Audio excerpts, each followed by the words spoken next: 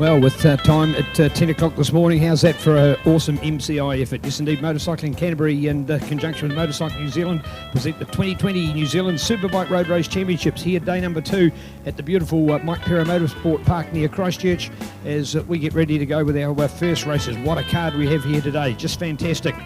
First up indeed to our Supersport 150 Gixxer Cup, to our Supersport Lightweight, then go to sidecars with 250 production, on to Superbikes with Pro Twins, Supersport 600 and Supersport 300 is the round order for this effectively first round of today, second round overall with one held yesterday. Then we have our lunch break before we go into our New Zealand GP Grand Prix titles to be contested here today. 16 laps for Superbikes, followed by 12 for Pro Twins, 16 laps for Supersport 600, 12 for 300 Supersport, and 8 for 150s with a sidecar 12-lapper GP title, along with the Supersport Lightweight at 6 laps and 250 production at 6 laps as well. Huge program today, brought to us by Yamaha, Red Your Heart, Aon Insurance, ICG, Creative Content and Print with Pirelli, along with the Sky Sport next day. Thanks to Hyundai, Mid and South for Canterbury, and this event brought to you by Motorcycling New Zealand. So here we go. Look at this. Look into the grid now, and the all-important opportunity to assemble our bikes. What you'll see is actually effectively a split. That is that the Supersport 150, dominated by the Yamahas, are on the first pack, and the second group then is the Gixxers, which is down to 4 today, actually. Bit of drama for some of those riders yesterday. So a somewhat changed grid as we see the lineup, and also, in fact, we're missing one off the 150s. There was a bit of drama yesterday in this class. Normally a class of lesser speed, it generally thinks that you'll have less action, but certainly never the case, as we look forward to a great start. Joined here in the commentary by Brad Ritchie, and ready to go, Brad, with race number 1. Yeah, underway. We have lights about to come on, and we're underway, and the return of Liam Hum to the front row. We're not sure what happened to Liam. Had to run away yesterday, but he's back, second fastest qualifier, so he's back on the grid. So we're back to a full 5 complement of our Supersport 150s. We've got the Gixxers as well. Going to be brilliant stuff. So Cormac Buchanan, a dominant force yesterday, won by a massive 28.9 seconds. So this one here, a 6-lapper, so can't wait to get underway with this one. Well, there we go with our Hyundai Santa Fe medic car. Medic car follows them for that first lap, and yesterday in this class proved to be a real gold mine because of the fact that we had somebody go off over on the Euromark hairpin, and that medic vehicle was immediately there on the scene. They called the red flag and a halt of the race, and the medics were able to respond to the minor incident as it turned out to be. But great that we have that ability to be able to react as we do. Look at this from Cormac, out in front already. Man, this man is hot, and why not? This is a fantastic race going on behind him, but he just smokes him. This kid and the talent, the man from Invercargill, he's the new name to get used to, folks, in New Zealand motorcycle sport, because he's an absolute flyer and proving it with an awesome start out there, Brad. Yeah, absolutely flying. So these bikes are about 17 odd horsepower when they come out. I think you're allowed to do a thing to the exhaust system and a thing with the power commander, and that's about it. So these are pretty much production-based machines, and to be already pulling an advantage like that just shows you the talent of this young man, Cormac Buchanan. Fantastic to watch. We've got some great battles there. The battle for second and third, fourth and fifth, it's pretty good at the moment. The Gixxers as well, only 4 Gixxers today. They had a couple of crashes in their racing yesterday, so we're on to 4 Gixxers and some great battles going on in the Gixxer 150 Cup as well. All right, keen to watch them. They come out of the Sign Biz Dipper and head round towards the Rock FM Super Sweeper here at Mike Perra Motorsport Park, and great run to get away. Sky Sport next action coming to live, loud and proud here from Christchurch, and our opening lap as we look to these fantastic little 150s. This model is the new Yamaha 1.5, fantastic new little bike, and we have the Gen 3 model, so effectively the latest of these bikes available in New Zealand. We'll even have more of them from Yamaha available as we progress through the championship. Of course, we've got a double header here in the South Island with racing here at Christchurch this weekend, and moving 150 kilometres down the road to Timaru for next weekend. Then we take a sizable break till the first week of March, and then we go to Hampton Downs for MotoFest way up near Auckland, and then jumping later in March, the last weekend, 4 weeks later, to mighty Manfield in the Manawatu, and finish a week later with another double header in the North Island with a Taupo round. So that's our 5-round series. Hope you're going to follow us. Pick us up on Facebook at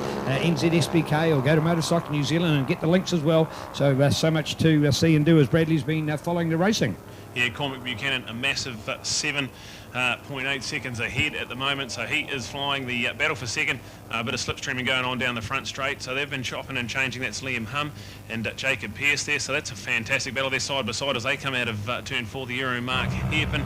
We've got the number 24 in there as well, that's Oliver Cotton, so good to see Ollie in 4th place, and Jacob Skinner rounding out the Supersport 150. Tyrone Coopers and Sam Guthrie having a good little battle in the Gixxer Cup, with Matty Berry and Harrison Shanks out there as well, 3rd and 4th in that race, and the non-starters, Olivia Goddard and Eve Scrivener. So out here flying, Cormac Buchanan, absolutely humming. He has a massive speedway experience as well. He's just 13 years of age, and he is definitely the next big thing in New Zealand road racing. Speaking about speedway and speaking about Invercargill, where he comes from, last night, the New Zealand Solo Speedway Championship. Special congratulations to Bradley Wilson-Dean on taking another title as international star, probably our greatest New Zealand-born star in the speedway, I would say, for more than a decade. So it's just fantastic what he's achieving, and of course part of the league racing scene in the UK, and heading to Eastern European events where speedway is a huge sport. Of course, Speedway GP, a great one to follow on Sky Sport if you have an opportunity to through the year,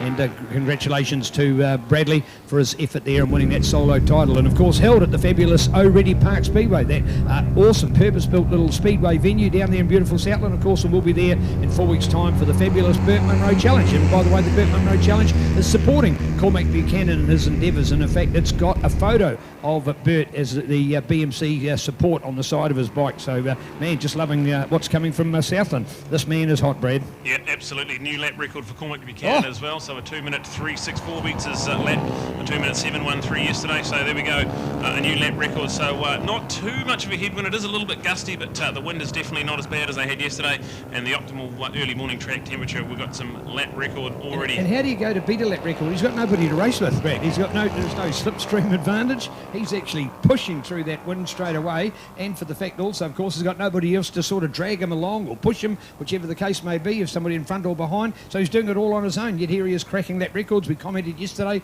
would he go underneath that 2, and at a 2:00.364, he's only a third of 1 second away from it.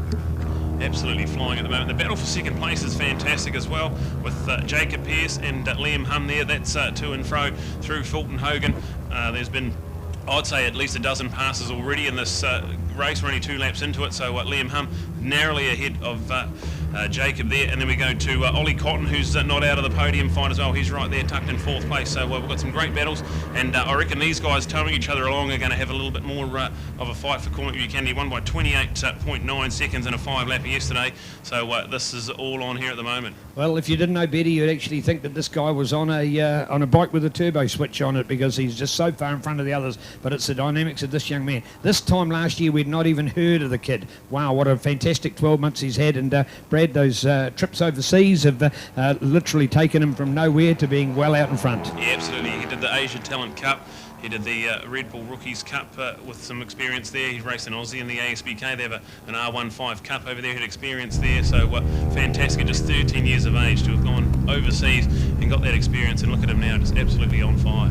Yeah, great to watch as we look out for the other battles going on. These fantastic new little Yamahas. You'll be able to find out more about these at your favourite Yamaha dealer, Rev Shahar. And man, speaking about that, special congrats to JCR and Yamaha for their endeavours here yesterday. Of course, Al Hoogie picking up the win, and in the Superbikes, and what we're seeing in the Supersport here with 300s, 150s, and of course with the 600s as well. Yamaha certainly on fire, and special congrats and a shout out to JCR. Hopefully Josh, we know that he's travelling around the world at the moment, and his ambassadorial and Yamaha job that he has on a global scale, and also part of testing for in America for new bikes and models. But under the mentorship of lovely wife Amy, the team's going pretty well, Josh, so don't feel you need to rush home quickly. Yeah, I don't think he's going to need to come back at all. No, I don't think he'll be allowed back. It was fantastic. They had a podium sweep in the 300s, 1-2 in the Superbikes. Rogan Chandler was running top 3. Unfortunately, he had a little crash, but yeah, Yamaha New Zealand, absolutely fantastic. So well done to Amy and all the team down there. So yeah, Josh might find himself on the outside of the fence when he tries to come back in, I think. Yeah, indeed. Well, that will be some fun, won't it? But it's neat to know that when you get so much more mentorship and behind the team, and the way that the team is just evolution, there's been a magnificent change of what they've done in their presentation and professionalism, and the man all behind it can't make it. So you think, oh, that's a bit of a weak link, but no, the rest of the team, in a pure definition of the word team, that just because the boss is away, the rest of them can still perform. Absolutely fantastic. Cormac Buchanan is already coming onto the front straight. There's going to be 2 laps to go when he crosses the line. He has a huge advantage. It was over 18 seconds last time they crossed the line. He stretched that out even further this time around. So he is lapping, and he's broken the 2-minute barrier just then too. So he's gone under 2 minutes, a 1:59.538. So smashing his own lap record. Absolutely flying at the moment. Well, there you go. So if there's ever going to be a record, maybe for the number of times that somebody takes a lap record, it might be the same guy, but he'd had, 3 yesterday, and there's already 2 today, Brad, so we're up to 5. Yeah, he's absolutely flying. It's fantastic. Liam Hunt, he's doing a fantastic job. He's just broken clear of that chasing pack. He's in the 2:03, so that's the quickest anyone else has gone. He is 22 seconds back off Cormac, but 2 laps to go in this one. Jacob Pearce and Ollie Cotton now having a great battle, 3rd and 4th place. There's only 0.2 of a second in that battle, and they're side by side as they head into turn 1 at the moment. And then we've got the Jixers coming through. Tyron Cooper's there. He's managed to break clear of that rival pack as well. So fantastic stuff from our Jixer Cup as well, the 4 of them out there. All right, so just to give you an idea, Jixers is actually the shortened abbreviation for the GSX range of the fabulous Suzuki, of course, multi-times New Zealand Superbike Championships. In fact, when no other brand has dominated like they have. In fact, if you look back at the last 20 years, they've got more than 75% of the glory. That's a huge record for them. And now, this has evolved down to this little 150. As far as the producing of the bike's concerned, it has not got the power of the Yamaha, but certainly I'm sure as all of these global players get together and make this 150 class work with other bike brands rumoured to come on the scene, such as Honda and Kawasaki, it will certainly give us something, Brad, that will be a true class. And I can only see this Supersport 150 growing. And great to see that the Jixers have come on board. Yes, we put them into their own separate group, as they can't compete at this stage, but when the field levels out, I'm sure you'll see that great name GSX back to the winning of this class, just as I've done for Superbikes and 600s over many good years. Yeah, fantastic. So breaking the 2-minute barrier, it also means there's an average speed of over 100 kilometres an hour on a lap too for a small 154 straight machine. So breaking the 100 kilometre an hour speed on average for Cormac Buchanan. So that's fantastic. So he has the white flag in his sights ready to go and doing a brilliant job. So when you say by average, if you know Ruapuna here, folks, you've got the Euromark hairpin. You're obviously not going to be able to do 100 kilometres an hour down that. So along the front straight here, you've probably got to be doing 130 at least to be able to do an average speed of 100 round the entire circuit, Brad. That is wicked. Absolutely fantastic. It's 3.44 kilometres worth of circuit, and to average over 100 kilometres an hour is just brilliant. So we go racing with the update. Cormac Buchanan, a 1:59.061, continuing to break his lap record pace. So he's well under the 2-minute mark now, and on the final lap as we got a 27-second lead. So obviously still more dominance here for Cormac Buchanan. All right, let's have a shout out there for young Tyrone Coopers. This young man from Nelson came up to the Suzuki Series as part of the Jixers and had never been to Manfield before, and bang, went out and got the lap record and as well won the race. So sensational from this young man on that lesser powered bike.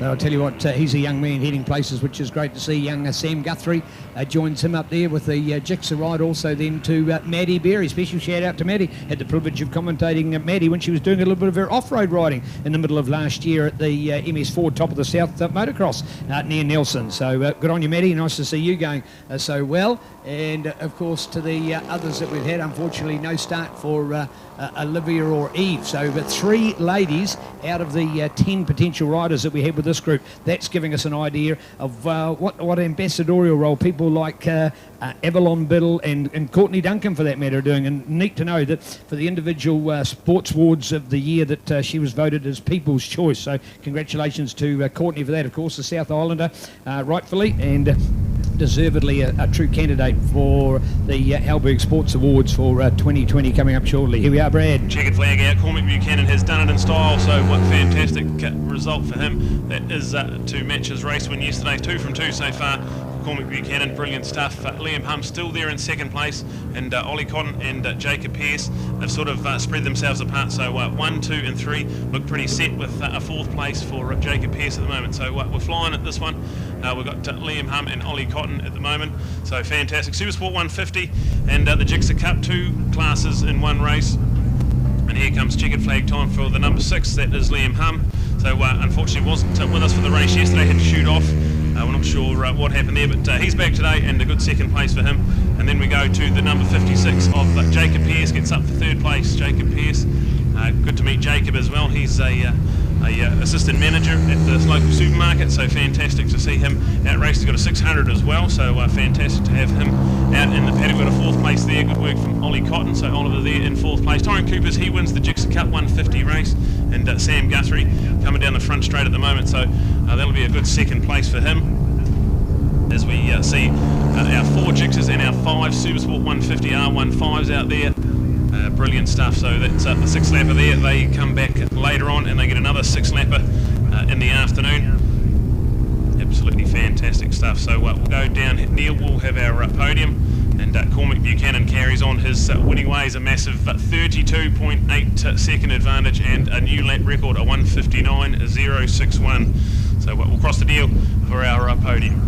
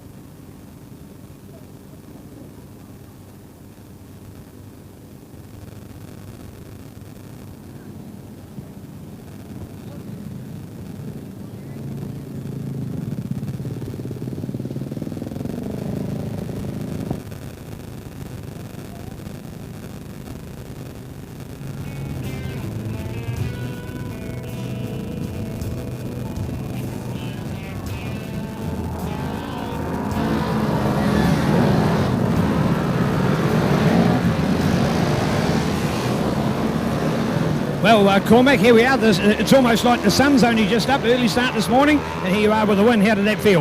Oh, it felt great. You know, like on the first lap, I didn't expect to pull such a big gap, and you know, just to find that speed first time here on the new bike is just amazing. Like as I said yesterday, thanks to Amy and Josh Goppins from Alfred JCR, because without them, this series wouldn't be possible. All right, yeah, well done, Hardy. Congrats, good on you. All right, here we are, Liam. What happened yesterday, matey?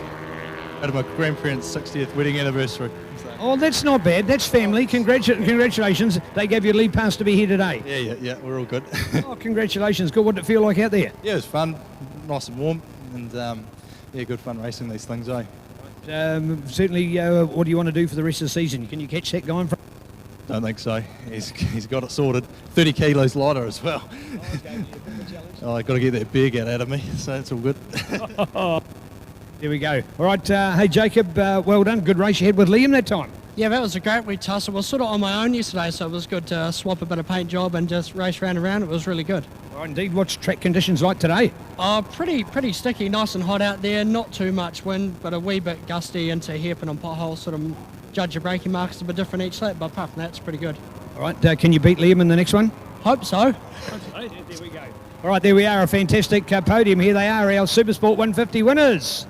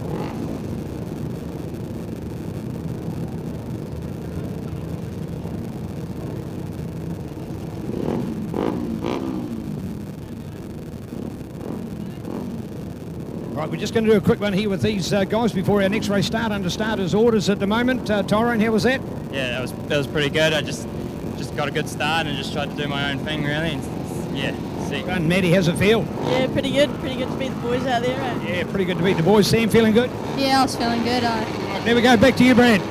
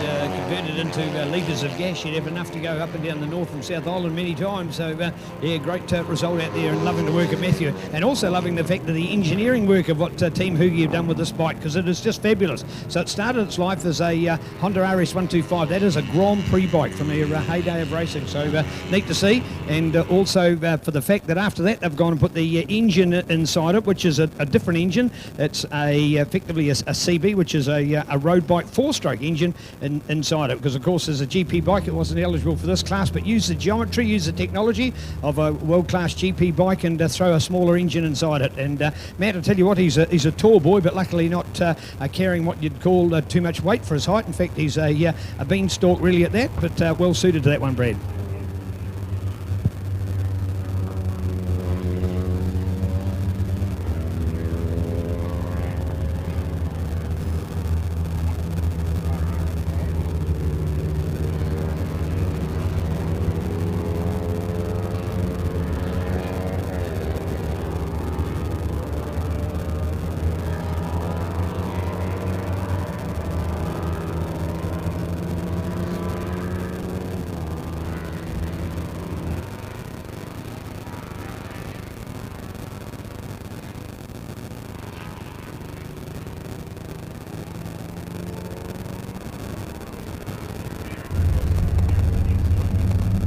All right, great to witness as we look out for some more great riding to come from here, and Team Hoogie will break it well clear. There it is, the number 10, let alone it's a beautiful looking bike. It's well presented as well, and it's certainly in flying good form there. So go to Matt Hoogie, followed by Jack Cotton, and looking out to Shannon Guthrie. We go to young Dan Clark in there as well. Keen to look out for Brent Cotton. Then we go to Ramon, and he'll be Pamon, and also then looking back to at that stage Jaden Scott and Tom Clark. So as Brad well said, a lot of local riders that have made this popular over the years, courtesy of Muzz's Motorcycles, the Bumper Shop and Mechanics. Fantastic stuff. Matt Hugenbotham, he has a decent enough lead as he heads out of the Euro mark hairpin. We go Jack Cotton giving chase, Shannon Guthrie in third place, so a pretty good top three. Dan Clark in fourth place, not out of this one yet either, so we watched that one. Top four's just drifted off and shown some hot pace. Back in fifth place there for Brent. He's got a fight on his hands with Payman, Jaden and Tom in there, so that's a four-way fight for fifth, sixth, seventh and eighth at the moment. This is great racing, and Muzz's Bike's bringing us Supersport Lightweight, and already halfway through this one. We've got 2.5 laps to go. Yeah, there we are, getting right into it, because of course this is a class that's been made famous here in MCI, and a massive thanks to the Jones family. They were instrumental in starting this, and as Brad's pointed out, might have had a number of name changes, but the heart of it, I've sort of nicknamed it almost a Moto 4, and for those that watch Moto GP, you get the idea of 1, 2 and 3. Well, this is sort of the number 4 level. These are they start their life as a different engine. They're definitely a production-based engine. That's one of the key factors, and the little bikes, we can get up to a 250cc, but most of them are around that 150cc mark. And the Christchurch workshops have done an amazing job to see that these guys have got some competitive machinery. Super affordable, that's the key thing about it, very affordable. And when you come to a track like Ruapuna, and you're certainly getting out there and getting going. And we're talking of lap times at 154. To give you an idea, that's a 150cc bike, their production 150 that we just had of Cormac, breaking the lap record, finally going underneath 2 minutes. So that the production bike is 6 seconds slower than these bikes. So you obviously get the idea they've had some performance work done to it. It's what Kiwis know and love and do best in the workshops to make their bikes go faster, and it's great to see. So here we are, Brad. This is our new Supersport lightweight class. Yeah, 2 laps to go. We're halfway through the second to last lap. Matt Hugenbotham took the bike apart almost overnight and complete freshen up. Come back out here, and he's out in front by a massive 1.6 seconds back to Jack Cotton in second place. Great work from Jack. Fantastic to see him there in second place, and Shannon Guthrie a good third place. We've got still Dan Clark there. He's just sort of drifted off the front three's pace, but still running a good fourth place with Brent Cotton now well and truly under pressure from Payman, Jaden and Tom. That's a 4-way battle coming out of Euromark, and it's absolutely fantastic. We've still got 19 odd runners out there, and we're all on here for the last lap and a half of the Supersport 150s. Well, of course, yesterday's star of the racing was in form of Dan Jenkins, and Dan not a runner with this top group at the moment, so there's a few ups and downs of it. This is only a class, by the way, that will be here at Ruapuna with MCI Motorcycling Canterbury Incorporated, as this is a dominant support class of their own club activities, and not the same for other clubs around the country. And other clubs will have other support classes. For example, when we go to Hampton Downs, they're a fan of the Post Classics, which run with their club events, so each of the clubs have the ability to have some other racing alongside. So what we call support classes, for the fact is they're not a championship classes. These guys would really struggle cost-wise to be, for example, travelling to Auckland on a budget that would probably, a budget to get there and back would be more than their bike would cost.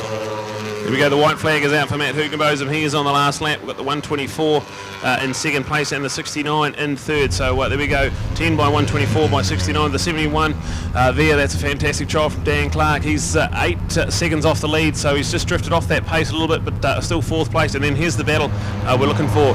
They're still with the 81, Brent Cotton. Payman Shahidi there in 6th place. Tom Clark's got up into 7th ahead of Jaden Scott, so there's definitely going to be some toing and froing going on. They're a couple wide as they head into turn 1. It's fantastic racing and always a great initiative. Mostly local people here, mostly from Christchurch, a few from Rolleston as well. And awesome to see this development from Motorcycling Canterbury. They do a fantastic job of bringing the young talent through. Yes, indeed, as we go to it, and looking out for Matt Hoogie, it was Dan Jenkins that was probably the charge of him to hold him back last time, but now with no Dan in this lineup, he's just bolted clear and one of the bigger margins that we've seen in the lineup. So Motorcycling Canterbury, they've given lots of awards and rewards for these competitors over the years, and of course others deservedly have moved up in the ranks to go to other more elite classes, and certainly championship level as well. To the public crowd that we've drawn in here already this morning, and let alone it's not even 10:30 this morning. Good morning and welcome. Nice to see the crowd numbers building. Spectators are up, the sun is out. The famous nor'wester blowing in here to Christchurch. It's going to hit a beautiful 29 degrees here today. We're going to love it. There's lots, and for those of you watching online at Sky Sport Next, we'll see the burnt arena as it is with the lack of green grass in here, but it's actually become a little bit of a, I suppose you'd say, an advantage for the commentators. as we get all of a sudden to see anybody that goes off the track, and for example the Angus Boyd one yesterday, with only getting his back wheel of it, that you get that little puff of dust, so we can realise that somebody may have actually been off the track because the ground then is so dry next to the hot tar seal. Here we go, Brad. Yeah, taking it home down the front straight, Matt Hugenbotham. With the checkered flag waving, he will take the race to win for the weekend in this class. Got the 124 of Jack Cotton, chased him all the way, just 1.9 seconds back in second place. Shannon Guthrie there, he's a further 3 seconds back. Good job there for third place. Dan Clark in fourth as they cross the line. And then here is this battle that's been raging on the whole race. Brent Cotton was comfy in fifth place in the early part of the moto, but now it goes with Brent Cotton. He will get fifth place. We've got Payman in there, Tom and Jaden. So that's your top 8 there. Fantastic racing from those guys. And then we've got Yvonne Evans there and Mike Stein coming through down the front straight now. So fantastic stuff there. A mixture of Ninja 254 strokes. We've also got a couple of RG 152 stroke bikes out there. There's the 150 XR. That's a 4-stroke machine as well. So a number of different bikes. There's some Kiwi engineering, like the thing we've got of Matt Hoogies, and also the one Jan Jenkins was on yesterday. So brilliant to see all the bikes out there, and a classy top 3 with Matt Hugenbotham, Jack Cotton and Shannon Guthrie.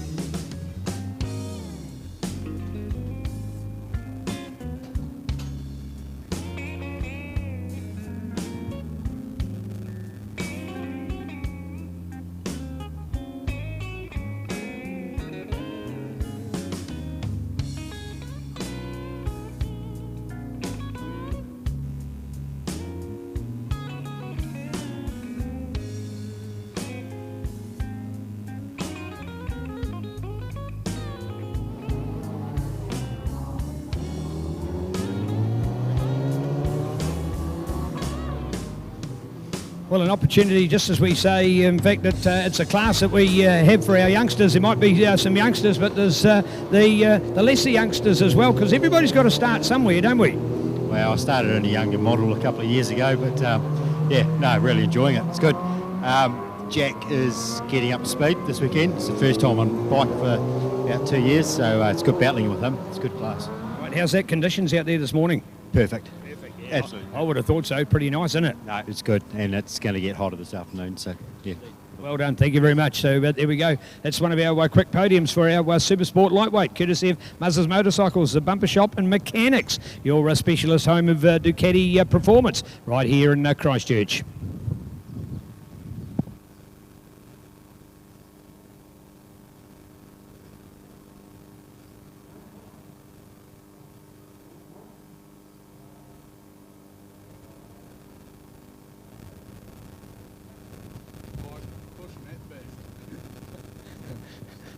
Well, here we go. Yes, and opportunity we can come down here to cover our lineup for our second place. Jack, what are you going to do about that man, Matt? He was pretty awesome, wasn't he? Yeah, he's kept riding really, really well. He's pushing that little RS, the CBR powered RS really, really well at the moment.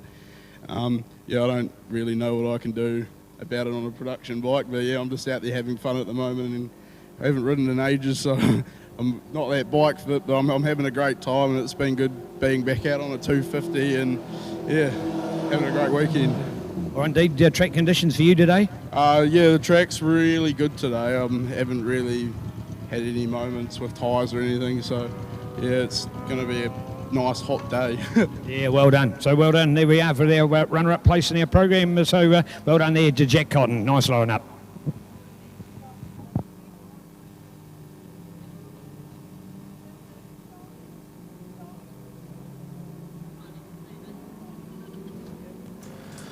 Fantastic. Thank you. Stuff. We have got a little bit of time here, so we're lucky we can take those. So Matt's joined us. We've sort of done the podium in 3 parts here. Matt, what happened at the end?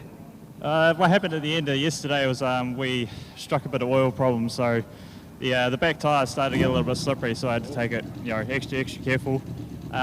Today's race, I wasn't, I did my best. I just trying to get the lap times down, and I saw Jack behind me a couple of times, and he was certainly putting on a bit of pressure. So, but huge thanks to him to bringing me back to the pits, as again I'm leaking a bit of oil.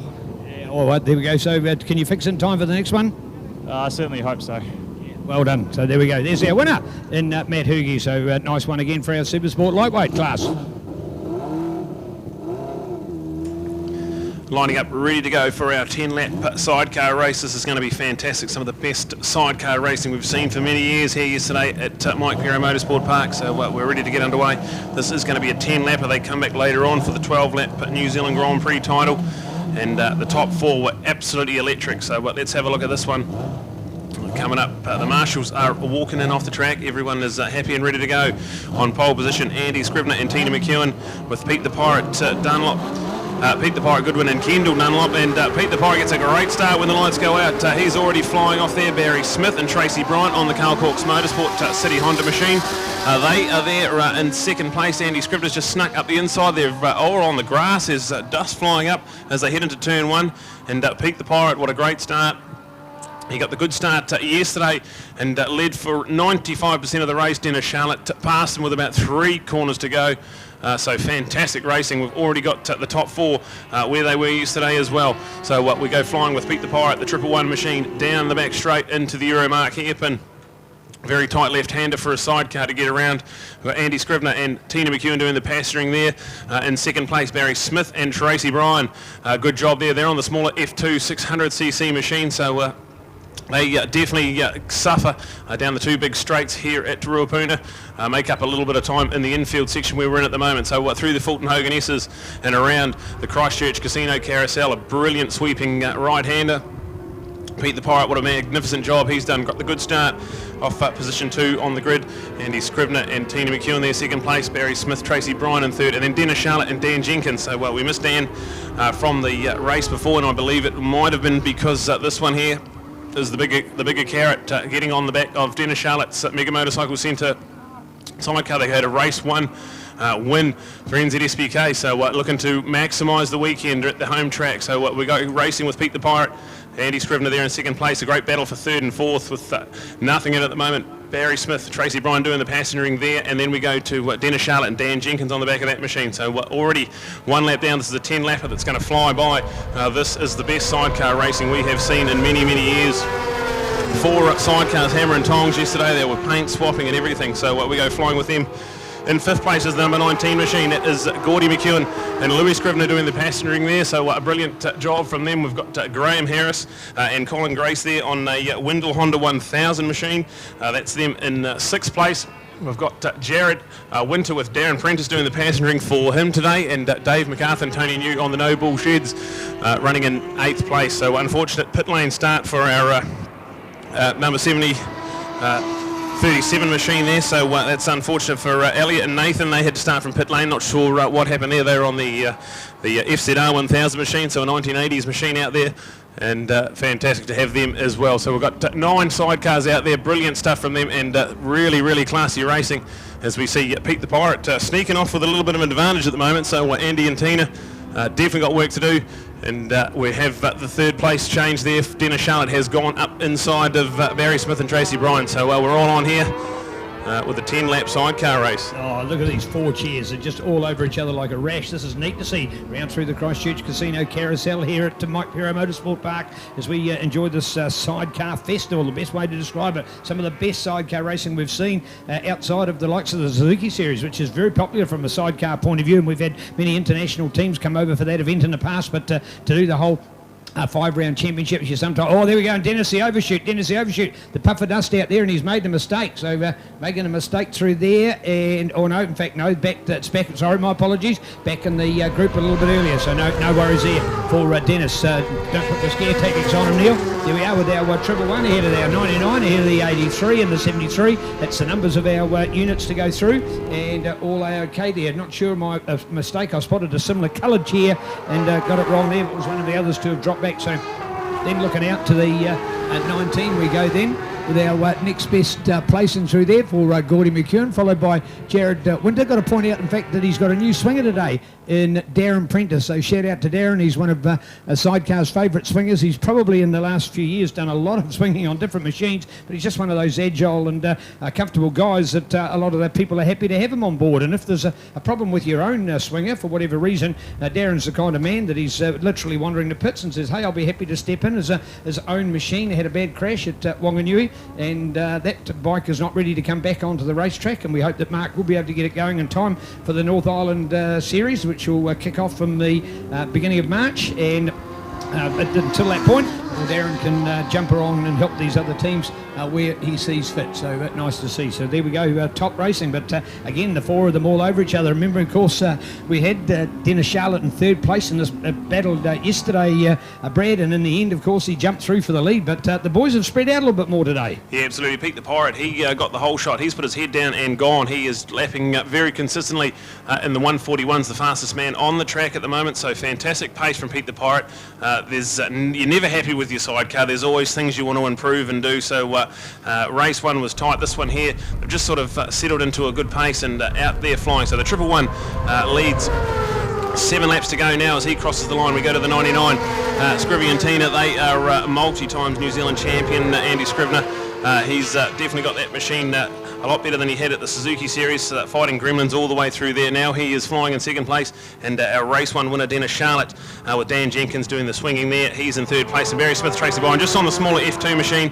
Quite a brutal place to come and bring a smaller machine, Ruapunas. They're in 4th place, so a classy top 4, and then some great racing.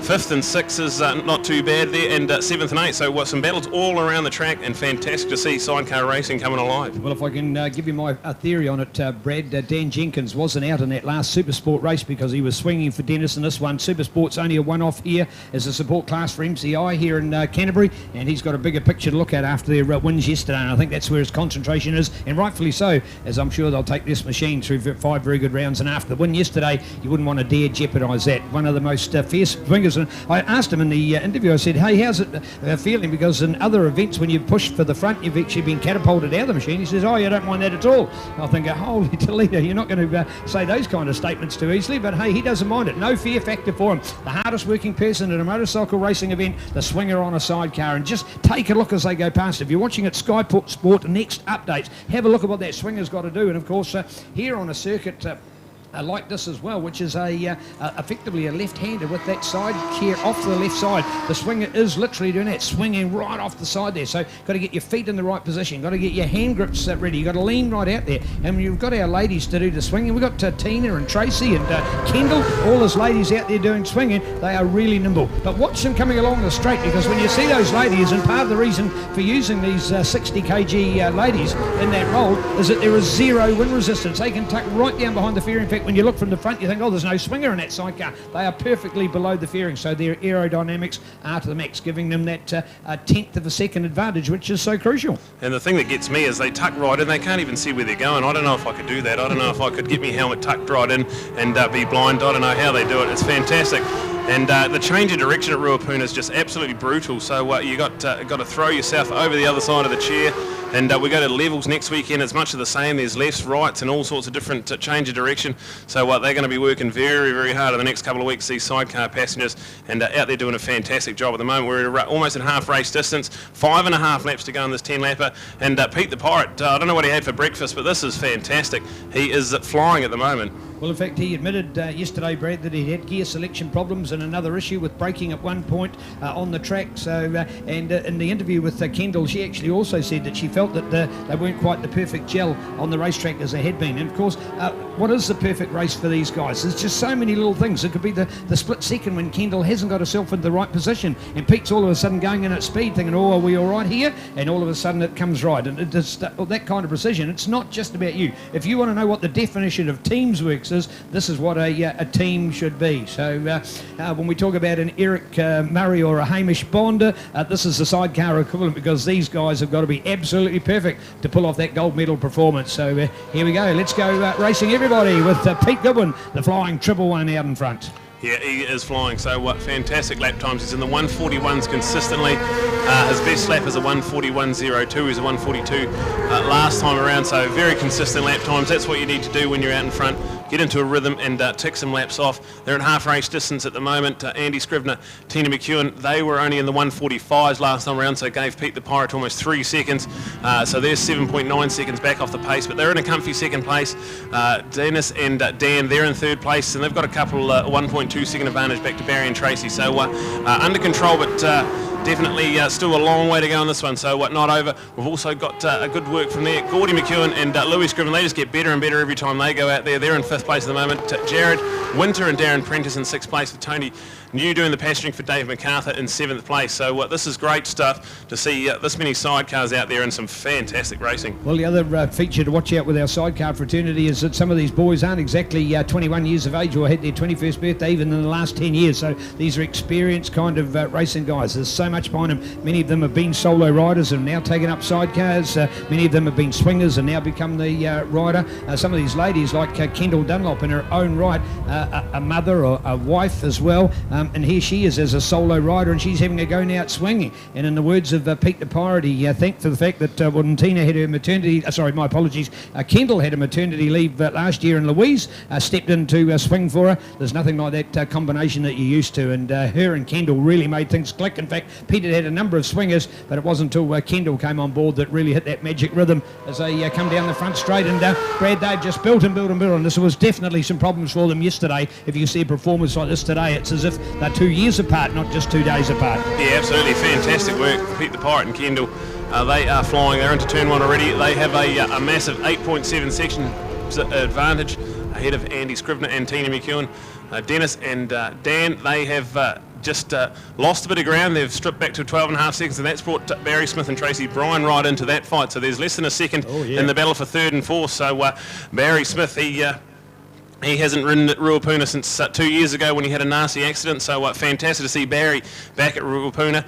And the Carl Cox Motorsport City Honda machine is definitely winding up. So we're coming to the business end of this one, 3.5 laps to go. And look out for the man in 4th place, Barry Smith, with Tracy Bryan doing the pasturing. They're right on the back of Dennis and Dan at the moment. Yeah, but in the other feature, remembering, of course, it's an F2 machine up against those 3 F1 machines out in front. F1's are the 1000cc powered units. F2 is maximum of 600. So to the number 73, that's the 4th in the quartet of that hero bunch. They've got the smaller machine. This is now where they've got to do the work. If they want to get past Dennis Charlotte, they've got to do it on the infield. They've got to find ways. This is where they're lighter. If you put the 2 machines beside each other, they've got a shorter side chair as well. So therefore it is more manoeuvrable. It can take those smaller gaps and squeeze in on the inside, and it can out-handle, and it's lightweight, and it's got a fantastic 600cc. Missing 400cc. That is sizable when it comes to this kind of racing. And look at that, you see, closes right up there on the inside as we come down through the Signbiz dipper, and looking good. And look at Tracy. Look at the work she's doing, hanging right over there. In fact, she's more aggressive than what Dan's got to do. And you have to on a lightweight machine because you haven't got the weight of the machine to be using so much. So it's an easier ride for Dan on that F1 machine as a swinger that it is for the dynamic Tracy Bryan, as she does all that hard work out there for Barry as they come down the front straight here on the flying Carl Cox Motorsport F2 sidecar.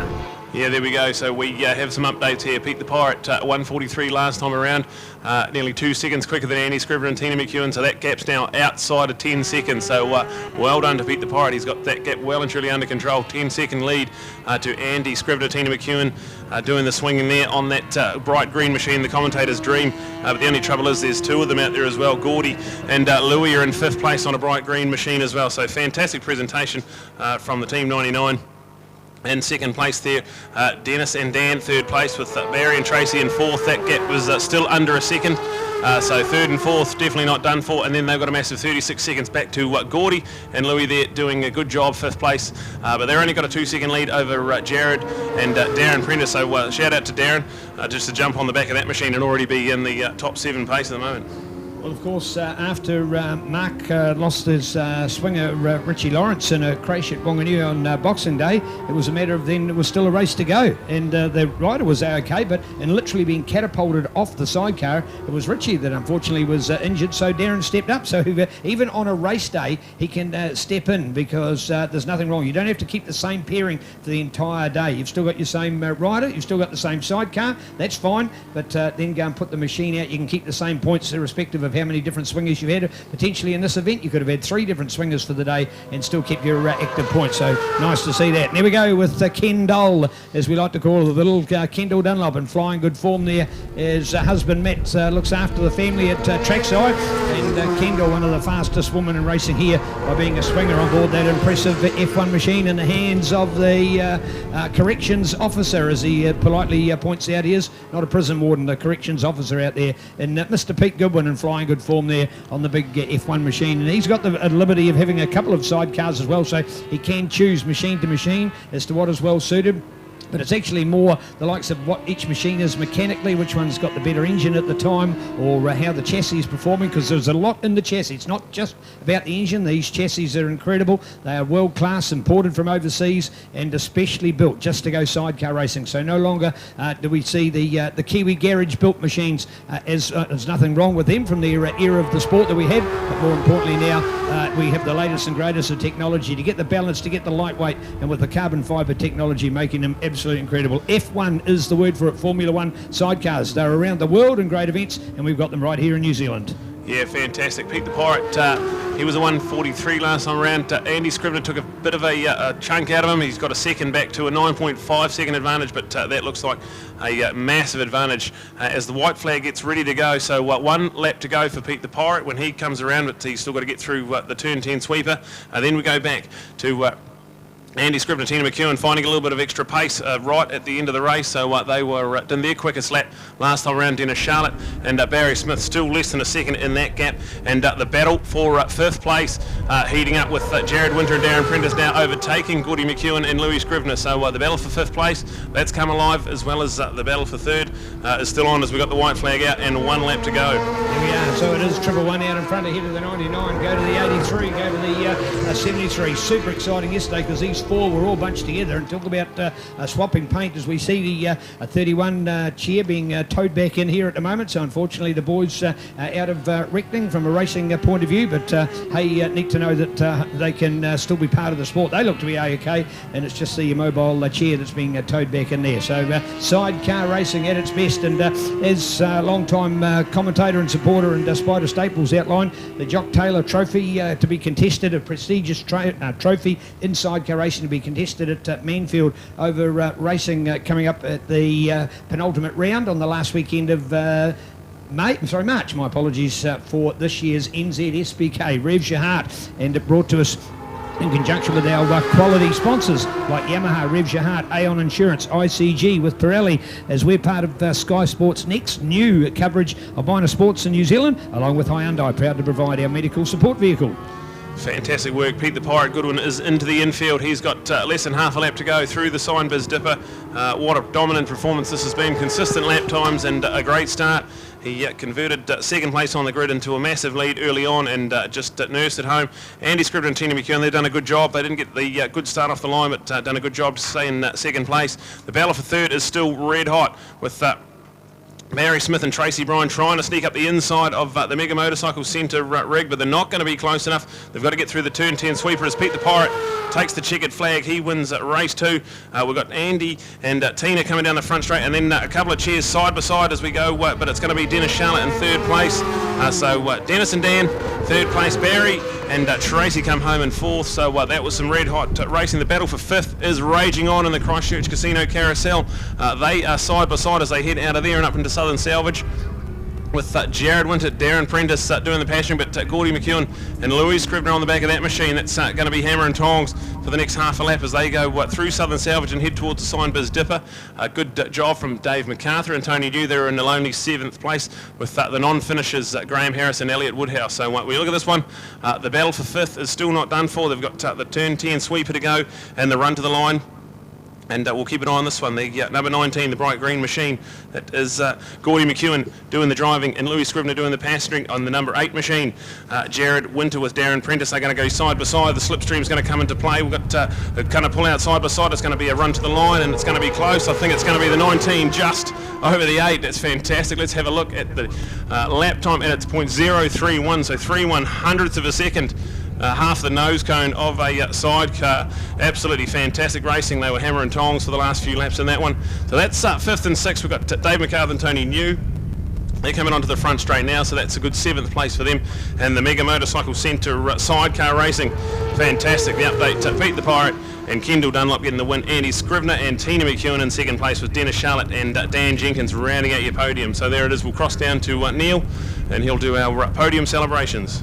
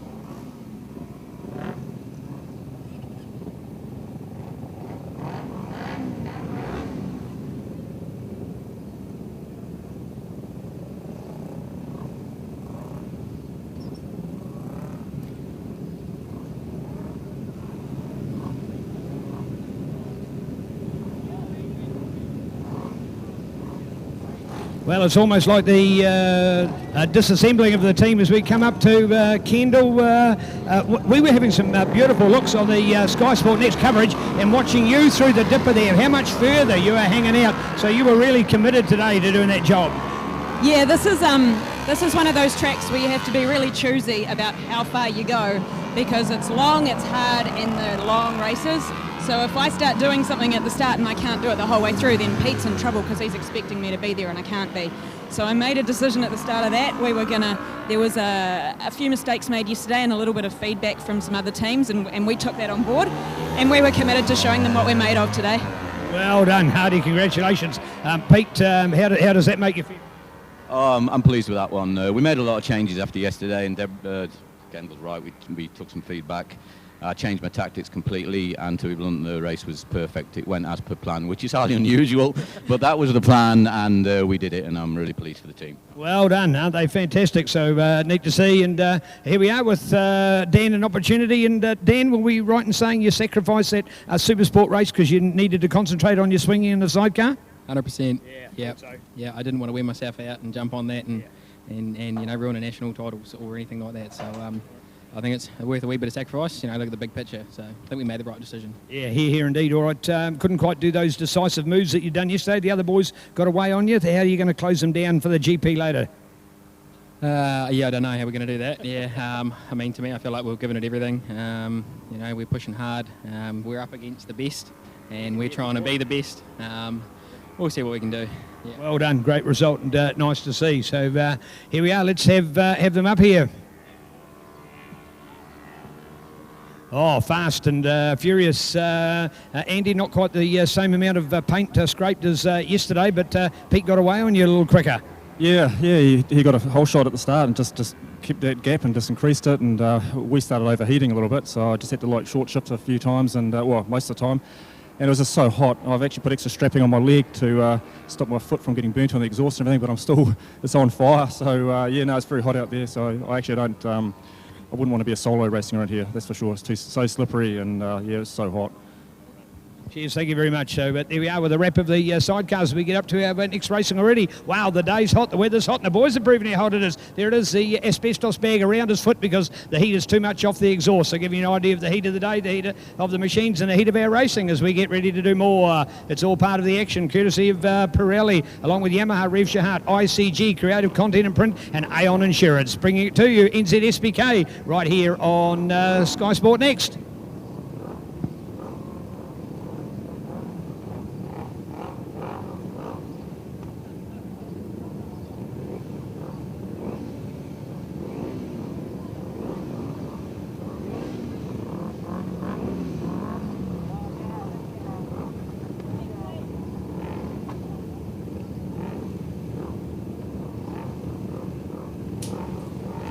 We are about to get ready. This one here is a 5-lap, brilliant 250 production race. So they had a great 5-lap race yesterday, and the man on pole has actually chosen to line up right on the back of the grid. So we've got Dennis Charlotte right on the back of the grid, and coming out as his wife Angela Charlotte on the front row there. We've got brilliant stuff from Josh Sokolov-Pearson in there as well. He got a good start. On the outside of row 1, Jack Cotton's in there, and Shannon Guthrie, we saw them earlier in our lightweight development race. They have lined up there on the second row of the grid. So here we go. Fantastic stuff, and it looks to be Angela Charlotte already breaking free of this one on the Mega Motorcycle Centre 250 Ninja. She has got the number 3 on the bike. She won that at the National Championships last year. So 3 NZ Angela Charlotte. And leading this one through the Icon corner, it looks to be a good start there from Jack. And also Josh in there, looks to be Josh right up the sharp end. Got Shannon Guthrie there, he's trying to make a move around the outside. He's coming quite hot. He's run off, actually. He's coming way too hot. So he's run off onto the hairpin. So what drama there for him. He's got a lot of work to do at the back of this one. So Shannon Guthrie on the 69 machine has overshot the hairpin on the first lap. But we go racing though, and a change for the lead already. It looks to be someone's gone up into first place ahead of Angela Charlotte. We can't quite catch the number. So they go through the Christchurch Carousel, and this is going to be a fantastic 5-lapper. The 250 production, brilliant to see these racing out there.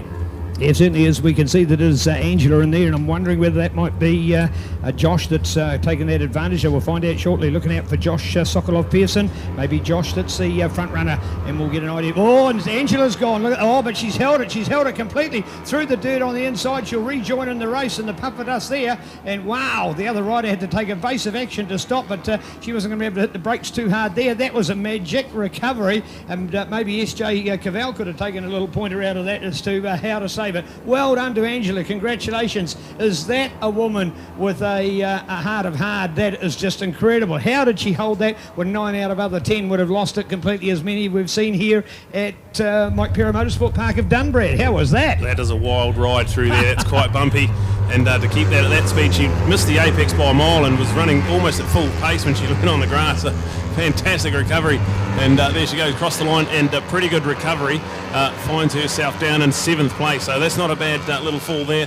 As we see the update, it is Sam Guthrie out in front, Jack Cotton in 2nd place, Josh Sokolov-Pearson there with Dennis Charlotte already up into 4th place. So he started off the back of the grid, and he is now in 4th place already. So that shows you the class of the legend that is Dennis Charlotte.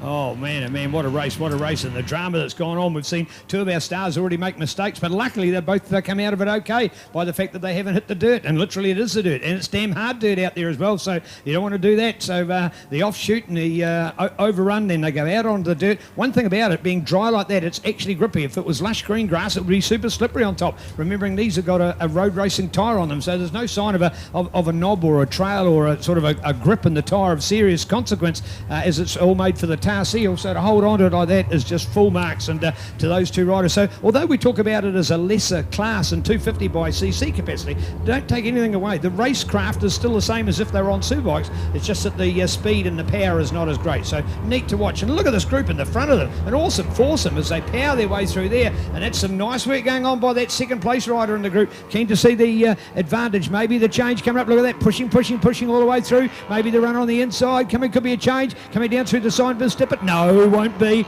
Won't be, as we still see the bike fight going on there. And that very good second place out there at the moment. It's Jack Cotton, but it is young Sam Guthrie. We've already seen Sam to the fore when it comes to the Supersport lightweight class, but he's doing it again here in the 250 production, Brad. Yeah, I think it might be Dennis Charlotte, actually. It looks to me the 39. It's got the blue fairing, so there we go. We'll get an update when they cross the line here, but right in the slipstream at the moment, we've got lots of two as we go flying with Sam Guthrie, and then it is Dennis Charlotte making all those moves there. He's at 0.1 of a second back, so there we go. They'll be nearly side by side as they head into turn one, and fantastic. Sam and Jack Cotton in there, Josh as well, young guys, and imagine Dyson with Dennis Charlotte there, what experience they're learning, and the fantastic stuff here at the moment. Right, the experience. What is Dennis Charlotte? That's why he's riding sidecars, because it's another box he is not ticked, because he's been New Zealand Superbike champion, 600 champion, 125 GP, 250 GP, 250 production champion. So Pro Twins for another example. So he's been there and done that. I think there's only 2 titles he hasn't won, and that's why he's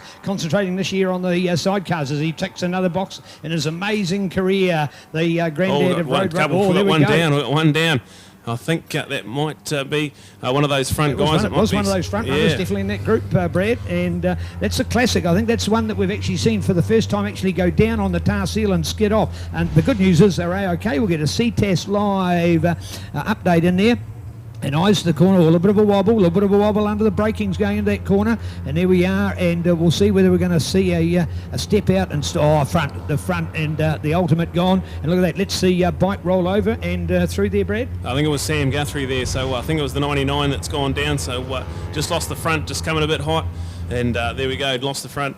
It's an easy place to make a mistake. You can miss your apex. The apex is very narrow on that one, and it's not a very wide exit. So that hairpin there, TV doesn't really do it justice. It is a brutal hairpin. There's so much can go wrong on the entry and the exit. We saw Damon Rees overshoot. We saw Jacob Stroud come unstuck there. So plenty of drama at turn 4, the Euromark Air Panda over the weekend. We're going to have 2 laps to go on this one, and that front 3 looking pretty classy at the moment. All right, here we are, ready for the run down the front here. I call it the John Britton Straight, as we remember, one of New Zealand's greatest motorcycle engineers. And here we are with the front charge all on there. Look at that, and going for it, the 39 for Denny. Oh, how are you going to split the next two? What was the margin officially on our mxt.co.nz update? That margin was 9 thousandths of 1 second, so it wasn't quite as good as 007. It was 009. So there you go, 9 1,000ths of a second. Brad, the naked eye had trouble splitting it. We had a 001 yesterday. We almost had a dead heat at a point during the race yesterday with 2 of them, and that's why we want quality electronic timing to make sure we can ensure who gets the right place. That's about half the width of a front tyre, I'd imagine. 0.007. Fantastic racing from those front 3 at the moment. The update with Dennis Charlotte, Jack Cotton and Josh Sokol of Pearson. Fantastic for them. And the update as well is Angela Charlotte up into 6th and putting pressure on into 5th place there as well. So fantastic racing from Ange after her grass track racing. So fantastic work. That's her going up into 5th place there. So what a recovery, and showing why she's got the number 3 on the bike. Just want to point out as well that the rider's done the right thing. The bike went down. They immediately had to go to pick it, realised they couldn't pick it up quickly. More importantly, they get out of the way. We can recover the bike afterwards. Yes, it is away from that corner, so it's not a danger to the others. It's a motorcycle lying there, and the right thing that we're not red flagging the race. So don't need to stop it because the rider is A-OK. No medical recovery required, and we'll pick up the bike afterwards. But it's just that point where the bike is just on the outside of the track, laying in the dirt literally, and the race can continue. It is Dennis Charlotte under control in the sign biz dipper. We've got Jack Cotton there in 2nd place, so he's just getting a tow from Dennis at the moment. He's broken free of 3rd place, which is Josh Sokol of Pearson there. So 3rd place for Josh. He's doing a good job. Got a pretty lonely ride there, but going to be under pressure in a minute. So the 4th place already for Angela Charlotte. So she is on the move, and be interesting to see what sort of lap time she can bring. She was 2 seconds quicker than anyone around her last lap around. So we'll go looking at this one.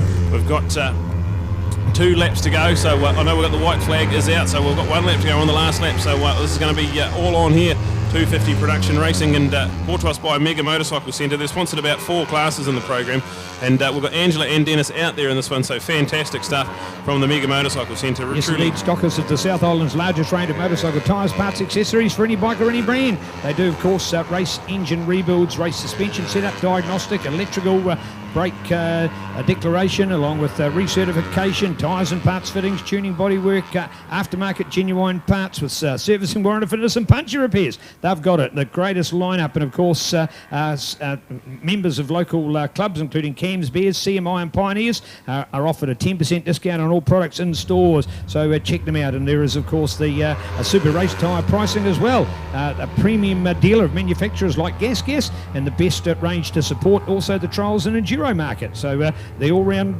versatile shop that is parts and services with Sam out there, and the workshop with Mr. Dennis Charlotte himself at home at Wilson Road, North Waltham here in Christchurch. Check them out, 8:30 to 5:30 weekdays and 9 to 12 weekends and Saturdays at that. It is Mega Motorcycle Centre. Loving it with Dennis and Angela Charlotte. Here we go. Dennis is just half a lap away. He's into the Signbiz Dipper already.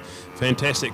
He's got a 1.5 second lead back to Jack Cotton, who's got a pretty comfy buffer, but third place is the one we're looking for. Angela Charlotte piling on the pressure for Josh, not quite close enough there, but it's all on here. They're going to have one corner to go, the left-hand sweeper. We've got Dennis, he's out and gone. He's going to be comfortable around the final corner. Jackson second place, and then the battle for third, the battle for the podium.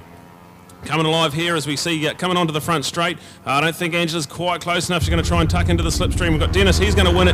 The number 39, he's done a great job there. The 124 of Jack in second place. And then the number 20, Josh, is going to hang on to third place. So a good recovery from Angela, but not quite enough. She managed just to get fourth place to go with their win yesterday.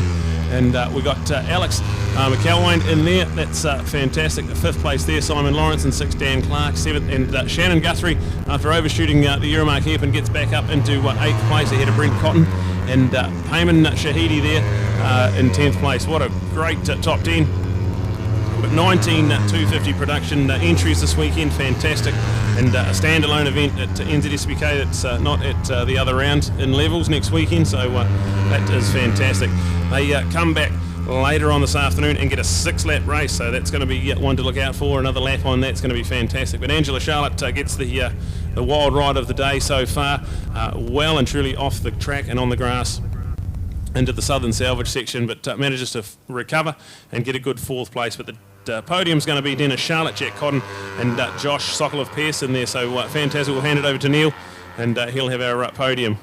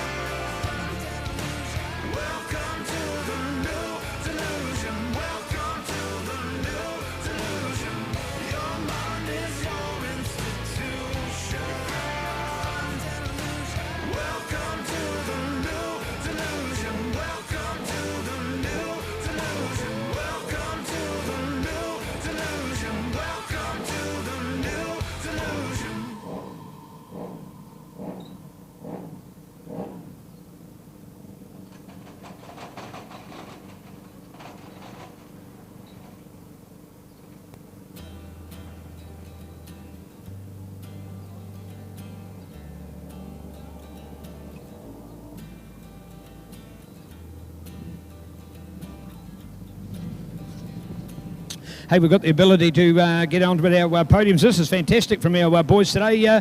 Jack, that was better. Yeah, that was good fun. It was good to chase the likes of Dennis and stuff. I don't mind coming second to him. Exactly. Did you see the little exit from Ange out there? Yeah, I got that on GoPro, and same with little Sam too. So yeah, it's unfortunate, but yeah, it's just racing. As we're trying to indicate to the public out there, you might be on smaller 250 bikes, but it is still real racing going on. Oh, for sure. It's probably the closest racing out here. Like, you could throw a blanket over the top 5. Like yesterday's race, it was, well, we changed positions about 30 times. It was good fun. It's affordable, and Yeah, it's just a really good class. It's a good stepping stone into bigger classes like 300s and stuff like that. Well done, thank you indeed. All right, well done, Dennis. Well, you played with them a little bit. You were waiting for Ange, but she'd already done her motocross race by then, so you couldn't wait long enough. Yeah, that's right. I saw her there and I saw her coming up. I thought she was going to get third, but yeah, unfortunately she went off the track there. But what a wonderful race, eh? You know, like get one of these 250 production bikes for less than $2,000. Come racing. How cheap can it be? Come to MCI. We hire them out for $50 for a race day, and come and have a go. Well said, well said. Thank you, Dennis. Nice to see. And here we are looking at, man, we put all of this close together again. Josh, how was that? A good race going on for you? Yeah, that was an excellent race. Yeah, some really tight battles. Got a wee bit dicey there for a moment, but... Yeah, it was indeed. All right, you saw what Angela was doing with her motocross riding? Yeah. Oh, I have to give that a go sometime. I don't think you ever want to intend to do that, but great to see. You enjoyed the 250 class? Oh, yeah, it's awesome, yeah. And yeah, cheers to MCI for getting the 250s out again, and yeah, it's awesome. Well done. Here. So there we go. Fantastic class that we got down there. Well done for the guys on the podium. Brought to us by Mega Motorcycle Centre, South Island's leading stockist of the largest range of motorcycle tyres, parts and accessories. We've got it all. And thanks to them, Mega Motorcycle Centre, part of racing this weekend. This is, of course, NZSBK, Revs Your Heart, with Yamaha, Sky Sport next, Pirelli and Aon Insurance.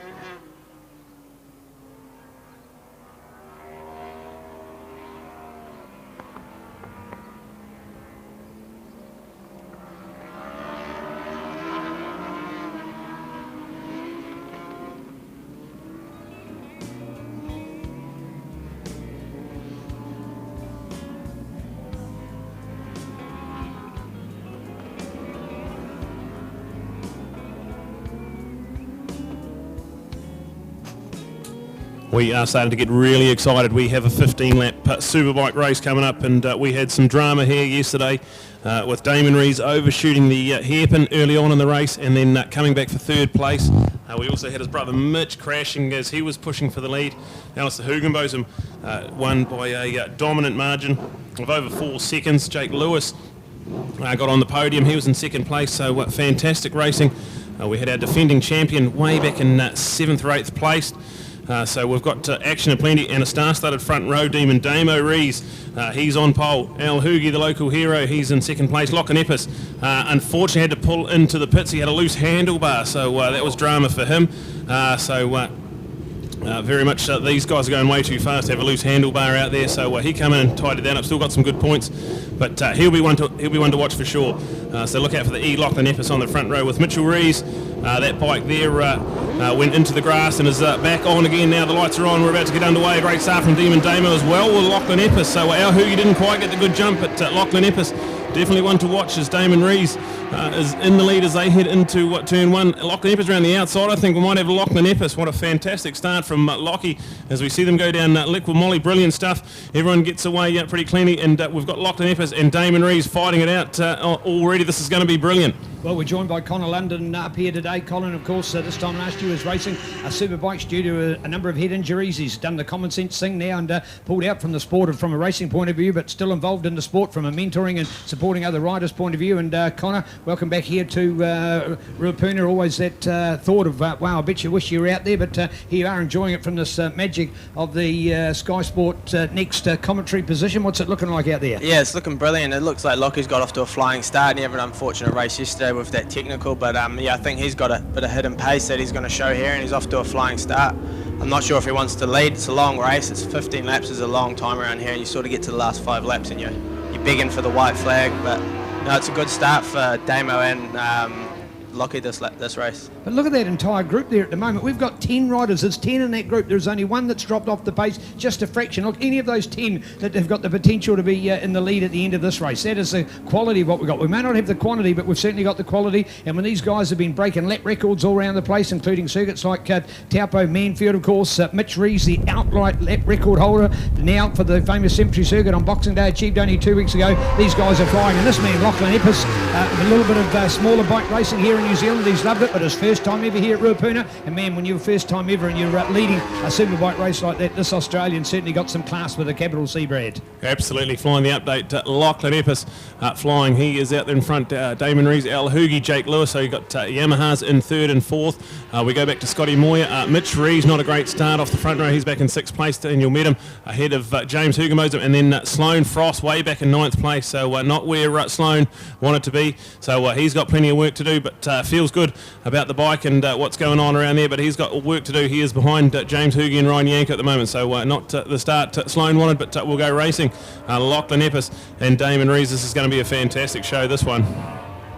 Well, if we recall the fact that yesterday we had Damon in a good form that he was, and in the end he overshot on turn number 1 here at the Euromark hairpin at Mike Perra Motorsport. Park from to storm his way back and still get a 3rd. Gave us an idea of how incredible he is to race, but he's just letting Lachlan go. In fact, needs to watch it, because all of a sudden, if he doesn't look out, he'll find his place. All of a sudden, what is he in 2nd place? Defence or attack? Are you attacking the 1st place, or are you hanging back and all of a sudden you've got to defend your race pace behind you? Because Al Hoogie proved yesterday how good he was. Damon can't afford Connor to let a gap there, because we've proved yesterday Al Hoogie good enough to take it. Yeah, for sure, and a thing that's going to come into play in the last 5 laps is the tyre wear as well, because this track does take a toll on the tyres, and the heat as well is not going to make it easy. So I think these boys are going to be after looking after their tyres, and I know Lockie Epps has got a lot of experience with that, with some endurance racing and the World Supersport, so it'll be interesting to see how they look after their tyres. 130.162 for Damon Rees that time round, so not quite on the lap record pace they were, but that's still pretty quick to be going around in the 130s on a 15 lap race. So this pace is hot. The front 3 guys just sort of slowly sneaking off. That's and we've got that one down. Is that Mitch down into pothole, so he's up and okay, and Mitchell Rees up and okay, but a high speed crash into Icon Corner. No, yesterday's crash as well as that today. Man, I thought he was right back on target. He was feeling good. He was looking good. He's had a few health worries. You know, a young super fit guy, and they get that odd little bit of a bug and can't throw it off at times. So much concentration on his racing and on work and other activities. And man, oh man, all of a sudden it's just that split second a moment, and those kind of things happen. Did not want to see it from him. And that corner there is the curb on the inside is pretty high, and you see it happen to Avalon Biddle yesterday, where you maybe have a slight moment on the entry there, and you can just clip that curb with your foot peg, and that's the result. So that's unfortunate for Mitch. Thank you indeed. Our mxt.co.nz ladies have just updated to us some of our lap records, including, of course, Cormac Buchanan, and breaking a lap record already here this morning. We had lap records yesterday by Jason Hearn in the Supersport 300 class, so lap records as well. Taking a tumble Superbikes, of course, with Damon Rees breaking that 10-year lap record of Andrew Stroud, legendary father of Jacob Stroud. So there you got lap records, and 3 of them already this weekend, and this is a hot bit of pace, of course, in which one of those classes. Superbikes had that pace yesterday. Change of position. We've got a change for the lead. Damon Rees has gone up inside Lachlan Evers into turn 1, so fantastic stuff from the Team Rees Honda. He'll be able to see his brother upright and walking as he looks into pothole, but Damon Rees now a leader of this one. Lachlan Evers in second place, with Al Hoogie still right there in third, so still a long race. We've got 12 odd laps to go, but Damon Rees, our new race leader. The other feature, of course, is that Mitch Rees' number on his bike is 62, the 6 and 2, the 6 from his results in 2018, the 2 from his results in 2019. Man, oh man, he's going to have to put 629 on that, the way he's going red. We've gone red. Stage because, we have. I just noticed Sloan coming out of the pothole there. He had a bit of a moment, and then he went into the last corner, and it looked like there was an issue with him because he's gone into the wall. It's good to see him up and walking, but I wonder what happened. All right, so there we are, 2 lots of drama on the racetrack, and we presumed it was sort of an all clear from a Mitch point of view, as we'd already carried on and done the laps over there. So maybe the slow one. That is pretty close to the track there, Connor. Yeah, it looked like he might have had a bit of an oil leak or something dripping onto his tyre, because it was quite a strange moment. He had out a pothole and went into the next corner and maybe couldn't stop the bike. So it's unfortunate for Sloan, and good call to stop the race.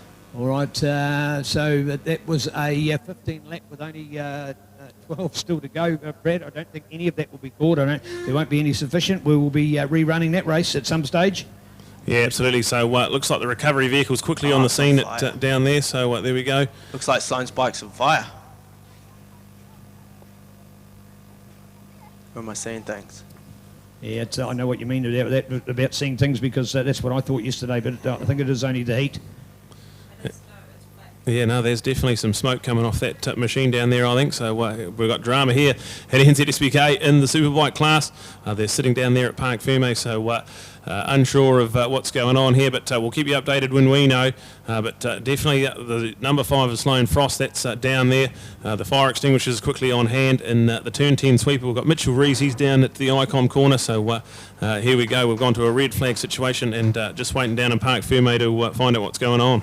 Oh, that's the absolute correct move to make. Congratulations, officials. That's why you have quality officials, people that we bring in from other clubs around the country, because they're used to controlling high-profile, high-demanding events. So well done. Quick action, obviously binoculars looking in all different directions. You just don't necessarily focus on the lead, as that was the case there. And Connor's picked up the fact that he thinks it was an oil problem. And Connor, I think 2 and 2 together, the reason for the fire might be well done there. So your experience, thank you for that. Never a good opportunity at all. First of all, to have an oil problem like that, then to lose it, and then to effectively have your bike, it must be despair.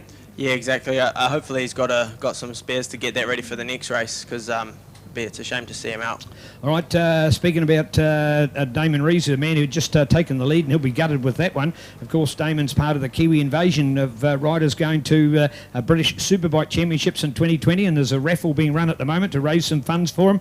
At this stage, they've raised over $3,000, which is fantastic, but really sort of only return airfare and a bit, isn't it? So want a lot more money to make it happen. We're going to absolutely love BSB this year with Shane Richardson and Damon Rees on board with the Kiwi invasion, and they're each doing their own fundraising. And the one we've got here is for Demon Damo, first prize with an HJC helmet plus a set of 5 gloves. We've got Pirelli Diablo tyres. We've got track day vouchers at Bruce McLaren Motorsport Park. We've got fuel vouchers as well, and second prize and third prize and so on and so forth. Courtesy of Got a Ride there at Taupo's Motorsport Park with Tony Rees Motorcycles Derby, along with the FCR, of course, which is part of Bruce McLaren Motorsport Park as well, to Husqvarna, Whakatane, New Zealand Home Loans and Insurance with HJC helmets, 5, Pirelli, Taupo Kart Track and Repco all coming together to give some great prizes to help this man go overseas. $20 a ticket or 3 for $50. You'll be heartened to be supporting a young guy. Brought to you by Club Circuit Motorcycle Register. That's the club associated with the Taupo Road Racing Circuit, which is called Bruce McLaren Motorsport Park. The Kiwi Invasion Raffle, raising money. You can do it here at Trackside. You can do it online. You can contact Team Tony Reeves Motorcycles and support the guys. We want to raise a lot of money to help our guys go overseas and compete against the best of the world. BSB, outside of World Superbikes, arguably the best championship in the world. Great tracks, of course, the Doningtons, the Silverstones, the Brands Hatch, the Cadwell Parks, the little circuits, the Thruxtons and Knockhill and others up there in Scotland. It's a fantastic series, and we wish our boys all the best to go over there. Of course, Shane Richardson, a fantastic runner-up in the super stock class last year, and that's where both he and Damon will be competing in 2020. So a great opportunity to follow these boys. And Connor, you've had the opportunity to go and race tracks overseas. Just off the top of your head, give us a little bit of a geographical, as it were, a time travel over the races that you did and events that you've been at over the years. Yeah, well, I started in 2013, went over to the European Junior Cup, the year that Jake Lewis won it actually, and that was my first year over there, and that was a great experience. And come back the next year for my second time around, and it was a lot more on the pace. So we took a year off and then went back to the EJC in 2016 and got myself a ride with the Suzuki team in the World Supersport for 2017. And yeah, that sort of fell to pieces, but it was a mean experience. You know, got to ride all those tracks, and it's such a different experience to here. They're a lot faster, a lot more flowing, and yeah, you find yourself sort of fourth gear, wide open on a 600 everywhere. So it's way different to New Zealand, but it'd be good for Damo and Shane for the BSB, because some of those tracks are a lot more similar to the New Zealand tracks, and I think if there's anyone out of New Zealand to go, it's those two. So I'm sure they'll do us proud, and they gave Richard Cooper a bit of a hard time at the Suzuki Series up north, so yeah, it should be good. Great to see you. All right, we'll take a little bit of a break and be with it. We'll leave it up to the professionals, the crash recovery guys, courtesy of Great Wall and the Steed Rescue vehicles are quickly on the scene and extinguishing the bike. Good news is our rider is A-OK, and we'll be back with more. With our sponsors being listed here as part of our package with Sky Sport next, and we encourage you to get in behind them as well. We love them, you will as well. Yamaha, Revs Your Heart, Aon Insurance, ICG with Pirelli, Sky Sport next, and thanks to Hyundai, Mid and South Canterbury for the support of the medic and support vehicle here today. We're back. Hope you take a breather as well. Let's get into it. It is NZSBK 2020.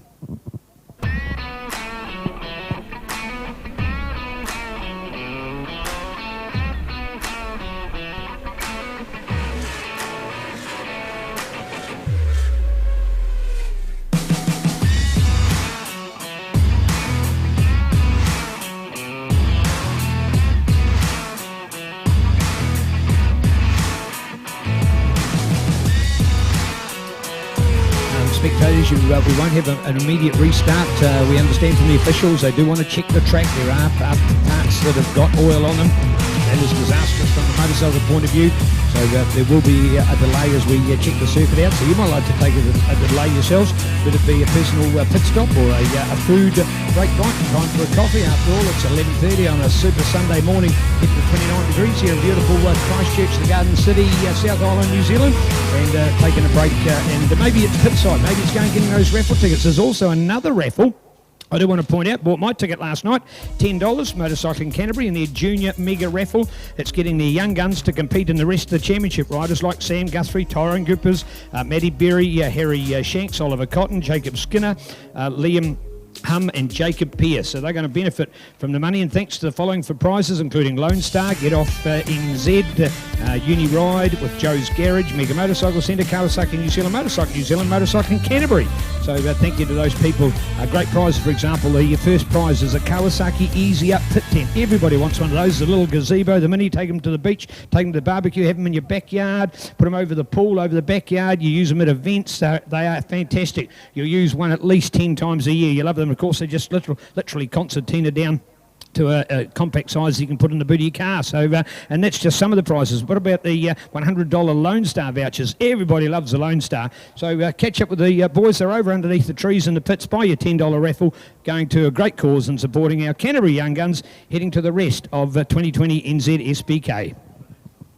Oh, yeah, that's right. Thank you. Yeah, it is. It's going to be drawn today, that raffle as well. Hopefully we drawn today, because I said, oh, will it be going at the next round as well? I said, no, hopefully drawn today. Well, hopefully there'll be some generous sponsors that can dig deep. And at Timaru next weekend, we might have another raffle. We're only too happy to make sure these kids can get their dreams of racing and hopefully aspire to greater feats. So get them behind them, the $10 raffle.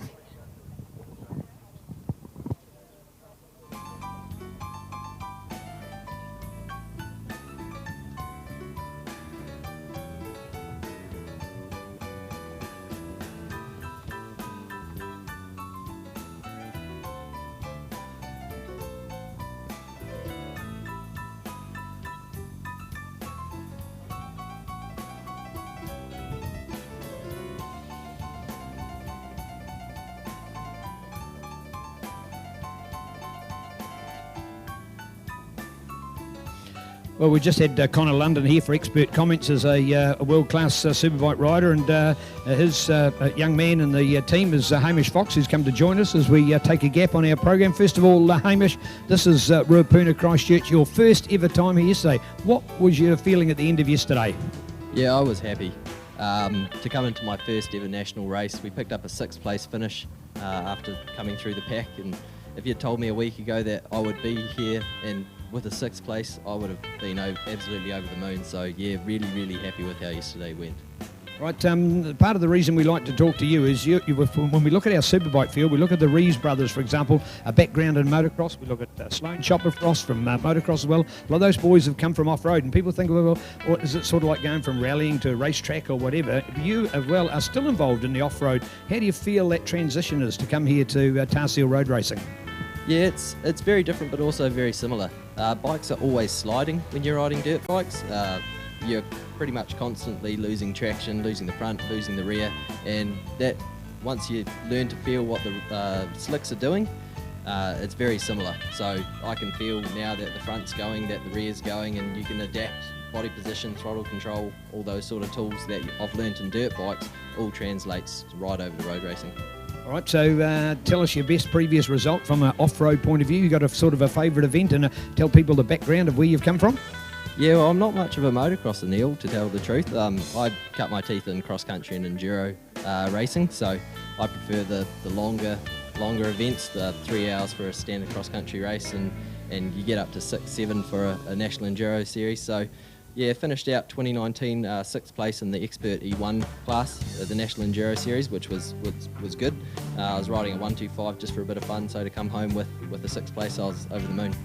And to relate that to road racing, it's some of your personal body and physical work, so it's training and keeping active? Yeah, 100%. I was a bit naive as to how hard these little bikes were to ride. To keep up with the front group of riders, you've got to really be pushing as zone and down every straight. So it's a lot more physical than I first believed. So I've just kept the training up. I've also introduced some yoga so I can fit on the bike better. Being 6'1" tall, it doesn't lend itself well to being a good 300 pilot, but I've been doing heaps of stretching, so yeah, feeling really good. All right, so you've had that introduction, you've come into the sport. How much do you owe to this man, Connor London? Oh, everything. He's the one who called me up, asking me to come ride his bike in the Car Cup. I initially said no. I didn't want to have anything to do with it, but he kept calling, he kept persisting, and eventually we went out just for a track day. And after just the track day, we just did one race, and then after just doing one race, we ended up doing the entire Car Ninja Cup up in Auckland. That was a fantastic first series on a road bike. We ended up second in the championship behind Jake Stroud, and we've just sort of gone from there. Great story to tell. All right, what's your aim out of the rest of the racing today? Well, like I said, if you'd told me I would have got 6 a week ago, that would have been fantastic. But now that I've done it, my eyes are set a bit further forward. I'd really like to get on that podium. I think if all things go well, I think we can win. It's not out of the question.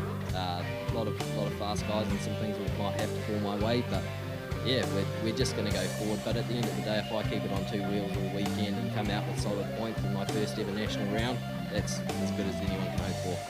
Well done. Thank you very much, Hamish. Superb words there. Thank you, Connor, for joining us. We'll be finding out from officials as to what we're doing track check-wise and bike recovery-wise, but more importantly, bike AOK, officials AOK and rider AOK as we take another break here as part of our package with Sky Sport Next. That was young Hamish Fox, first time ever at National Road Race Championships, a 6th place, but giving us an idea of where he's come from as a young man in our sport of motorcycling. We love it, you will as well. Let's get on board. 2020 NZSBK New Zealand Superbike Road Race Championships, brought to us by Yamaha, Revs Your Heart, Aon Insurance, ICG, Creative Content and Print with Pirelli, quality world-class tyres, of course, with Sky Sport Next. In fact, some of our little clips that we've got are the ones I love, and in particular, we talk about Pirelli. We sell what we race what we sell. This means the technology and compounds that Pirelli derive from the racetracks through R&D and the World Superbikes Championships are the same technologies and compounds we sell to you. Don't compromise on performance and safety, and that's why, remembering in New Zealand Superbike road racing, it is a tyre choice by the competitors. We don't have a controlled tyre. That is potentially something that may happen in our sport, but it is a tyre choice, and all of our top candidates choose Pirelli. They are NZSBK sponsor extraordinaire. We love having them on board. ICG, that's New Zealand's leading independent marketing company for creative content. For all your print requirements, visit icg.co.nz for a full range of services. And Aon is proud to continue to support Motorcycle New Zealand and the Superbikes and Motocross Road Racing Championships as New Zealand's leading insurance broker. We know how much hard work it takes to achieve results, so find out more about how we can help you. Get in touch and call us today for your independent personal, business and rural insurance requirements at Aon. That's aon.co.nz. We'll be back for more, folks. Stay with us.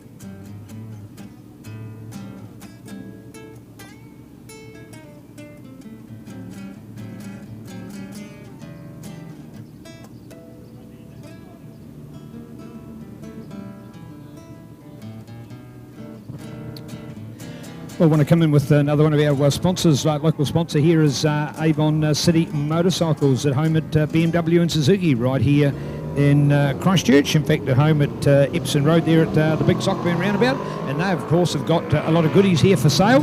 And they include the Ride with Tech Air, this fantastic Alpine Star product that's effectively an airbag for your body. So do take an opportunity to check it out. It's come and see the Tech Air on display in store or with us here at the Ruapuna Round. Comprehensive upper body protection with unlimited, unrivaled freedom as well. So take an opportunity and do check it out. What we're effectively saying, it's an airbag for your body, so that should there be any immediate incident that happens to your body, the sensors realise it and the airbag pumps you out to be the Michelin man, so that when or should you then hit the ground, you've got this air technology to protect you. Alpine Star's world pioneers. Safety is their number one and paramount. So we love Alpine Star. You will as well. And it's available here in Christchurch from Avon City Motorcycles. And they've got on display a Suzuki as well. So take an opportunity to check them out. They're here trackside, but more importantly, you can see them at Avon City Motorcycles and check out this technology. Just go in and ask about Tech Air. That's the name for it. The A of Air is the Alpine Star. So you will love it. Technology that is unsurpassed and really going to make it super safe as we move forward in the world of sports motorcycles. And these guys are getting faster as more elite athletes. The technology's improving with tyres and bikes. Of course, the machinery itself, engines getting faster for 1,000 cc's. So everything just keeps on developing all the time. The electronic controls of these bikes are just amazing. So we're going faster, and the body needs to be protected as it goes faster. You'll love them. It's Alpine Star. Check it out from your favourite bike shop. In this case, it's Avon City Motorcycles right here in sunny Christchurch. Brad, the decision to restart our Supers, but who has come out onto the track? Is there going to be any gaps in there? Have we got Sloane Frost back? Have we got Mitch Rees back? No, it doesn't look to be. No, we're working. The Honda pits is working frantically to try and get Mitchell back out there, but it doesn't look like he's made the restart. So we've got this one here. It's scheduled to go for a 12-lap restart. So this is going to be race 2 for the weekend for the Superbikes. The full 12-lap restart coming up, and we have Sloane Frost and Mitch Rees both missing from the restart. So plenty of drama. And what does that do? It gives Scotty Moyer and Daniel Benham a good clean run into turn 1 off the second row of the grid. We're going to have some more drama, I'm sure. But now just down to 9 Superbikes as we watch for the lights to come on. And here we go. Underway, 12-lap restart coming up, and a great start again from Lockie Epis off the outside of row 1. Fantastic stuff from him. His teammate's bike was on fire half an hour ago, and now he's going to go flying. Damon Rees got a better jump as well, so they're side by side around turn 1. Looks like Demon Damo going to hang on to that one. So Damon Rees, Lockie Epis, Al Hoogie, good start again as well. Jake Lewis, he's got a great start. We've got action aplenty here and a 12-lap restart coming up. All right, this is Superbikes, and we love them. You will as well. Check it out. This is our premier class in New Zealand motorcycle sport. And again, it's the quality, not the quantity. The quantity's been down a little bit in recent times for major events, but nothing wrong with that because we've got the quality. These are the best of our riders. Other riders that are there with Superbikes often just doing support rounds or club rounds or island events or a King of Ruapuna and the likes, because when it comes to championship, this is reserved for our creme de la creme. These guys are going, the name Superbikes, of course, coming about, that these are effectively a production-based motorcycle. Very minor adjustments that are allowed to be made to these bikes when they come off the showroom floor, so you can register them and put them out on the road as well. So Connor, here we go with a great start, loving it out there for Superbikes. Yeah, it's been a good start to the race. It looks like everyone's got through the first few laps cleanly, and Dan Benham and Scott Moyer are just going for it down there and for 5th and 6th, and Dan did a great pass on Scotty around the outside into the hairpin, and Dan's always been strong on the brakes. He's one of the hardest people to get past, so it looks like he's on the move and he's getting a bit more comfortable on that bike. Brad, just to clarify, in fact, no points will stand from that first part of the race. We're starting clean, aren't we? Yeah, I think it's a full restart, yeah, so complete restart, only 3 laps. It's not enough to do half points, I don't believe, so that's the information we have, so we'll find out more when we know more. But at the moment we go racing with Damon Rees, Lockie Epis and Al Hoogie, the classy top 3. A great start. We've got Jake Lewis, he's just on 0.6 of a second off the top 3 at the moment. Daniel Medham and Scotty Moyer, James Hoogie, Ryan Yanko and Mark Rodriguez. That's the top 9 as we go racing. Look at how fast they're going through the awesome left-hander, formerly known as Pothole. Now we call it the Icon Corner, and on the run to Euromark and Damon Rees. Lockie Epis absolutely flying at the moment. Well, here we go. We're looking to that apex of the corner, and yeah, remembering yesterday the Demon Damo kind of mistake that he made there by overshooting it. None of that on target here today. That is a beautiful controlled corner. Gotta love that. And man, oh man, when you can get an ASP or a Mad Love Media photo of watching those guys around corner and get an idea, folks, have got the knee sliders and the elbows, knees and elbows touching the ground. Unbelievable what these world superbike stars are doing now and propping up their motorcycles. So you got to love it. You might have seen it with MotoGP. Just because they do that around the world doesn't mean to say it can't happen here in New Zealand. We may not necessarily have the elitism of what the world has got, but we've certainly still got all the racecraft and the quality riders here assembled. And look at that again from Al Hoogie. Man, is he ever charging back there or what? Look at that third place, and there's that defence attack because look out, Lachlan Epis. So 1 minute he might look and think, I'm going to go inside and have a go to have a run for the lead and take it on with Demon Damo Rees out there. All of a sudden leaves the gap, and Al Hoogie can be right behind him, Connor, and take that place. Yeah, looks like they're setting into a bit of a rhythm here. It's not an easy task for Damo out there leading the race. The boys behind him are able to just sit there and see what he's doing and match his pace. So hard task for Damo there, and you can see Alistair wants to get past Lachlan Epis and be behind Damo just in case that Damo puts in some hot laps and can pull a gap. Absolutely flying a 1:30.018 from Alistair Hugenbotham. He is the fastest man on the track and just 0.2 of a second behind Lockie Epis. So nothing in that battle as they go through ICOM. And look at Jake Lewis in fourth place. He's starting to sneak onto the back of that four-way train there at the moment. So we've got Demon Damo, Lockie Epis, Al Hoogie and Jake Lewis as a classy top four. And then 1 and 2 in New Zealand. The number 2 of Scotty Moyer, and behind him the fantastic Daniel Medham from Coleman's and K Road in Suzuki New Zealand. So 2 and 1, 4 and 5 in the race at the moment. All right, Avon City Motorcycles right here in Christchurch giving us Superbike Racing. I want to point out the 88 of Mark McGregor, an Australian who's joined us, addicted to tracks. ANC Motorcycles dyno testing at Race Art Australia and West Sliders. Some good people behind him. What a neat guy is, and just saying that no, he wants to bucket list. He's not a 21-year-old any longer, and he's saying, hey, I still want to do some more racing around the world. I love the sport, and I've got an opportunity because Addicted to Tracks actually ships bikes all around the world, and he could ship a bike over here to New Zealand, come and have a go at racing in Ruapuna. Love his attitude, and the man is not slow, far from it. So good on you, Mark. Love to have you with us. And we've got, I think, 5 Australians in all this weekend at our national championship. So bring it on. We love the Aussies in our sport because, after all, they help us to get better here in New Zealand. Let's bring it home. And Connor, there's all of a sudden, I get the idea, Demon Damo, just that extra couple of bike lengths. That's better. Yeah, he's just got that little bit more pace than Lockie Epis, it looks like. And I think Alistair Hugenbotham in third place there is looking to get past Lockie just so he can try and close that gap out. And there he goes. He's having a look up into turn 1, but he just can't close it. Also, Scott Moyer's on a bit of pace there. He's got around Daniel Medham in that last couple of laps, and he's already caught up to Jake Lewis, so it'll be interesting to see what happens there. So fastest man on the track now is Damon Rees, a 1:29.690, so that's frantic pace. Still 9 laps to go. He's stretched out. He's got a second advantage now over Lockie Epis, who's frantically trying to hold off Al Hoogie, so there was less than 0.2 of a second when they crossed the line, and on track it looks like only a couple of bike lengths as they hit out a Euro mark, but it's one thing being as fast or faster. You've got to make a pass around Ruapuna, and who better than Al Hoogie, the local hero, on the Blue Crew Yamaha in third place. That's the man on the move at the moment, looking to break clear. He doesn't want Damon Rees to get away and run away with this one.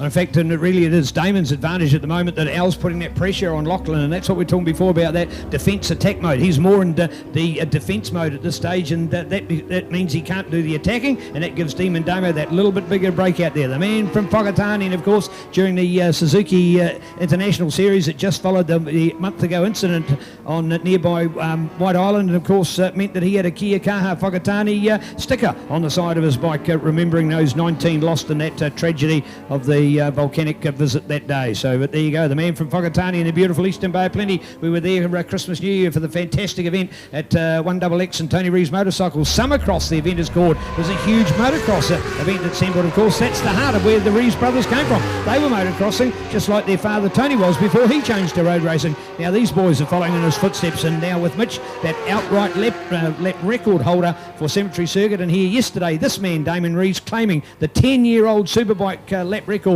of Andrew Stroud, our 9 times New Zealand champion. So great to see, and look at that, that's an even bigger margin, Connor. Look at the margin he has for the lead. That is fantastic. Yeah, he's stretched out there, and you can see that Al Hoogie looks like he's getting a little bit impatient there. He needs to get past Lockie Epis just to try and close that gap up again, but Lockie's going to have to make a decision whether or not he tries to get back in front or just follow him and see if they can close the gap together, because if Alistair tries to make a pass and slows them both up, then they both lose out, and Damo will pull even bigger gap. Fantastic pace at the moment. That time around still in the low 130s for Damon Rees, so he is in a groove at the moment. It's quite a difficult track to get a groove. There's a lot of change of direction. It's some hard braking areas and some fast corners. So Damon Rees doing a fantastic job at the moment. But look at Al Hoogie looking up the inside of Southern Salvage. He's not quite there. I think the better thing to do, that Blue Crew Yamaha is fantastic down the front straight. If he can stalk him and get a good drive out of turn 10, I think looking for a move into turn 1 is Al Hoogie's best bet. We'll keep an eye on that one. That's the battle for second and third. And then look at Scotty Moyer. This is better from Scotty Moyer. He's right on the back wheel of Jake Lewis now. So fourth place, that's coming alive at the moment. It is with Jake Lewis at the moment, but Scotty Moyer right there. Daniel Medham's just slipped back a little bit, but we watch, see if Al Hoogie can get into a bit of a slipstream. He's going to have a look up the inside. I think Lockie Epps is going to be a hard charger. He won't give it up easy, but I think Al Hoogie might have just done enough to get in front, so we might have a change for second place. Al Hoogie now in second place, and let's see the gap when they cross the line. It is 1.9 to Damon Rees. We're going to keep an eye on that one at the moment. Well, I'll tell you what, there's the example of that defence attack again, because we saw that Jake Lewis, as you'd well called, Brad, had caught up to the tail of Al Hoogie, but all of a sudden Scott Moyer was behind him, so he's got to go and block Scott. You know, that's the first top thing that you've got to do, is be defensive. Any team tactic will know that. So that means that he's dropped off the pace of those other boys. So we've really got a 1 and then a 2-2 and a 2-2. So that's your 5 riders that you've got, these 2 guys and these little duels that are going on. And any of those other boys to make a minor mistake in that, any of those others can qualify. And Connor, what's your advice here to Al Hoogie? Yeah, well, Al needs to try to put a little bit of gap on Lockie there, because it looks like Lockie's going to try to get a bit aggressive and make some moves on him, because it looks like Al may have a little bit more pace in him. So that if they do get into a scrap and a bit of a battle there, then it looks like Jake Lewis and Scott Moyer will close that up, and then we'll have a 4-way fight for second place.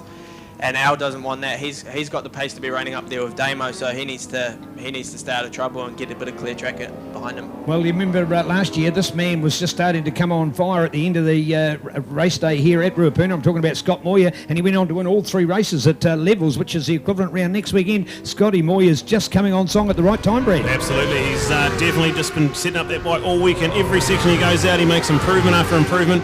And have a look at that one. Damon Rees still in the low 130s and now out to 2.6 seconds, so he's actually increased the advantage over Al Hoogie. So Al definitely got work to do. He's only got a 10th of a second ahead of Lockie Epps, so the battle for second is still not confirmed yet, but Al Hoogie, he needs to get his head down, because Damon Rees is getting away with this one. 2.6 second advantage at the moment.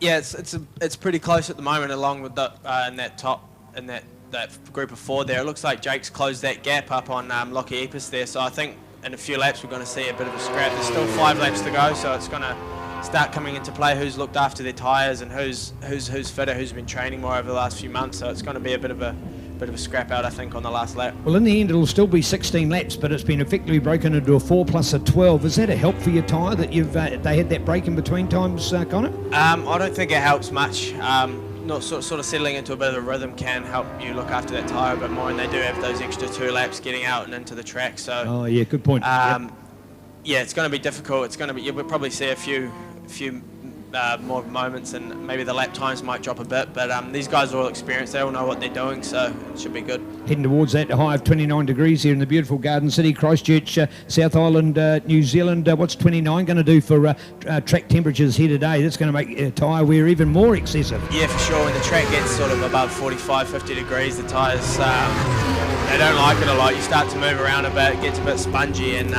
it can be a bit more difficult. But at the moment, I think the track's good.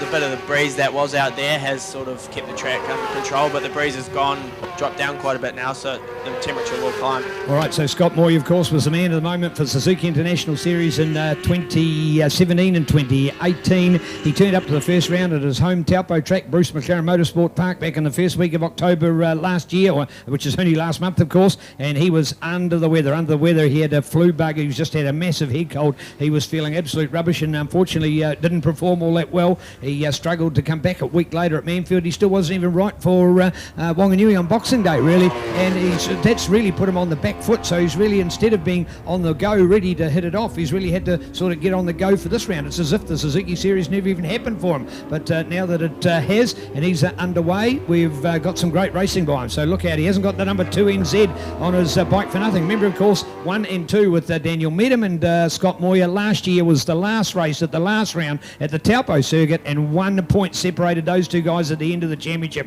What a monumental championship it was for Daniel to have taken Scott. So he's been the rider of 2018 into 2019 in New Zealand, but struggling and coming back today. But onto it. And look at the awesome foursome. They've all bunched up there. So as you well predicted, Connor, we've now seen that third with Jake then moving up for the tail of these other boys. So we're onto it. Yeah, for sure. That gap has definitely closed up between Jake and Lockie Epis there, and it looks like Jake's got a bit of form, and also Scott Moyer behind Jake. He looks like he's got a bit of pace there too. So I think we'll see Jake moving forward a bit. We saw an excellent race from him yesterday where he got his first podium, so that was really good to see.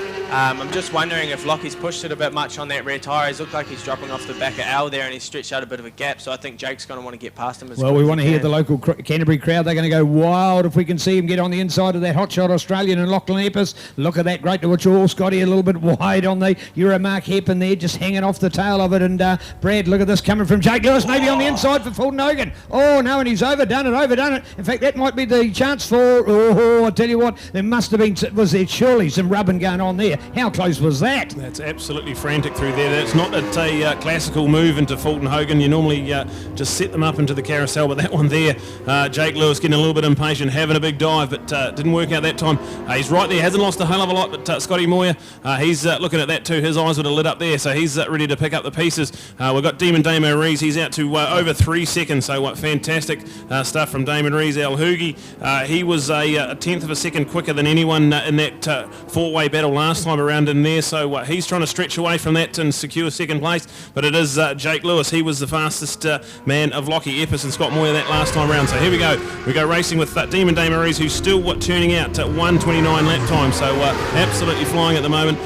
He is on hot pace and stretching the advantage to over 4 seconds now, 4.2 seconds, the gap back to Al Hoogie, and that's still a four-way fight for second place. Well, of course, only a 10-lap race yesterday. That's why Demon Damo could do a lap record. This was scheduled for a 16-lapper. We crashed after 4, so it's only 12 to rerun. The next one's the Grand Prix at 16 laps. You're not going to get any lap records, Connor London, when you're going for a Grand Prix race. You don't want to go super fast and wear your tyres too early. Yeah, exactly. You just see Jake Lewis there go up the inside of Lachlan Epis into the hairpin. That was a brilliant pass. He's been waiting to do that for a few laps, and I think Jake's got a bit more pace than these boys, so I think you're going to see him catch up to Al, and it might be a Yamaha battle for that second place. So right at this stage, we've actually got the identical same 3 riders as yesterday, but in a different order. So that's something that gives us a little bit of an idea that the 2 Yamahas are pretty hot, but the Honda out there. Remember, of course, Demon Damo only doing the first 2 rounds. He is only here because after that, when the other rounds had started in March, he's already overseas for his BSB British Superbike Racing Championship. So not a contender for the overall title. And what a pity that is from a New Zealand point of view, but in the big picture of our sport and the progression of it and having the quality of and getting world-class riders here in New Zealand, he's heading overseas and doing the right thing. He is absolutely flying at the moment, so had an over 4.2 second advantage over Al Hoogie, who's definitely stretched away, got a little bit of a buffer there back to Jake Lewis, but Jake now up into third. Let's see, we've got 2 laps to go with Demon Rees well in charge of this one.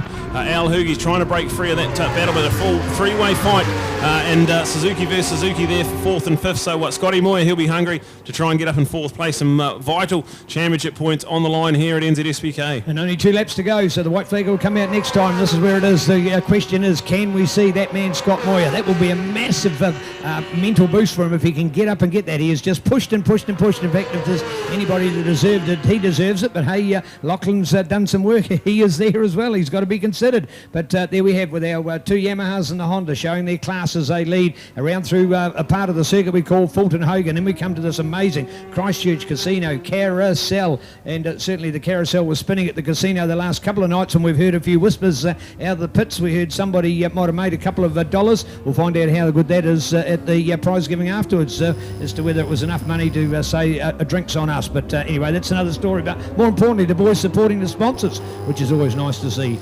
Demon Rees into Southern Salvage. He looks so neat and tidy. It's fantastic to watch. Al Hoogie ahead of Jake Lewis. A great Blue Crew 1-2 for second and third. And then Scotty Moyer up the inside of Lockie Epis. So there's the pass. Woo! Well done to Scotty Moyer. He's now up into 4th place ahead of Lockie Epis. Lachlan was pushing for the lead earlier on. He was dicing up the front, but now back into 5th place. So maybe just did a bit too much hard work at the start of the race and lost a little bit of time. But it is Demon Rees. White flag out. 1 lap to go. He's well and truly in charge of this one. Still lapping in the low 130s and has a massive advantage back to Al Hoogie, who's got a decent advantage back to Jake Lewis. So the first 3 pretty much set, and fourth place there is still yet to be decided. Lockie Epps and Scotty Moy, a couple of the Suzuki boys doing battle there. All right, so there'll be a 5-pointer in at the end of this race because we've seen Damon Rees do potentially a 1-3. That's a first and a third, but the man behind him has done a 2, but the one yesterday for Al Hoogie, so a 5-point in it as we build up for the Grand Prix this afternoon. The Grand Prix is just a one-off race. This is the Grand Prix meeting, of which the final race of the 3-race format is the Grand Prix title in itself. So the TT title, that auspicious title, will be up for grabs at Hampton Downs at its championship meeting on the 7th and 8th of March later on in the season. So looking forward to those 3 titles. National Championships, a GP and TD with that GP title on the line, and a big 16-lapper that we're coming up for in that race this afternoon, and hopefully to go all the way without a red flag. That's going to be super demanding. These guys are pump and sweat. They've got to be super fit. They're agile. They've got to be lightweight as well. They've got to be strong enough to control these muscles of a machine, the Superbike, and hang it on over this massive race duration. And the body and the exertion, the energy that's expelled, Connor, is what people think, well, they're riding a motorcycle. But as we proved way back many years ago, and there was an elite sports program in New Zealand, Scott McLeod, who's now become an All Black coach, he was alongside the likes of Aaron Slight, and Aaron Slight equal to him in all the physical attributes. You think, well, All Blacks are some of our elite athletes. People don't understand these guys are athletes as well. Checkered flag time, Damon Rees takes the win, so race 2 goes to the Team Rees Honda. Al Hoogie carries on his fantastic podium performances, as does Jake Lewis, 2nd and 3rd for the Blue Crew Yamahas. Fantastic work from them. Scotty Moyer, that will do his confidence a world of good to know he's got the pace, and a 4th place there. Lockie Epps did a lot of good work early in the race, and he finishes up in 5th place. Well done to Daniel Medham in 6th place. James Hugenbotham, Al's brother, out there in 7th, and we've got Ryan Yanko and Mark McGregor out there, so fantastic. No Mitch Rees and Sloane Frost with DNS's. That's a do not start, so there we go for some more of the drama in the NZSBK Superbike class, but that is a fantastic win from Demon Damo Rees, massive 4.1 second advantage, and 1:29.69 out there, so he was the fastest man on the track and did a fantastic job. Connor, that's got to feel pretty good for Damon. Yeah, for sure. It's a long race. I'm sure they're all glad that one's over. They got one more this afternoon, but they all rode extremely well. There was very few mistakes by any of the top 5 there, and yeah, it was a really good race to see. It's good to see both Yamaha boys back on the podium. They've got those bikes dialed in pretty well this second year. Last year was the first year for both of them on the bike, and first year for the team, so it's really showing that they've put a really good package together for those boys. Absolutely. I mean, they turned up to the Suzuki Series last year with their bikes in crates and that, and to do a national campaign straight away. Now they've had the development, they've had some bike time, and they are looking fantastic. Well done to the Blue Crew Yamahas, Al Hoogie and Jake Lewis 2nd and 3rd, as we see them come down into Parc Fermé, and there will be jubilant scenes for Team Rees Honda. They get their first race win of NZSBK, but unfortunately for Brother Mitch, a second crash of the weekend, and they will be running out of fairings down there to Team Rees Honda, I think. Yeah, well, it's a shame to see Mitch drop out like that. Damo did what he could. He took the win, which is a few more points that Mitch won't have to bring back towards the end of the season. But I think tomorrow, the last race today, I think we're going to see Mitch up there for sure. Absolutely fantastic. We'll cross down to Neil, who will have our Superbike Podium. First of all, just a hi to our volunteer board member and local Cantab, and Dean James. Nice to catch you here today, Dean. Welcome on board. Of course, the hierarchy of our sport commissioners and our board members are all volunteers in our organisation. It's just fantastic. People like that commit so much of their time and energy to us. Also, quickly walked into Mitch Rees as we travelled down here to the podium, and he is A-OK. First words, he says, my mistake. But damn it, he's made 2 of those and a serious setback in his overall points. But it's only early days. This is round number 1 and only race number 2 for the championship.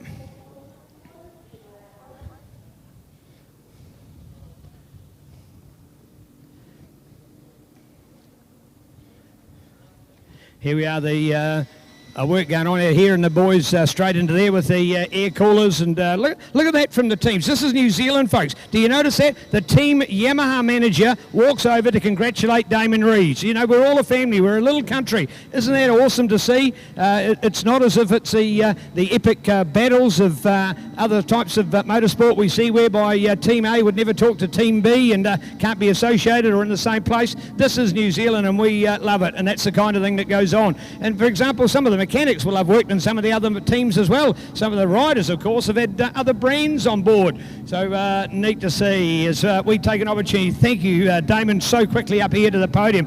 Hey, that smile on your face, does that tell a story? Yeah, I mean, this is what we should have done yesterday. Yeah, that was a solid race, got the start, and just stayed consistent right to the end. Knew we had the pace, and I just conserved myself once I had that 4-second gap, and yeah, it paid off. Race win. Cannot thank the whole team, Rees, and everyone at Blue Wing Honda and everyone who supports us. Pirelli Tyres, you guys are awesome. Thank you very much.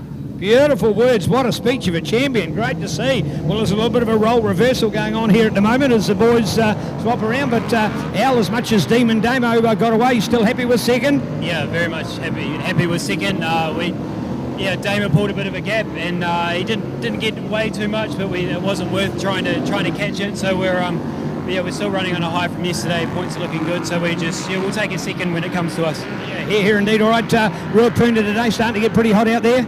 Yeah, lovely Canterbury day like always. But again, big thanks to Yamaha and all the crew and all the team for putting an awesome bike together. Cheers. Thank you, Al. Man, these speeches are just fantastic. So neat to see.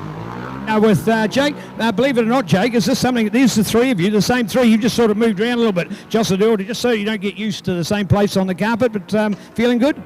Yeah, feeling great actually. It's really surprised me, to be honest, to be up here both races. So no, big thanks to Yamaha New Zealand, everyone who supports us, Pirelli, 360 Logistics, Yamalube, everybody. But it'd be nice if these boys let me have the number one tomorrow, and then we've all had one each.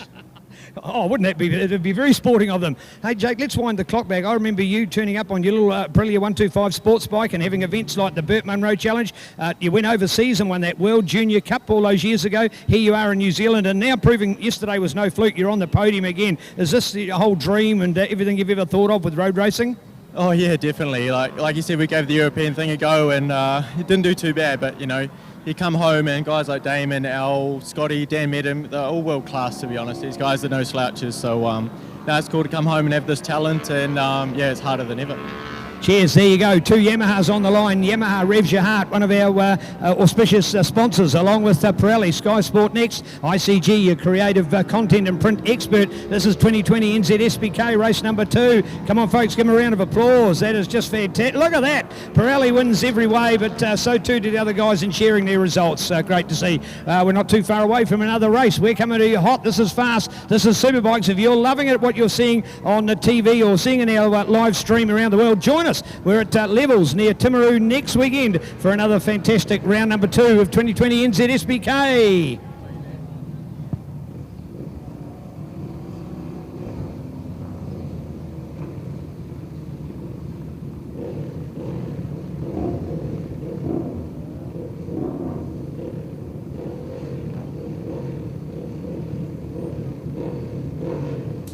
We are lining up ready to go. We have a 10-lap Pro Twins race. Pro Twin racing was fantastic yesterday. Ben Rosendale, our defending champ, took race honours. Nathan Jane led early, but had a bike issue coming out of the hairpin, and then SJ Cavell got into the lead and crashed out. So we had drama, and it was a great podium. Zach Fuller on his first national campaign in Pro Twins got on the podium, and Josh Augustine up there as well. So Angus Boyd, another one to look out for. He's on row 2 of the grid as we get ready to go. The marshals are in and we are ready to go. The lights are out, and a great start from Ben Rosendale on position 2. Zach Fuller as well. What a fantastic start, and what a great young man to keep an eye on. Zach Fuller with Kiwi Rider on board in Suzuki New Zealand, getting him to the racetrack. So we go racing. SJ Cavell, he's right around the outside of turn 1. Ben Rosendale's got a good start as we keep a glimpse down the back straight here at Ruapuna at Mike Pero Motorsport Park. It is fantastic to see, and looks to be a great start there from Zach Fuller. He's got the fantastic start with Ben Rosendale. Nathan Jane, he's up into 3rd place. SJ Cavell there in 4th. We've got Josh Augustine as well as Angus Boyd up in the mix as well. Here we go racing. And Zach Fuller, this will feel fantastic to lead the Pro Twins race at the moment. It is a long 10-lapper. These guys get a limited amount of tyres for the weekend, so we've got to keep an eye on tyre wear. They've got a long 12-lap race for the GP coming up later on this afternoon, so don't want to be too silly on those tyres at the moment. But Zach Fuller leads Ben Rosendale, Nathan Jane and SJ Cavell as we come out of the carousel for the first time of 10 laps. Zach Fuller, what a wonderful performance, what a good start. Third place qualifier, got a second place yesterday and now leads this one. But that is the number one on the bike in behind him, Ben Rosendale. He won race one here yesterday and is the defending Pro Twin champion. He's running there with Nathan Jane, a newcomer to Pro Twin racing. He was on a 600 Supersport ride last year and through the summer, so now to come Pro Twin racing. He was our fastest qualifier, led the early stages of the race yesterday, had a few bike issues, but got back and finished, got some valuable points, managed to get an 8th place finish, so that's good stuff from Nathan Jane. But here we go, the front three. Down the front straight, Zach Fuller, Ben Rosendale, Nathan Jane, S.J. Cavell, Josh Augustine, and then we've got a good start there from Rob Whittle. Rob up into the top 6. We've got a shout out to make. Jacob Stroud's got himself a Suzuki SV650 for the remainder of the weekend, so it's a Dennis Charlotte tip machine. So he is on a bright orange number 11 bike. Here we want to watch for sure. Michael Patchett in 8th, Carl Hooper and Angus Boyd rounding out your top 10 with Nick Southwood there in 11. So racing we go, and a fantastic three-way fight. Zach Fuller and now with Nathan Jane up into second place, so the change has been made. Nathan Jane now on that bright orange machine, stalking the back wheel of Zach Fuller, so great to see Nathan Jane into the Fulton Hogan S is putting a lot of pressure now on Zach Fuller, with Ben Rosendale there in third. S.J. Cavell, he is in 4th place as we see Nathan Jane up the inside. I think he's made it stick. Well done, great move into Fulton Hogan. It was where we saw Jake Lewis attempt to pass in the Superbike class. This time Nathan Jane's made it stick. Fantastic work. The number 97 R&R Power Sports machine of Nathan Jane is flying at the moment. So that's first place. Zach Fuller looking to argue back, but not quite close enough into Southern Salvage. We're going to go racing with the front three. They're on hot pace at the moment. And there's Ben Rosendale trying to get in the mix as well. S.J. Cavell and Josh Augustine, they're having a battle for 4th and 5th place at the moment. That's great to see. S.J. Cavell, that bike was in absolute pieces when he got that back to the garage last night. Worked through the night, and fantastic to see his Eastweld engineering knowledge come through, and had fiberglass work going on in the wee hours. They had aluminium brackets to be re-welded. It ripped the brake lines out of the master cylinders. It also threw the forks back through the triple clamps, and to get that bike racing again, full credit to the Eastweld Engineering CD Vandermeer Builders team, Dan and Carl giving SJ a hand. And SJ, that wasn't the only bike he rebuilt. We might have to call him SJ Bike Restorers. He was busy with Mitchell Rees and also Rogan Chana as well. So fantastic to have SJ Cavell helping his mates out at race day. Fantastic. All right, remember, of course, yesterday that Nathan Jane didn't have this kind of performance, so man, we're trying to pick up points from zero here. So this is a catch-up game. Interestingly, that Nathan, he was regarded by some as a hot favourite. Wasn't at our press conference on Friday night, but some had the heart to mention that he was going to be a contender. So how good is that to see him up there, and Zach Fuller in there. So think of people like SJ, experience in Pro Twins. You got Ben Rosendale, it hasn't got number 1 on his bike for a pure fluke. Josh Augustine, who's a great pilot. You've of course got others in there to be respected, like Michael Patchett and Carl Hooper as well. But man, you've got the two newies. Nathan Jane, he's really only joined last year for the first time, and Zach Fuller, this is his first major series. In fact, national championship, he's had 2 years in the Gixxer, so he's come up as well. So these others, guys like SJ and we've got one down there. That's one down into Southern Salvage. So I think that might be Josh Augustine. Perhaps we'll try and catch an update of what bike that is. We're trying to catch the number there. So what drama here at NZSBK, the Pro Twin class. We had, I believe that is the 89. I think that might be Josh Augustine. It's right behind. We've got someone down as well. That's Michael Patchett's machine is out of the dipper. That's in a dangerous place. So we've got 2 bikes now off the track, and waiting to see. That's quite a dangerous place for a bike to be out of the dipper. So we'll see what we do here. We've got racing. Nathan Jane ahead of Zach Fuller, and then we go to Ben Rosendale. He's done the right thing over here, Brad. He actually ran out of the way because he knew the freight train. See, there's plenty of time here, so here he goes back now to get the machine out. Give that man a gold medal. That is fantastic. Did the right thing, got his body out of the way of everything until the field had gone past. Now he's gone back over to push his machine out of the way. That is just fantastic. Taking consideration for others. It's not about him. He's caused the drama he doesn't want to cause anymore, and he'll get it over there and out of the way. But man, those two in quick succession. And I think this has given us an idea of the pressure going on in Pro Twins, Brad, because Josh Augustine, he don't crash. He's one of those consistent riders, so proving how hot it is out there from a racing point of view. Yeah, absolutely. So a bit of a shake-up. The top 5 is Nathan Jane ahead of Zach Fuller and Ben Rosendale. They are hammer and tongs through Fulton Hogan at the moment. S.J. Cavell in 4th place ahead of Rob Whittle. Great to have Rob up there in 5th place now. Carl Hooper running in 6th. Angus Boyd 7th with Jacob Stroud in 8th, and Nick Southerwood, Vaughan Main, that's our top 10. So look at that classy top 10 Pro Twin racing thanks to Access Man. And we go to yellow flag situation, so no passing into Southern Salvage as we try and get that bike off the grass. But Nathan Jane, this is fantastic. He's made a couple of passes and now already stretching out to about a 20-odd bike length advantage. All right, so the second one where he came out of the dipper, let alone get his bike out of the way, he's pulled it right in there behind the barrier. So that is of no consequence whatsoever to the running of the race. And the boys will move over. So they wait for a bit of a gap and then they'll quickly go over. Our awesome Great Wall Steed Rescue Vehicle team, and they'll quickly move over here at the Mike Pero Motorsport Park and make a recovery. These guys know what they're doing. We're running a very professional event here, Brad. Yeah, so Nathan Jane, he's going to tick off another lap, and there is going to be 5 to go. Zach Fuller still doing a great job in second place ahead of Ben Rosendale there, so second and third fantastic at the moment. S.J. Cavell, he's in a lonely ride for 4th place, and Rob Whittle coming for him in 5th place. So we've got action here plenty. We've had 2 down. Michael Patchett, he got podiums here last year and he's found himself losing the back end out of the dipper, and we've had Josh Augustine on the podium yesterday. He's crashed.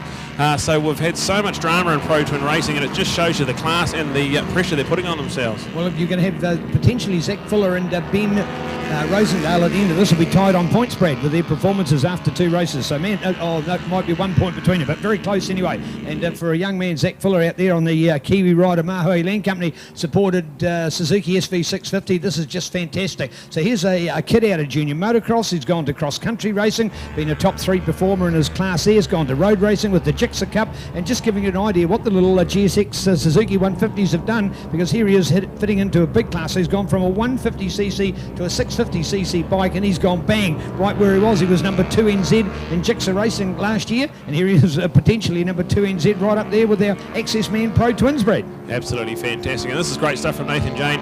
Hasn't had the bike very long. He was on a 600 earlier on in the summer, and now comes 650 Pro Twin Racing already up the sharp end of the field. Shows you the talent of Nathan Jane, so that's brilliant stuff from him. And then this battle here, Zach Fuller doing a fantastic job. That is the defending champion right on his back wheel. He's been right there the whole race, and we're going to have 5 laps to go, and it's still with the number 80 but only narrowly. So Ben Rosendale piling on the pressure, but Zach Fuller doing a great job there in second place. Oh yeah, but I get the idea that Ben's got closer and closer and closer, and maybe it's the experience to come through. And we're going to look to try get up on the inside, the gap too wide. I think Zach, well, he left a big gap then on that occasion. I think, yes, that should be the change, so look out for it. The number 1 has gone through there, the likeable man from Whangamata, the beautiful Coromandel beach hop capital up there in the North Island, and he's come down here to the sunburnt Canterbury and starting to show us just how much he can burn a hole in this field. But for Nathan Jane, the rider out in front of him with that 600 experience, there is just no substitute for 600s. A lot of riders should have that little bit of a dabble in the 600s.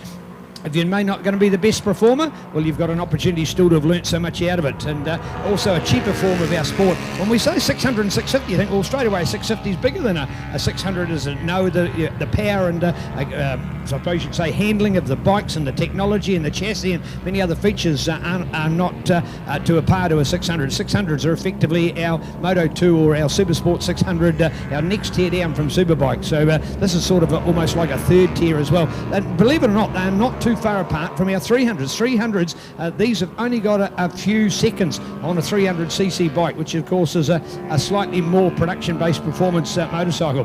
This field dominated by the Suzuki SV650s. They've been a fantastic bike for Suzuki over the years. In fact, going back to the great Suzuki series of the 90s under the race directorship of the great Tim Gibbs, and we saw those SVs come to the fore in those days. The class has grown and turned into this word Pro Twins. We actually had Pro Twins with both the bigger bikes, the likes of the Suzuki TL1000 in its heyday, and other brands as well, but it really has become this 650 group now. So nice to see, and they've got their own riding fraternity as well, and their own group, and thanks to people like Phil Munt from B&T Whangarei, who's been able to get this group focused and really making sure that they're self-policing. They've got their own rules. They've got a lot of camaraderie. Because when I asked Ben Rosendale, I said, Ben, you're already number 1. Was there any real ideas of moving up to another class? He said, no, but I like it so much. They're neat bikes, they're neat people. I love our class. So that gives us a real indication of the strength of Pro Twin. These beautiful V-twin bikes that fire their way, and you can hear that distinctive sound that makes them quite unique as well.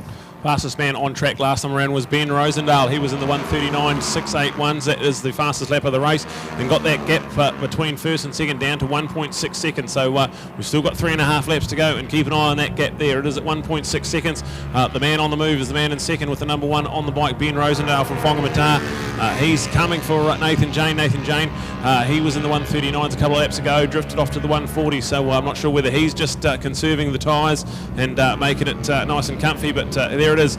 The gap between first and second is still over a second and a half, but we'll keep an eye on it as we've still got 3 laps to go when they come around and cross the line. Zach Fuller, what a fantastic job. He's in a comfy third place with a massive 5.5 seconds back to SJ Cavell, but SJ is under a bit of pressure. Rob Whittle is coming for him, so that gap is under 0.4 of a second as they go through the dipper.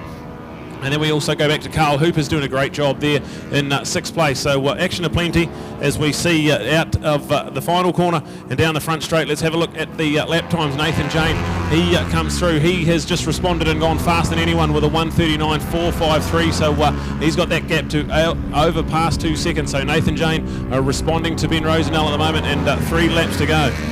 Wow, what a race on here at the moment. Love our Pro Twins, courtesy of the Access Man. And man, does he make it happen for you or what? Talking about Access Man, more than just your standard access equipment. Hire specialists, they've got scissor lifts, they've got knuckle booms, they've got cherry pickers, telehandlers and spider booms. They've got EWP approved operator trainers. There's 8 branches throughout New Zealand. There's over 1,200 machines nationwide, making height easy. Access Man on 0800 to get high.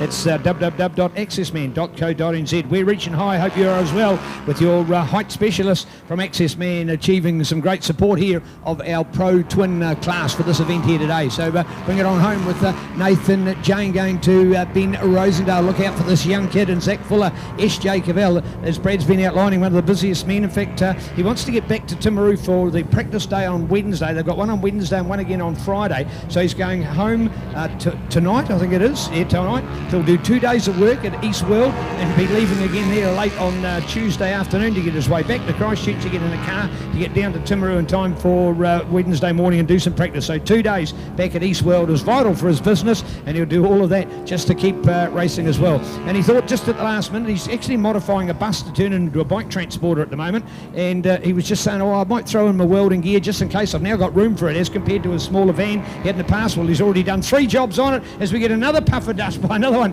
coming in on the inside. Man, oh man, have we seen some dirt flying here today. And that's normally a cliche we use when it comes to motocross, enduros or cross country, not road racing, but there has been dirt fly as the puff of dust have come up for those that we've spotted that have been trespassing. And luckily, because it's so hard, so dry, it is also grippy, and that's meant that a lot of those that have ventured off the tar seal have actually stayed upright, Brad, and stayed literally on track, although being off the tar seal. And I think that's Angus Boyd again, so I think he's getting his money's worth from his entry fee this weekend. 9 lives. Yeah, he's been off yesterday with a massive moment, and then again there. So there it is.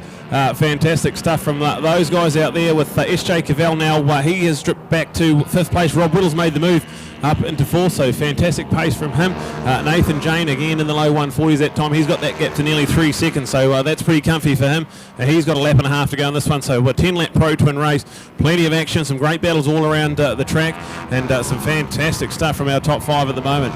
All right, here we go. An opportunity to look out for this field. As we've seen, we're not quite the procession that we'd witnessed earlier on, as a few of those places have changed, and some really only in the last lap and a bit. We're starting to see what I think might be sort of a little bit of the consistency of the class, and Nathan Jane, Ben Rosendale and Zach Fuller. But for the fact that Nathan Jane missed the race yesterday, he's starting from 0, so he's going to need a few more races to get the advantage. So you miss out on 5 points between 1st and 2nd, so effectively he's going to have to beat Ben Rosendale at least 5 times before he gets up to draw even level or anything close to where Ben will be on the points. So you really are playing what we call catch-up as we get ready, Brad, for the white flag next. Yeah, white flag is out, so Nathan Jane crosses the line. He's got 1 lap to go. He's doing a fantastic job, got out in front early, and Nathan has kept that gap. He's extended it out even further. It's out over 3 seconds now, so fantastic job from Nathan Jane. Ben Rosendale, he got caught behind Zach Fuller for the first half of the moto. Now he is in a comfy 2nd place. Zach Fuller there in 3rd place. Rob Whittle is ahead now of SJ Cavell, but only by 0.5 of a second, so that one certainly not done for. Carl Hooper there, he's a further 3.5 seconds back in 6th place with Jacob Stroud.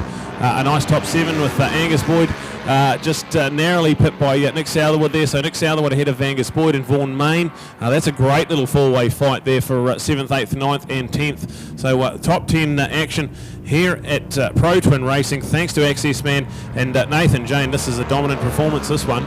Oh man, this is a Masters display, and great to see. And no wonder somebody was taking a notice of when they were talking to the press conference the other night, and I was quite surprised. They said, oh, Nathan's a bit of the dark horse of the class.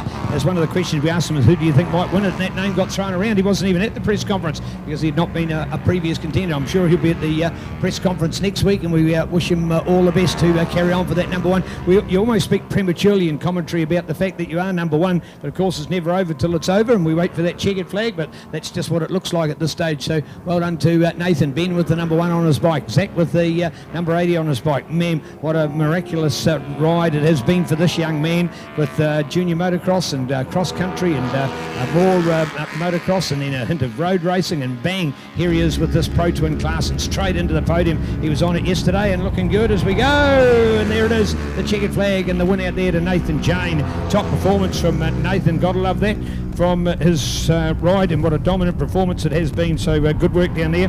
There is a man from Whangaparoa on the Suzuki SV650, courtesy of the Auckland Motorcycle Club. And you'll have a look down through the program to see that a number of the Auckland riders are supported by their local club. Oh, again, puffs of dust out there. Look, a block pass going on there, Brad. That second rider won't be too happy. That other one, he joined the track and cut his lunch. Absolutely. So this place, track temperatures are already above 40, so it gets very slippery, and trying to get these bikes stopped into Southern Salvage. A lot of people have been running off onto the grass. That was a pretty good recovery to save that. So with the update, Nathan Jane ahead of Ben Rosendale, Zach Fuller, that's your podium. SJ Cavell managed to get ahead of Rob Whittle on that last lap, so we're not sure what happened to Rob there, but only .188 in it, so fantastic battle those two had. SJ Cavell getting the 4th place. That'll feel pretty good after throwing it away yesterday. Carl Hooper there, 6th place. Jacob Stroud in 7th. Angus Boyd, Vaughan Main and Nick Southerwood. Brilliant stuff from the top 10.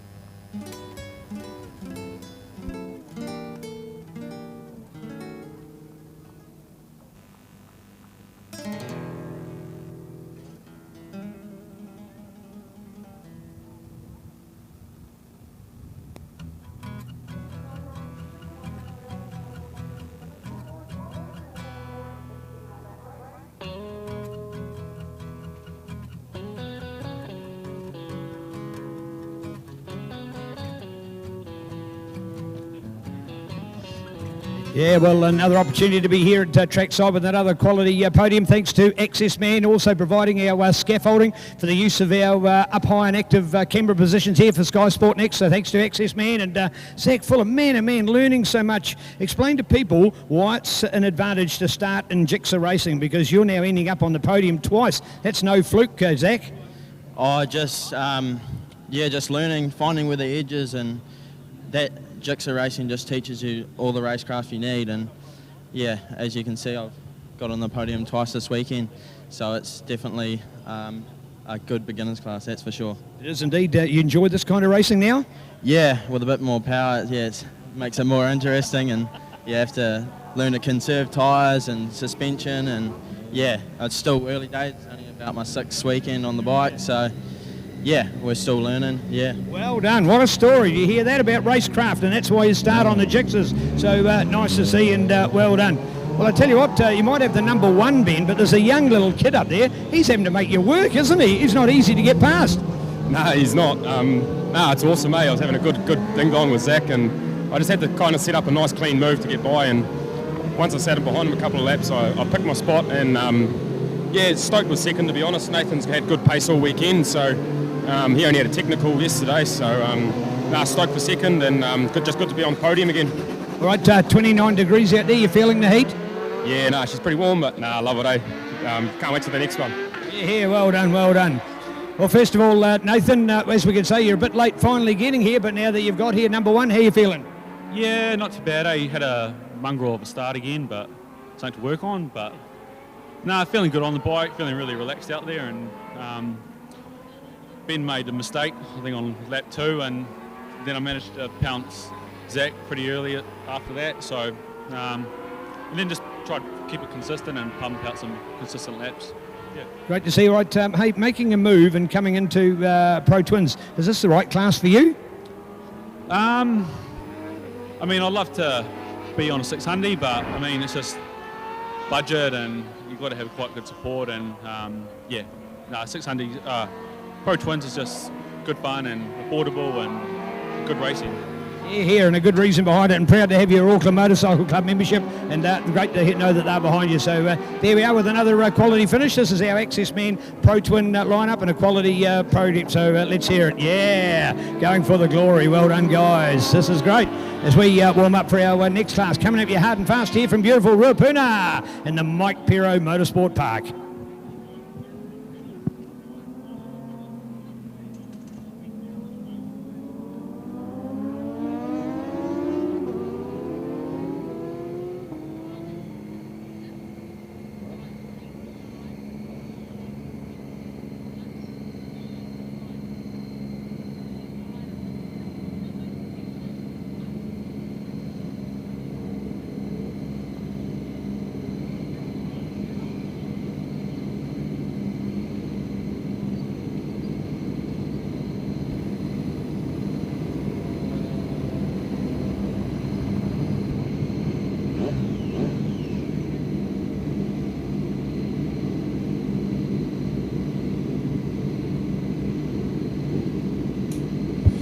Very excited here, ready to go. This is a 15-lap 600 Supersport race, so looking forward to this one. Thanks to Dyno Works, Ruddy and the team there from Dyno Works, bringing us the 600 Supersport action, and a frantic 15 laps. Richie Dibbon on pole, Dale Finch, Rogan Chandler and Toby Summers make up your front row of the grid, and we get underway. Dale Finch gets a good jump, Richie Dibbon does as well. We've got Toby Summers around the outside. David Hall got a fantastic start off the second row of the grid. He's around the outside of turn 1.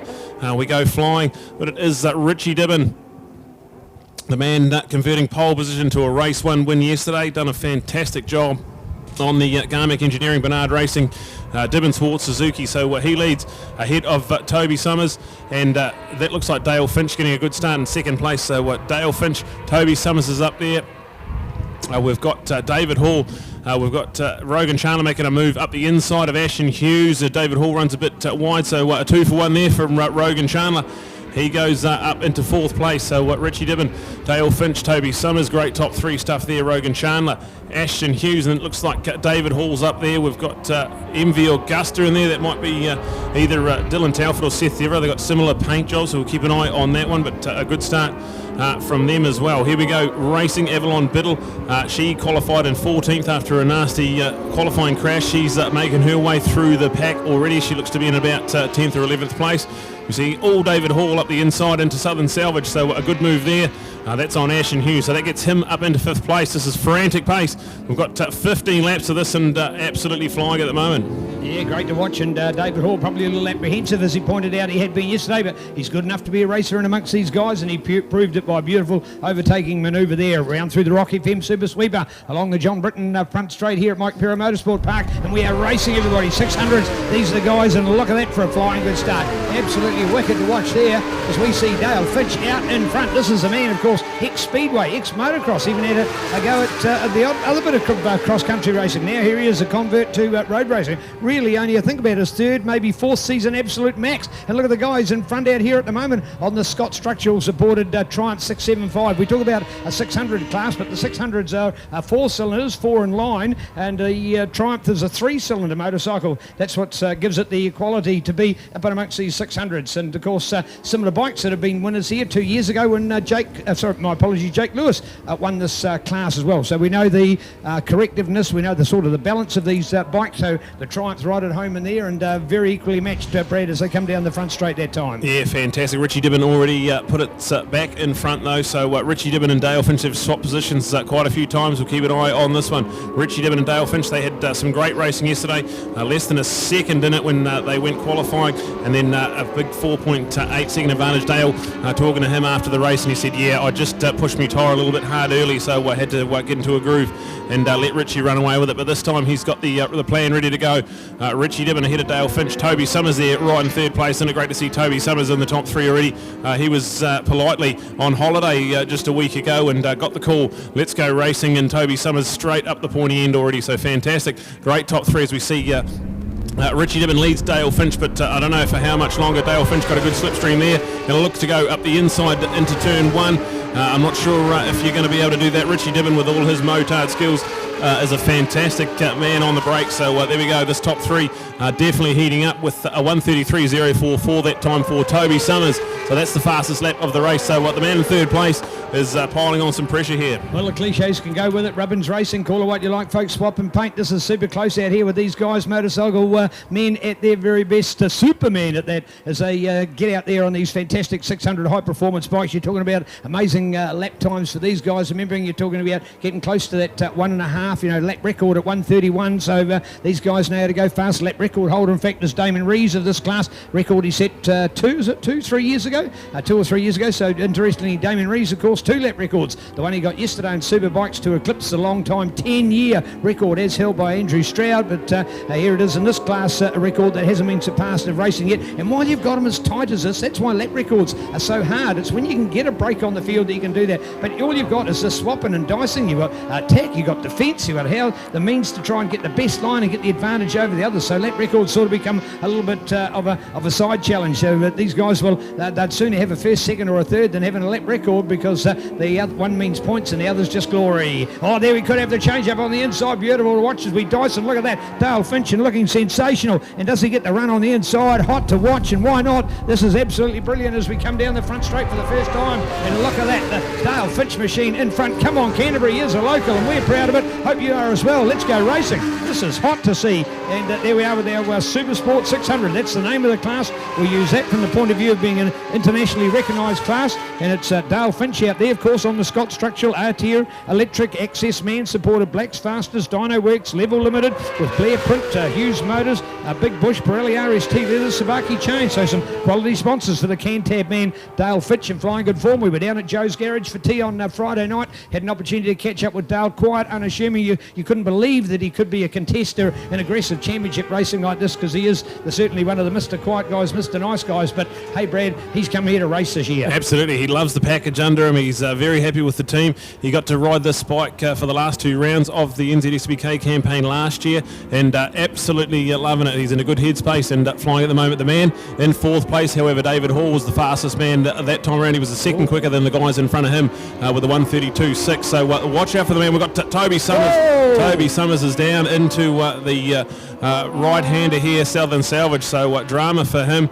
He'll be gutted because he was running right on that top 3 pace, but now David Hall's the one to look for in 3rd place. Oh, that's an absolute bother for Toby. He did not need that. He's kicking that bit of plastic out of the way. He will be absolutely gutted with a capital G, folks, and that is disappointment with a double D, because man, he did not want that, did not deserve that. He'd shown better consistency this year, and he was here with a real championship charge. This is part of the reason why he's only ended up number 2 in the last 2 years. He's been one of the fastest men, but has not as being the most consistent man, and here's another example of it going out. But don't worry, we've had plenty of good company of others have joined him at that same spot at the exit to Southern Salvage, and he's doing his best to get his bike out of the way. Love it from these guys. Thank you very much. Their attitude is so good. They realise there's a challenge or a hazard on the outside of the circuit, and they say, hey, I'm getting my bike out of the way. Good on you, Toby. Lovely to see. What's that done? Well, of course, it's left a massive gap, and we're now looking out for the bike battle going on here, and looking, getting hot. You betcha it is. Look at that as we nestle it in there and look for the other places. So we've still got it out there with Dale to go, with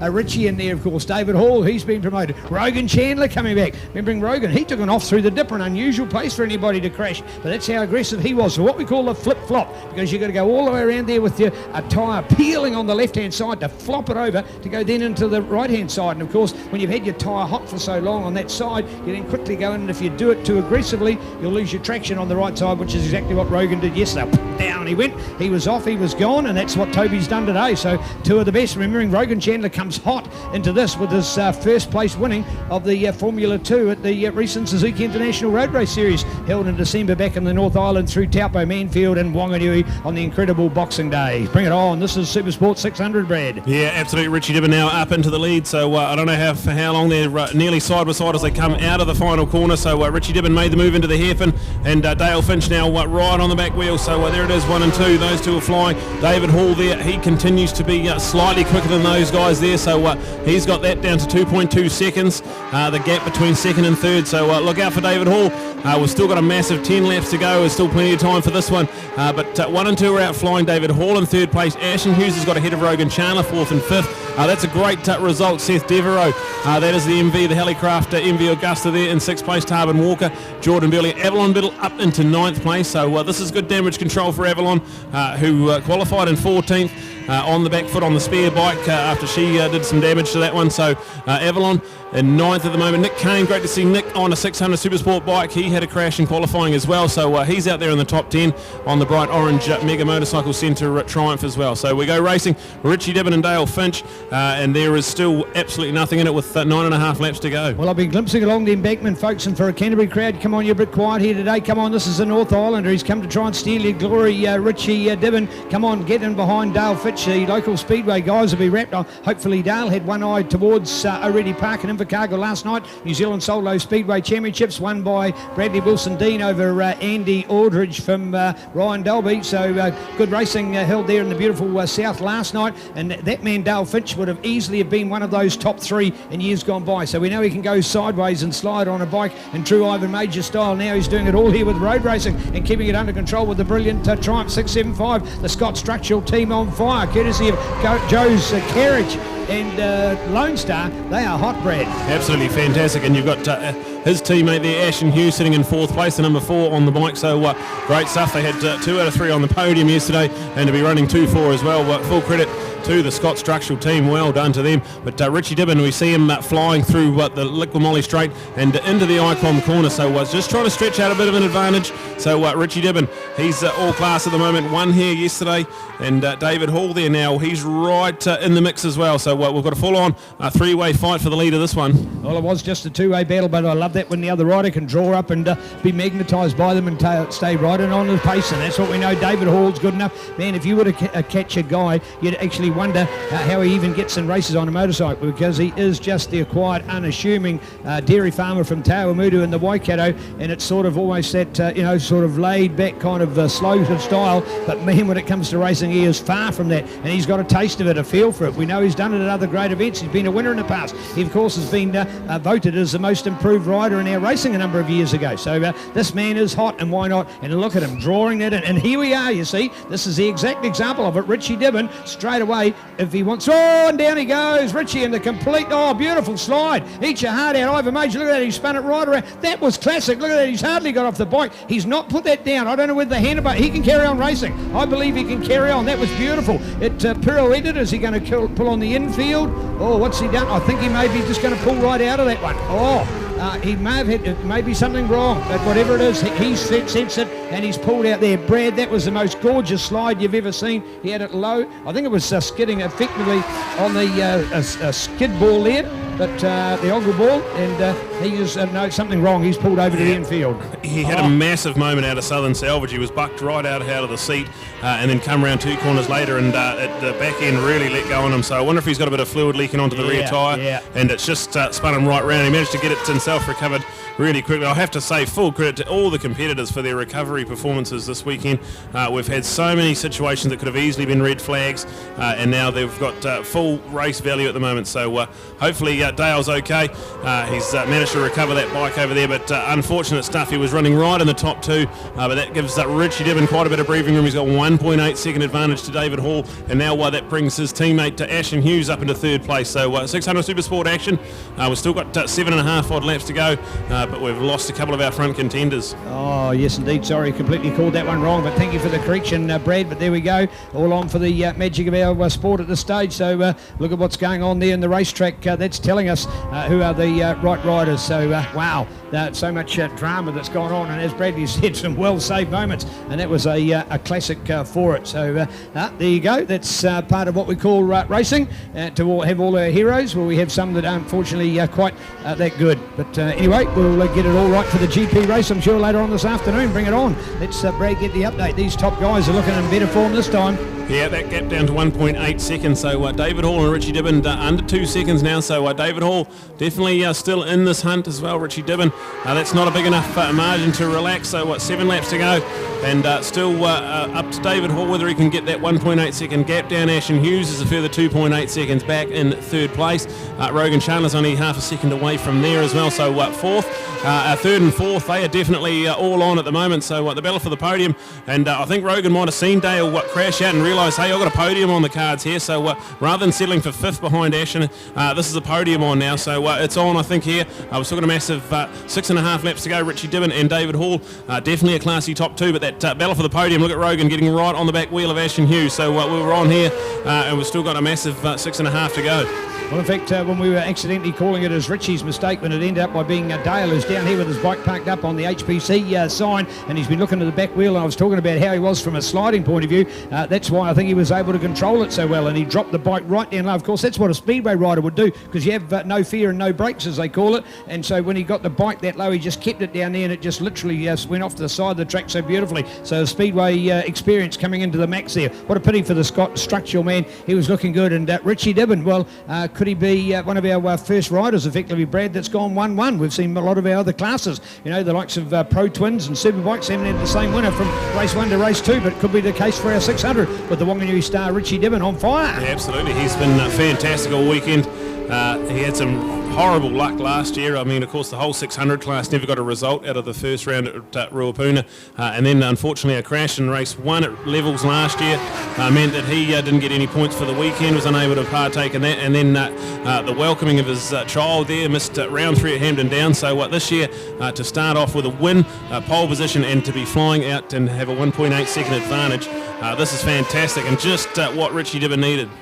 Well, yeah, you go all the way from Wanganui to the South Island to Ruapuna to Levels, and you get 0 points for all of your effort to do that. It must be gutting, and to think you're going to start all over again. You're going to say, well, is there somebody that's not an angel on my shoulder? But certainly now things have come right, and that's the trying. And full shout out to his team mentor and a great man, the man behind it, and Brian Bernard of Bernard Racing. And great to have Brian. Of course, he does his own coaching days at Mighty Manfield. He's got one coming up. I think it's about Friday, the 24th of January. area thereabouts, and I have a colleague, Larry, who's attended one of his days, and he absolutely swears by the Bernard training day. So if it's good enough to have him on board with Richie Dibbon and winning, good enough for you to get on board as well. So check it out. This is the Richie Dibbon Show in great form. Of course, the superstar of New Zealand Supermoto racing is now lending a hand, and of course he's a newly fledged Suzuki dealer. He's only been a Suzuki dealer for about 14 odd months, and there they are with their base at Dibbon Swartz Motorcycles right on Pacific Place behind Suzuki New Zealand headquarters in the great motorsport capital of Wanganui, Brad.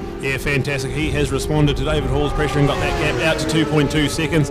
The gap between Rogan and Ashton is down to 0.2 of a second now, so Ashton had a pretty big moment coming out of the southern dipper there, and now to see Rogan right on the back wheel, that battle for the podium, that's really hot. Great shout out to the Helicraft MV Augusta team. That's a top 5 result so far for Seth Devereaux. That's going to feel pretty good for them. Jordan Burley and Tarvin Walker 6th and 7th with Nick Kane in 8th. So what fantastic stuff from those guys. And we have lost Avalon Biddle off our timing screen as well, so we're not sure what's happened to Av. We've had Toby go down, Dale go down, and Av, some of our championship contenders not having good luck here at Ruapuna so far. Wow, I tell you what an upset for our rounds. And if we think about it for Superbikes, for the numbers 1 and 2 of Dan Medham and Scott Moyer, not the best of luck either through Suzuki or through this. We have literally got our class throwing it back in the jar and tipped the dice out, and numbers 1 and 2 aren't coming out again, Brad. Oh, it's absolutely frantic, the pace they're running as well. We're on lap record pace in Superbikes. We've got David Hall in the low 132, so that's just a second off lap record pace. It's absolutely fantastic to see what NZSBK, the level of it, and with 4 and a bit laps to go, this is all on here. So what David Hall, he's just settled into a nice rhythm. That's a good solid ride from David Hall, but Richie Dibbon out in front, and then still Ashton Hughes ahead of Rogan Chandler. So these guys are Vic Club, good teammates there. They local club together, so they all would have raced together quite a lot, and no quarter given between these two as Rogan Chandler gets right on the back wheel of Ashton Hughes. So the battle for third, that's really hot. There's only about 5 bike lengths in that as they head into turn 1 at the moment. Well, I think that Rogan, he's really going to fight in his mind here, because he's going to think, well, I lost so much yesterday, 4th place, man, it's still going to be, 11 points, better than nothing at all. But on the other hand, he thinks, I want to get on the podium, I want to get those points back. I missed them all yesterday, is it worth have a go? Because he is literally right on the edge of riding when you're pushing somebody like that. And Ashton, of course, they are both big club members. Manfield's both their home track. One comes from Palmerston North, the other comes from Wellington. So North Island Demons are racing. These guys have fought out mega battles at Vic Club days over the years. In fact, you'd regard them as probably 2 of the best Vic Club riders of the last 5 years. So a great performance out there. They'll know each other well. They'll respect each other. Similar bikes by power and performance, and similar riders by quantity and quality. And here they are going all out for this one at the moment as to who makes the podium and who's the first of the losers in 4th place. Bring it on. Great battles. Absolutely. So the update, Richie Dibbon ahead of David Hall, Ashton Hughes and Rogan Chandler. That battle for 3rd place. Seth Devereaux 5th. Jordan Burley, Tarvin Walker and Nick Kane. There's only a couple of seconds between all 3 of those riders, 6th, 7th and 8th. Nick Burke, a good 9th for Nick. Gary Morgan on the TR20 machine from Yalmudu. He is in 10th place. John Crawford on the Southern Suzuki from Invercargill. Great to see him a top 11 there. And Jacob Pearce, we had him in our Supersport 150 earlier and out there in 12th place. A fantastic 12 running at the moment, and awesome to see Richie Dibbon on the Garmick Engineering Total Span Wanganui Bernard Racing GSXR 600. That's fantastic to see him, and has responded and keeps stretching that advantage out. He's got now 4.8 seconds back to David Hall. So that one there with 3 laps to go is all Richie Dibbon at the moment. Oh man, that is just a magnificent performance, and well, who knows, could he go all the way, because he certainly started that way. Top qualifier, and now 2 races. The GP awaits him here this afternoon. Could he have his name on that Grand Prix title? He's certainly looking to be the hot favourite, and he hasn't even looked out of place in this company, and just fantastic. He had this terrible year last year that Brad's highlighted the negativism of, but the positive is that he was able to get some good experience. You learn from your mistakes, as they say, and he's been able to get back on the bike and keep on going. And of course he did the double. He was in this class to end up in 2nd place for the F2 series at the Suzuki International, plus the fact that he was on his RMZ 450 and winning the moto class. So and man, his wins in that moto class are incredible. He's almost the Cormac Buchanan of what he does in 150s, is what we see from Richie up there in Supermoto, Brad. Oh, he'd be New Zealand's most celebrated supermotard rider of all time. I'd say he's had Good wins overseas and Asia Pacific stuff as well. So a real supermotard legend. He's turned his efforts to the track, and he is leading the championship. He got pole position and a race 1 win, and he is 2 laps away from this one here, the 600 Supersport Race, a 15 lap. It's been action-packed. We've had Toby Summers and Dale Finch crash out of this one. We've had Avalon Biddle. She was running up in the top 10. She's pulled out of this one too, running on the spare bike this weekend after her crash in qualifying. Drama aplenty, but it is still with Richie Dibbon, David Hall, and then go to Ashton Hughes, who's just stretched that advantage out to about 1.9 seconds. So Rogan Chandler just drifting back off the pace a little bit. Might be a tyre issue. He's done a lot of hard charging, so there we go. The top four sort of settled into a bit of a rhythm. Seth Devereaux, big shout out to the MV Augusta, the Helicraft team there. Fantastic work from them running in the top five. And also to Jordan Burley and Tarvin Walker there, 6th and 7th place. Great stuff from those two young guys. Well, in fact, they talk about the MV and they talk about the Triumph. They're both triples, but they're definitely a different sound, Brad. In fact, if you were sort of the deaf, dumb and blind, as it were, you'd be able to pick up the difference, because Seth's just got their nicks out. That beautiful MV is just a fantastic motorcycle by sound as it goes past, so unique in that. Arguably its performance is a little bit different to the Triumph, but I'll tell you what, on that Helicraft bike, putting in a staunch effort out there, so great to see, courtesy of Joe's Garage with E&I Lubricants, Heat Miser Helicraft on that 675 F3, the MV Augusta. The man from Tapanui down there in the beautiful south, courtesy of Dwayne's Service Centre, the family business that runs out of Tapanui, that beautiful farming district of northern Southland, and hope to make a bit of a detour to head through Tapanui early next month as we make our way to the Burt Munro. Got to make a detour to get down there somehow. The number one road's a little bit boring, so we'll go and say hi to Seth in the shop there at Tapanui. So we have got the white flag out, 1 lap to go for Richie Dibbon, the number 9, but the battle for second place has started to heat up. David Hall is now under a bit of pressure from Ashton Hughes, so Ashton looked after the tyres maybe a little bit better. The 88 of David Hall has now only got half a second advantage back to Ashton Hughes, so we'd called it that the top three had sort of set themselves up, but no, we have a race on our hands, 1 lap to go, and the 0.5 of a second gap between second and third, so David Hall's got a bit of defending to do. Ashton Hughes, the man on the move, is the fastest man on the track last lap around, and he is piling the pressure on David Hall at the moment. So Rogan Chandler, he's drifted off into 4th place, and then we got Seth Devereaux, Jordan Billy and Tarvin Walker. There's only a couple of seconds separating those three guys on track as well. We've got battles all around 600 Supersport, thanks to Dynaworks, and this is coming down to a grandstand finish. Richie Dibbon has a massive 6.2 second advantage, but the battle for second is the one we're keeping an eye on. They are through Fulton Hogan at the moment and on their way to the Christchurch Casino Carousel. Fantastic ride from Ashton Hughes. He was on the podium yesterday, and this is going to be fantastic. If he can bring this one home in second or third, it's all on here. So here we go with Richie Dibbon. He has only a handful of corners to go. He is through the Southern Salvage S's and into the Signbiz Dipper. And then you go back, there's lap traffic to contend with as well for David Hall and Ashton Hughes. So definitely not done for there. We'll keep an eye on this one. All right, this racing comes courtesy of Dynaworks. Hi to Andrew down there in Ashburton. Your motorcycle tuning for workshop repairs and servicing, tyres, parts, accessories, engine rebuilds and performance upgrades. Dynaworks, what is it? A motorcycle dining tuning specialist business. And shout out to Andrew Dynaworks with an X. It's dynaworks.co.nz and dynaworkstuning@gmail.com. Ashton got it. So change for second place right on the line. One went one way, one went the other of the lap rider. And we got Richard Dibbon. He has won this one by 5.1 seconds, but Ashton Hughes has snatched it by 2/100ths of a second, 0.0026. So that is fantastic. Ashton Hughes over David Hall in the drag race to the finish, and well done to Ashton Hughes, who has snatched it right at the end. Rogan Chandler for 4th place, Seth Devereaux, Jordan Burley and Tarvin Walker. That's 5th, 6th and 7th. Fantastic racing from those guys. Nick Kane, Nick Burke and Gary Morgan, they're out there at the moment, 8th, 9th and 10th. We go to 11th for John Crawford and 12th for Jacob Pearce. What a classy top 12. And we started with nearly 19, so drama aplenty, high attrition rate. And here we go with 600 Supersport and drama at the last finish line. Ashton Hughes and David Hall swapping positions with about half a bike length to go, and 2/100ths of a second. What a finish. So we will keep an eye on that one. The bikes are heading into Parc Ferme. David Hall has got to be absolutely gutted. He'd done such good hard work there, got himself into second place, was getting into a good groove, and then Ashton Hughes just snatched it away. So Ashton Hughes, some great championship points there to go with his podium he got yesterday.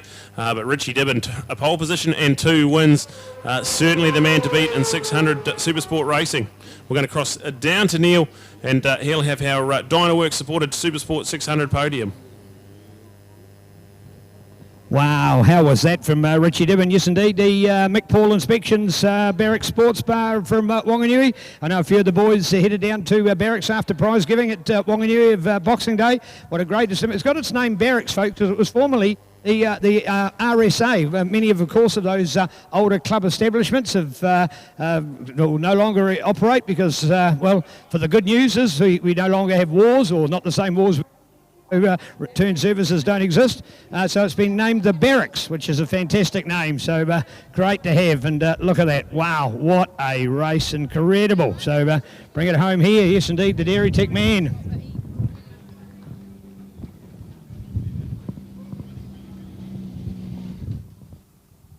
Well, here we go with our Suzuki boys to be first up here for the podium, so looking good and looking out for that one. So here we go. And still just looking here to make sure we can get our rest up, looking to see where Ashton is and whether he makes a line up. Don't know quite whether he'll be here. So we'll 15 for Rogan, had to be content with that fourth place, but more importantly it is points. He will get points for the first time in that lineup, so great to see. Don't know quite whether we've got the others on board, but we will have, so well done. Here's our crew down here.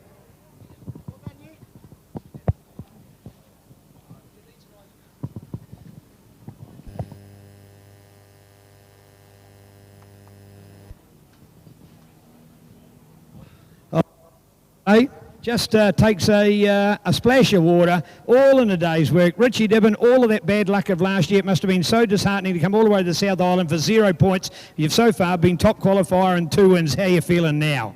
Yeah, no, it's good. That race was definitely a lot harder than the 10-lapper, and even this afternoon's going to be a big one, but no, it was good. Just sort of settle into a bit of a pace and just keep my rhythm up and try not to make too many mistakes, but it's hard to do over that many laps, but I'm now happy with the performance and looking forward to the next one. All right, would you like to ever go on your motorbike round here, Supermoto? Would it be good here? I think the straight might be a bit fast for it, but through the middle might be a bit of fun, but yeah, no, definitely, no, it's good. All right, Richie, you were so dominant with Supermoto. What was the idea of going into Supersport 600? Mick Paul came to me with the intention of getting us on a superbike, and obviously with Brian on board, they said, no, we'll start off with a 600 first and get to grips with it, so yeah, that's how it's all started out. So cheers to Mick Paul and the Barracks Racing. Well done, great answer, nice to have you. Well done, Ashton. Mate, how did you steal it? You had that place for so long. How did you get there and what was the secret? I'm not sure, my tyre was sliding around all over the show. I knew I had Rogan, hard up my date, but I was just sort of hoping that they were having the same kind of trouble that I was. And yeah, sort of with about 5 laps to go, I seen I was reeling in David a little bit. He would have had, sort of 2-3 seconds at least. But yeah, slowly kept chipping away at it, and then unfortunately he got on the wrong side of a lapper, coming onto the straight, had to do a bit of dirt tracking, and maybe lost his drive a little bit, so yeah. Hey, I'll tell you what, I was commenting on the fact that you and Rogan Chandler out there, you're almost mates because you do all the Vic Club days together. You were so used to it, it was like as if it was a Manfield day repeated, and you guys were hard at it all over again. You know everything about Rogan, the way he rides and everything. Yeah, absolutely. We've raced really close for so many years now. You can really trust each other. I know what he's going to do. Unfortunately, he knows what I'm going to do. So, yeah. Well done. Great story. And here we are. Yeah, thank you. Here. Loving it. David Hall, mate, you had that bit of carpet. That had your name on it. And right at the end, it was a bit of a dice there. Yeah, and there's some knobblies there at the back there, spun up on the grass. But no, it's pretty good. Yeah. Well, as a dairy farmer, you'd be used to the dirt. You could hold on there, couldn't you? Yeah, I didn't crash it down the front straight, so it was all right. Yeah. But, yeah, no, good one for Richie because he's just powering on. I was buggered. I couldn't keep going, so I slowed down a bit, but better off slowing down than crashing. Yeah, indeed it is. All right, you saw the attrition rate, mate. People going down like Dale out there and Toby. That was a fierce race. Yeah, no, I just sort of tried to take it easy, but keep up with them. But, yeah, it's handy they're falling off in front, so it was all right. All right, there we go. So there it is. What a fabulous race. Let's hear it for our Supersport 600, brought to us by DynoWorks, your dining tuning specialist, and a fantastic podium. So here we go. Bring it home with more great glory. And well done, great crowd support here today. Coming up to you more of 2020 NZSBK, courtesy of Yamaha, Revs Your Heart, Aon Insurance. But many of you out there watching it on Sky Sport Next, hope you're loving this new channel, giving you the best coverage of motorcycle racing in the world at this time of year, because it's right here in New Zealand.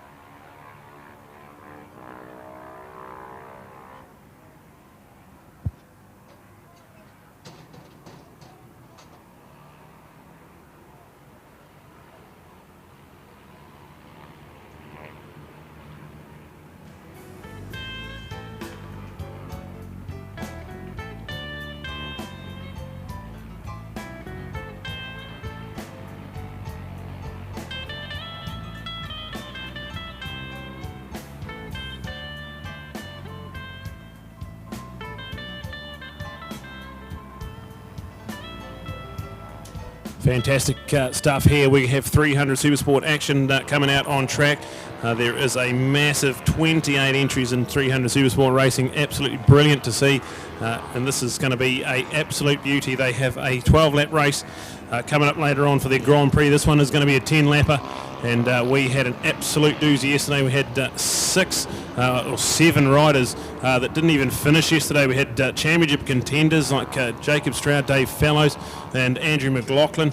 Nathaniel Diprose, he also had a did not finish as well. So plenty of drama. Biggles Racing 1-2. They took 1-2 on the grid, and then they took 1-2 in the race. So fantastic stuff. We had great finishes from Harry Parker. He qualified well down in 7th place. He managed to get on the podium. And we've got Caleb Gilmore, this young hotshot from Wanganui. He got a top 4 result yesterday as well. So we're all on here. 300 Supersport action thanks to Norjo Motorcycles. And here we go with this one. This is going to be a ding-dong 10-lapper. All right, have Dean Watson with us, a previous competitor in this class. Just taking a little bit of time out. Dean, I'll tell you what, there's people almost queuing up for this class. Isn't it so positive that Supersport 300 is our largest class? Yes, it is really good, and it has been increasing the past few years. A little bit slow, but with the dropping off of the 250 production as a championship class, it's forced a few of those guys to jump up, as well as a few other classes are not running this year, so they still want the national action. So this is a cheap class to get into, and it shows by the 28 bikes on the grid. All right, in fact, we probably had as many bikes, or if not a fraction less than last year, but as Dean's highlighted, it was also another class ticked on the back of it. So but now these are all just 300s equal bikes, and looking out there. Here we are with the update from Jason. Jason out in front, and look at that with the wheel just trying to get in front. Oh, maybe in third place to get away there. Superb start watching it, but I tell you what, Team Biggles Racing, and were they hot or what? And great to see them get away. So Jason Hearn out there, and Campbell Grayling. It was Campbell Grayling that had the win yesterday, so we'll look out for Campbell. Can he do it again? This is a young man that's done well in 250 Prix racing and 125 GP racing, but Team Biggles Racing has seen the light and seen the direction of Motorcycle New Zealand, seen that we want to have a progression through our sport, so effectively going Supersport 150 up to this class 300 on to 600 and up to Superbikes. So they're the path, and they're all on production-based bikes, whereas GP 125 bikes, well, they were never for sale on a showroom floor, so they're not related to the automotive industry of today. They're only specialist Grand Prix bikes. So yes, they're still available to be used for some other events, you know, King of Ruapuna and North Island Championships or local club level. So there's still plenty of opportunities, but not at this national level like we want to see. So Biggles Racing have picked it up, and luckily from the commentator's dream, they've picked it up from the game of still keeping their bright and bold colours. So we love them to look for, but I tell you what, not as good a start, Brad, anywhere near at this time.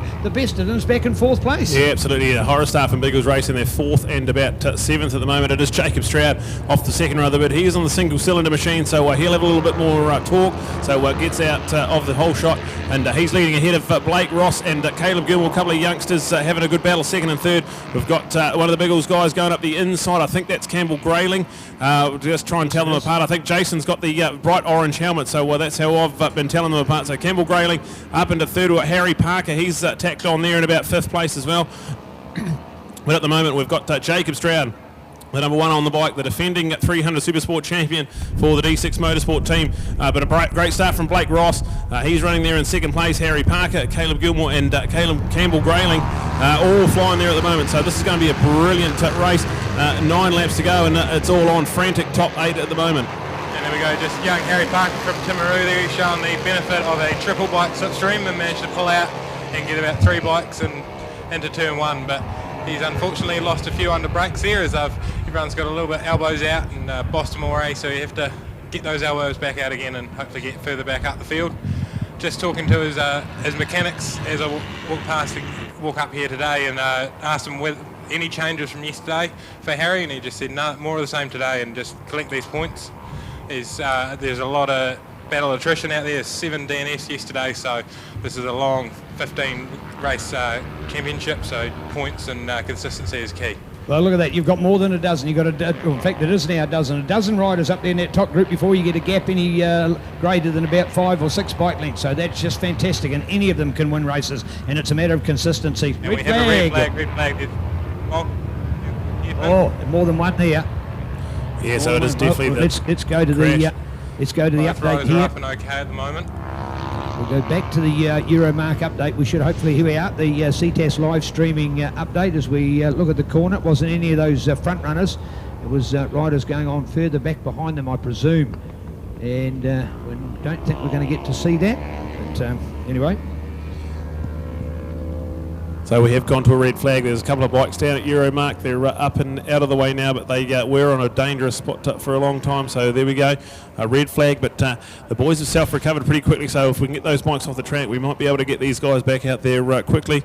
But that is a red flag situation, and we were just getting stuck into it. We had Jacob Stroud, Blake Ross, Campbell Grayling, Caleb Gilmore, Harry Parker. We had Dave Fallows up there with Jason Hearn, and Nathaniel Diprose had made his way up in the top 8 as well. So, we had a... I wonder whether we're going to come straight along, Brad. I get the idea we might be coming straight up here. I don't. We're just. They're bringing them. The marshals are waving them straight up, so they're looking to go straight back out again. Yeah, that's exactly the idea. So I think one of those incidents, because there was more than one, the immediate reaction is the rider hasn't moved, so they quickly make the call, and the right reason. You certainly say safety first, but then the guys were able to move, and the bikes were out of the way as well. So they come straight up here. They literally come off, and we'll have a restart. So all of that we've just talked about means absolutely zero, a complete restart. It stood for nothing. We'll do it all over again. And this is the unfortunate thing you don't want as a rider, is a full restart again in these hot conditions, sitting in pit lane, sun beating down on you, and no real rest. You don't get a chance to get your helmet off, have a wee drink, you're straight back out there. So it's like doing a longer GP lap race with. So the update is one of those riders down there is the 692 of Hamish Fox. I can't quite catch the number of the other one, but unfortunate stuff. Might be the 21 of Luca Durning. He's the one that hasn't come through on the timing screen into the pits. So Luca Durning and Hamish Fox are involved in that incident into turn 4. So we've got drama aplenty, and the marshal's just checking the track down there at Euromark. But here we go, ready to go with a full restart. So we haven't completed more than 2 laps. Is it the commentator's curse for Hamish Fox, because we got that exclusive interview with him as this man that's making a big move in our sport, and maybe when he was talking about the bike moving out on him all the time, it moved out on him a little bit too much. So there we are with the restart, and the 52, man, he just fires it up to get back out there again. So I'll tell you what, that man Blake Ross, all the way from the LMP capital of Pyro, on the BRM Dyno Pyro White Line Limited, Murphy's Bus Pyro Farm Services, Adams Electrical, Megan Construction, HG Leach & Co, and Dave Dodd Drainage getting it behind him. Neat little businesses out of Pyro, the former place up there on the Hauraki Plain that had the famous Pyro street race, but unfortunately due to logistical reasons and other determining factors, no longer on the calendar for New Zealand motorcycle road racing, which is a real pity. But them's the breaks, but always to be remembered as a great little town, of course. And Spider Staples putting together a great book at the moment. He's going to be working on for 2020, and that's all of the race circuits of New Zealand, and it goes back a long time. And when you're talking about circuits, we think of places like Cust here in Canterbury, for example, which was a legendary circuit of Canterbury motorcycling for many years, and it's just one of them, and there is literally hundreds of circuits of New Zealand. You think of racetracks and you think of all of those that we've got today, well, which is really only about 7 or 8, but in times gone by there's been others. Let's go back to the 60s and 70s, places like Levin up there just an hour and a half north of Wellington. It had its race circuit, and then of course there's been others like Taihape. Yes, indeed, the gumboot capital has had 2 street races around that mighty little town back in 86 and 88. So, and many other places are like that. Dunedin's had a street race. Of course, Greymouth has got one. What about Methven? And the list goes on. So circuits of New Zealand, and great work by Spider, Graham Staples, in putting together the circuits. And the story reference here, of course, is this man Blake Ross coming from Pyro. This first lap, and just warming up again there. So back to Dean and expert comments. Dean, for the amount of times in here without the tyre warmers and warming up there, how much heat's the tyre loss since they came onto the grid in the first place? They would have lost a bit of temperature, not too much with the ambient temperature being so high, and the track temp is up over 40 degrees now. Expected to go close to 50 degrees by the end of this afternoon. So it wouldn't have lost too much, but the key here is because the bike, it's so hot in the ambient temperature, the bikes are running so hot as well. So it's trying to keep them cool in pit lane and on this warm-up lap for sitting on this grid to make sure they don't overboil, and then they eventually lose power. And if you get too hot, you start to have some more issues. Mitch Ree's talking about the fact yesterday that his bike was at 112 degrees. You know, so it's damn hot out there. Yeah, so that's definitely a challenge to contend with. You've also got to cool yourself down as a rider and ease that adrenaline down, just so you're not too overhyped, and bring it and ramp it back up on this warm-up lap, which is generally a big challenge. Row number 2's only got 3 and row number 4's only got 3, so there's your first 4 rows, Brad. We're missing 2 riders out of there already. Yeah, already we've got Hamish and Luca not in this. And we've got a hand up there for Kane Bentley, so whether he's still, no, he's all good to go, so we're back on. Great start from Caleb Gilmore on the 72. He got the great start. Another good start from Harry Parker as well. Jacob Stroud going to try and tuck in behind him. So we've got a great start. No mucking around here. We're straight back into a full 10-lap restart, and that's going to be a factor as well. They started with the idea of a 10-lapper. They've done a lap and a half of race. They've done 2 outlaps now with the red flag. Have they got enough petrol on board? They might have be an issue there. So 10-lap full restart here, and it is flying at the moment. It looks like a great start there from young Blake Ross. He is on the white line Kawasaki Ninja 300. Caleb Gilmore's in there as well. Harry Parker is just getting out-braked by Jacob Stroud and Campbell Grayling at the moment. So there we go. Classy racing here from 300 Supersport, and we get a full 10-lap restart. Well, look at that, and watch young Campbell there at the moment trying to cut his way up. He's looking good. Yes, he's got to 3rd place. Good work. Another disappointing start. The boys, of course, on the Biggles Racing bikes, 1-2. Yesterday we got all excited and thought that Hamish Fox was top qualifier, but it actually late in the race had cut through on the loop and missing out on the dipper because it was only qualifying heading back, and he got the credit of a shorter lap, but it was 6 seconds. We realised quickly, hey, that's not a real lap, and he didn't want to take any credit for it. He wasn't trying to do anything evil in it at all. It's just the result of what happened in the process of qualifying, which is not actually a race but an event to see if you can get the fastest individual 1 lap time. It's not the whole race that you qualify, it's just any one good lap, and after he effectively said, well, that was enough for qualifying, I'm pulling out, he indirectly got the best lap because he missed part of the track out. So there we are, back to the update, of course, with the Team Biggles Racing and doing it so hot, courtesy of BAS expansion joints. My apologies, getting the name right there, but well done for Team Biggles Racing. Love the boys and love their colours, doing it so well, and looking out for Jason and Campbell in there, but it's all on at the moment with Blake Ross. Look at this young man out of Pyro doing it so well, and can he keep it up? That's going to be the question. Looking good out there, Brad. Yeah, he loses quite a lot of horsepower to the bigger Yamaha. There's a 321cc Yamaha versus a 296cc twin cylinder Kawasaki, so he loses a little bit of horsepower down the straight, but manages to still tuck in there in 2nd place. We've got a new race leader, Campbell Grayling, and Caleb Gilmore's managed to get up into 2nd place as well, so he might be looking to take the lead. He's got the inside line into the Icon corner. There's a big curve there, you've got to be careful. It's not very wide to get 2 bikes around there, but Caleb Gilmore, he's done a good job to lead this one ahead of Campbell Grayling. Ross is in there hard under brakes with Jacob Stroud. Jason Hearn's in the mix. We've got nothing in between about the top 7 or 8 guys at the moment, so any one of those guys can win this race. Dropping it out there, Brad, but it was literally a flop off, and they'll quickly walk the other way. They're okay, they'll recover the bike. Should not be a need for the red flag. Somebody was back in about 7th or 8th place, so still that looks like Kane Bentley there, the man from the West Coast there, has unfortunately had a wee lie down at what will be his home track.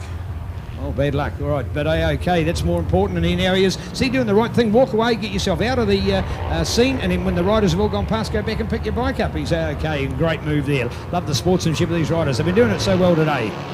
So the update is Campbell Grayling has taken control of this one. He's got about a 5 bike length advantage over Caleb Gilmore into the Signbiz Dipper. You go back to the 52, that's Blake Ross in 3rd place. Does a great job flicking that bike the other way and getting good drive out of the Dipper. Uses every inch of the track there, nearly gets up on the grass.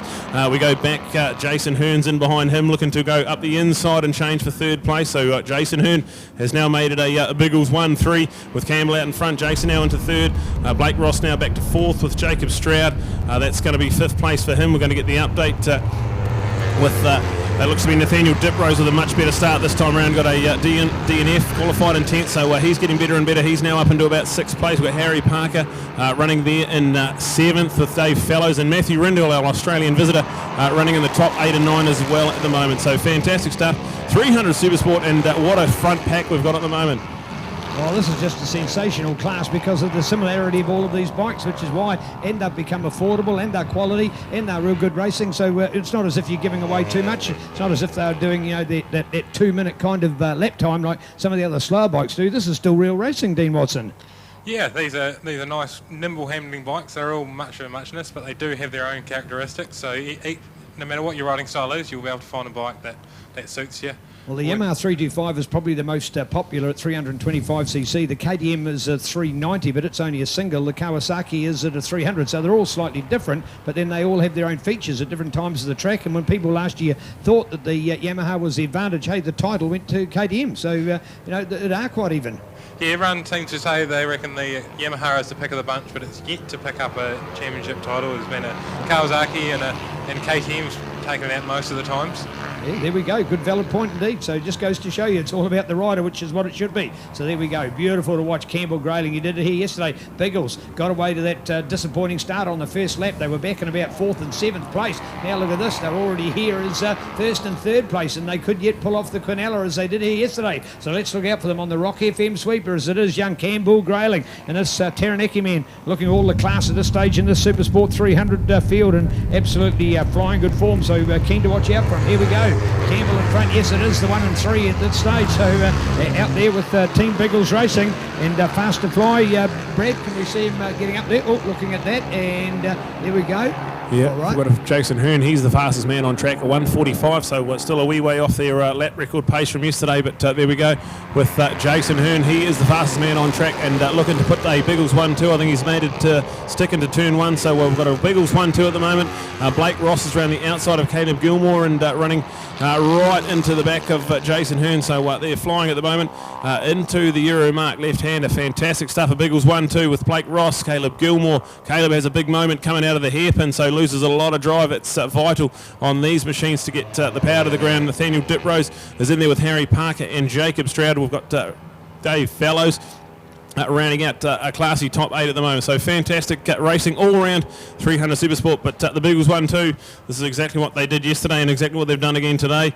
Brilliant stuff from the Biggles racing team. All right, so Campbell Grayling, fresh from 125. What does it do when you're a good 125 race to go to a 300? Is that a help in the transition? You'd think actually they're real chalk and cheese bikes in the way they handled Dean. So how's somebody like Campbell taken that as an advantage?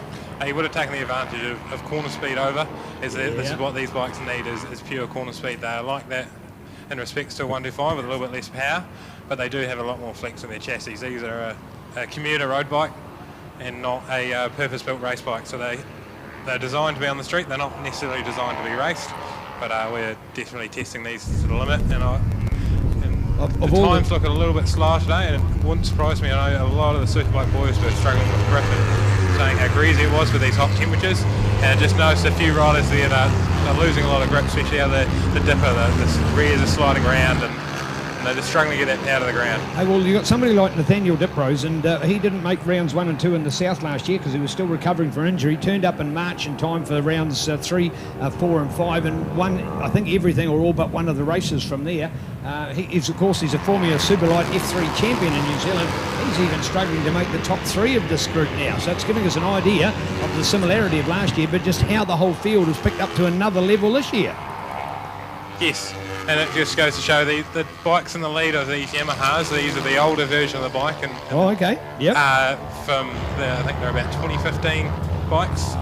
So they're a little bit older now, but they still run just as hot. And probably the closest 2019 Yamaha R3 would be Harry Parker there. So they've still got a little bit more learning to do on that bike, being slightly different. So I'd expect to see that a little bit faster throughout the season. They're down a little bit on top speed compared to these older R3s that have a little bit more tuning work on them. All right, and Brad, you've been watching the performance of these boys. Is it consistency going on there at the moment? Oh, Campbell Grayling's riding absolutely fantastic. We noticed in the Suzuki series in the summer he was riding a super motard bike, so getting the back wheel hanging out and really coming to play these difficult track temperatures out here. It's above 40 degrees we reckon at the moment, so it was running when the Superbikes, it was about 38 degrees when the Superbikes went out there, so only getting hotter and hotter, and we could be pushing to close to 50 degrees temperature later on, and this place gets very, very slippery, so braking and cornering becomes very hard. So Campbell Grayling, with all his off-season work, is doing a fantastic job. Jason Hearn in second place, and Blake Ross, we'll talk about Blake Ross.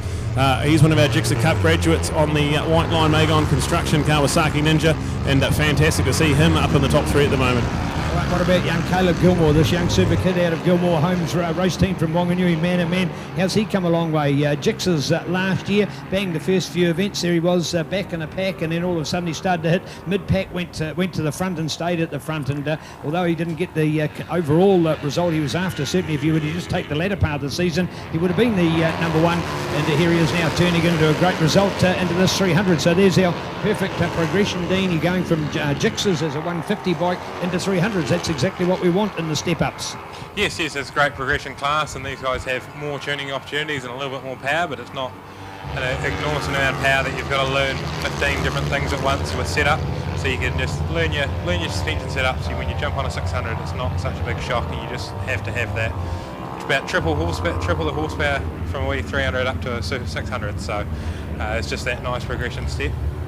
I just noticed we have someone slow, not too sure what that is, pulling into the cut through there, so they've obviously had a wee technical issue and just pulling off track safely. And yeah, so Nathaniel Diprose, he dropped right down into outside the top 10 last time around, so he was battling with some bike issues, so I think it might be the 88 of Nathaniel Diprose on the Gavin Veltmeyer machine.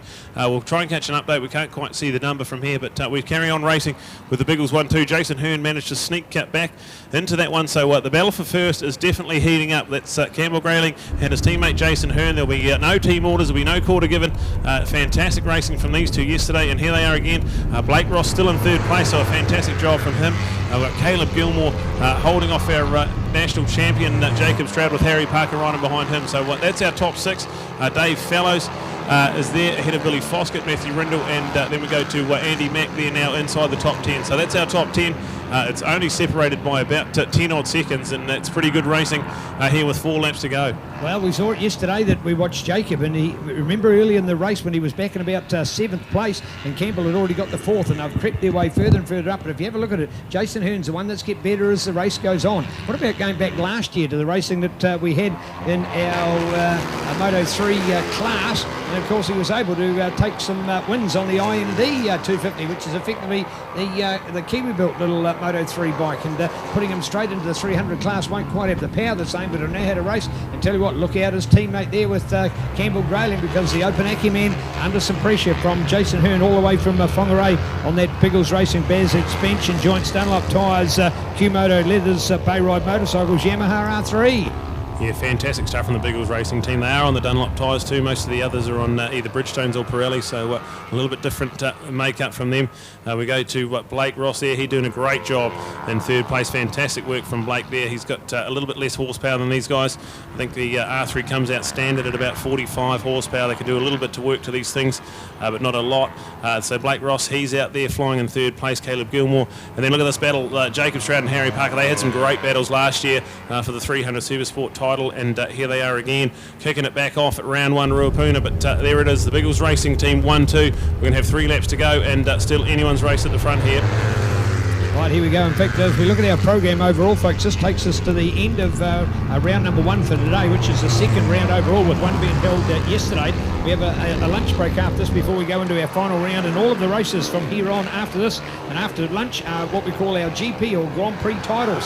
So the Grand Prix incorporated within round 1 here at Ruapuna, and the TT, the Tourist Trophy titles being held at Hampton Downs at round number 3. So titles within the titles, so GP titles and TT titles within our National Championship titles. So much at stake for the GPs, and all that's going to happen this afternoon, Dean, is the track's going to be hotter, the wind potentially a little bit stronger, so it's going to be a tough one.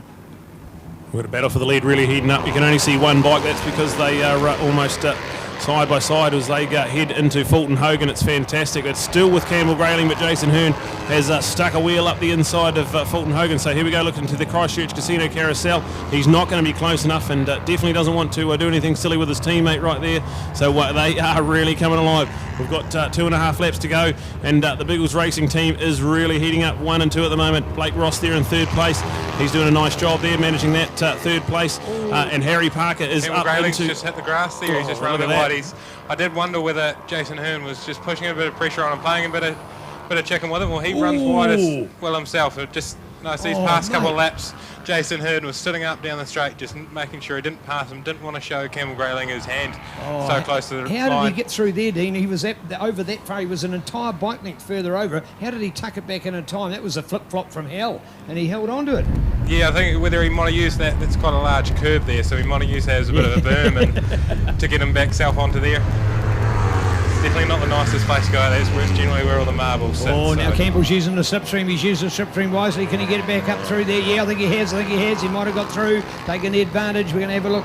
Brad, has he made it? Has he made it stick? Is Campbell Grayling back there, or is it still Jason Hearn? How are we racing? Through Flexipass, down through Liquid Molly, Yep, heading it is up Campbell towards Grayling. ICOM. Is it the change? Yeah, Campbell Grayling's got back into the front, so I think Jason Hearn, as Dean said, might just be happy to sit back and stalk him. There's still over a lap and a half to go. We're on the second to last lap at the moment, so just having a look there in second place. The slipstream's quite important. They low powered machine, so there we go, and that's brought Blake Ross back into this fight as well. So these guys to and fro have gone on the grass, both of them just about in the last lap. So here we go with the Biggles racing team, and now Blake Ross, he'll have the eyes lit up there, and he realises there could be a race win on the cards here as well. We've got a fantastic ride from Caleb Gilmore, but Harry Parker piling on some pressure there. We've got this Biggles racing team is really coming alive.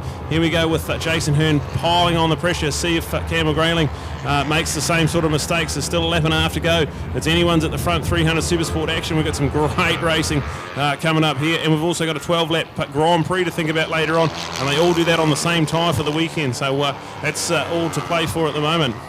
Yeah, wicked to watch. We call it Design Biz Dipper. It literally is that. It dips down through there. If it's major car events, they generally go past on the back silhouette underneath the Denny Holm stand there at Mike Perra Motorsport Park. But with motorcycle racing, we just love the Dipper and how crucial it's been in racing here for this weekend, and certainly going to be another one. Here's the white flag, symbol of the last lap to go, hanging out of the finish line box here at the moment. We go, look at the slipstream. Look at it. The other guy gets in behind the other one. So it's Campbell, and now you watch him slip out. He'll pull out probably about now, will he? No, in fact, he doesn't get it yet. So had that slipstream, trying to use it and make the advantage. So what you do is you are literally getting dragged along by the other rider in front of you because of the air turbulence that rolls around the front. So the one hitting the air is slower than the one that's behind it. And then at the last minute, you've got the momentum. You pull out and try and get it. But no, not the attack there from Jason Hearn back again. So he's had two shots there at that lead, but it's all at the moment with Campbell Grayling, the old Panaki man, out of the mighty Naki, the birthplace of one of our most famous sports people, and after all now what we can call the late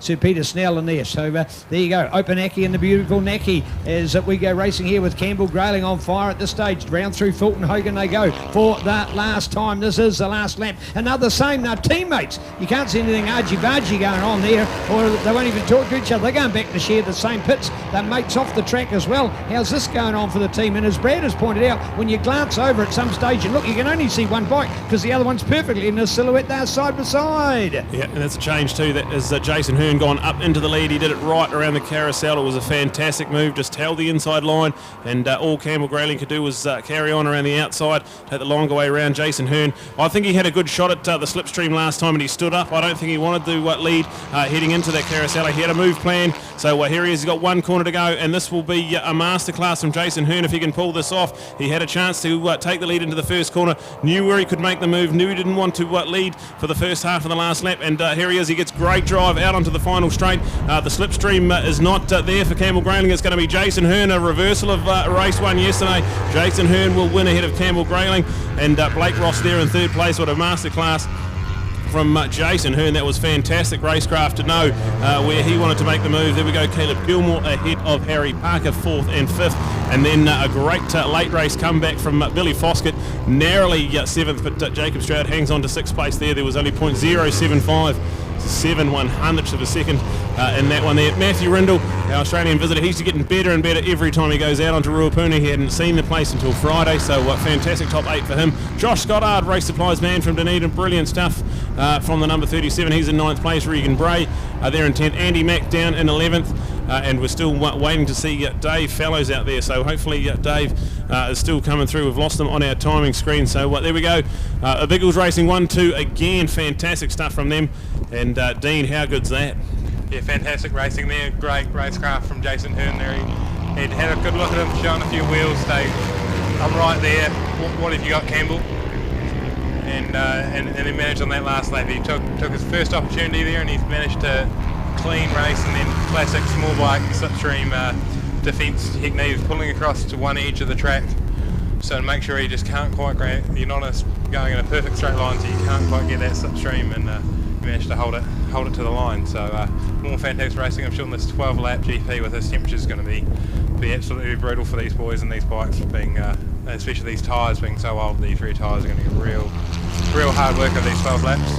It'll be interesting to see how the Dunlops hold up compared to the Pirellis and the Bridgestones, which are proven race winners here over 12 laps in this temperature. So good to see. Absolutely. So we have the update to Dave Fellows. He has crashed in the Fulton Hogan S's, so he's up and okay.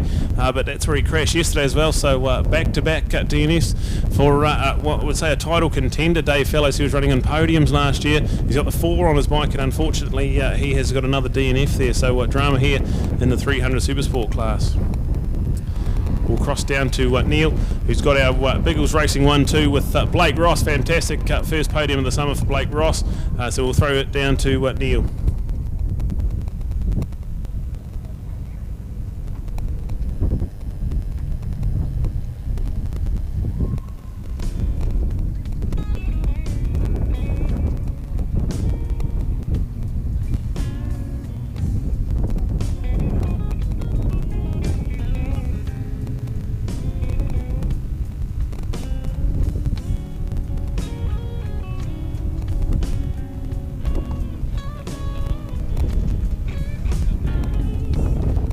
A lot of support going on down here for these boys, particularly Blake Ross, probably a little bit of an underdog compared to the experience and the bike preparation of our other riders and the smaller bike that he's on. But the BRM, Brett Robert Motors dyno there, it's obviously done the work, and the white line, you can see the GoPro mounted here on the bike. We're going to love to see footage of that going on, that's for sure, because that was one fantastic race and he wasn't too far away from the other boys. So keen to see him step up here at the moment as we get out. So great work on board here.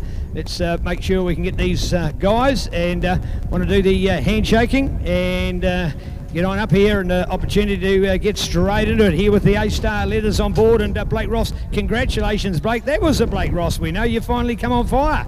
Oh, I knew if I got a good start I'd have the pace to run with those 2 boys, and I was hoping they'd just run away and I'd just hold on to the back of them, and yeah, done exactly that. And I saw the gap getting further to the back, I knew I could just relax and run my own race. Right, hey, 28 riders starting in this class. This 300 field is hot. Oh, it's insane. Like I think yesterday there was 7 guys all within the exact same lap time. So to be able to even pull a little margin is just, I just can't be. I'm like, ugh. Mate, you're short of breath, but that's what we want to show to people. And I tell you what, it's no easy ride out there. People think of riding a motorcycle. You've got a motorcycle to do all the work. You guys are working hard. Oh, it's ridiculous. I don't know how I'm going to survive 12 laps. So what does it give you encouragement to make sure you can do some energy and get some fitness on this week, ready for Timaru next week? Yeah, definitely go to some mountain biking or something like that.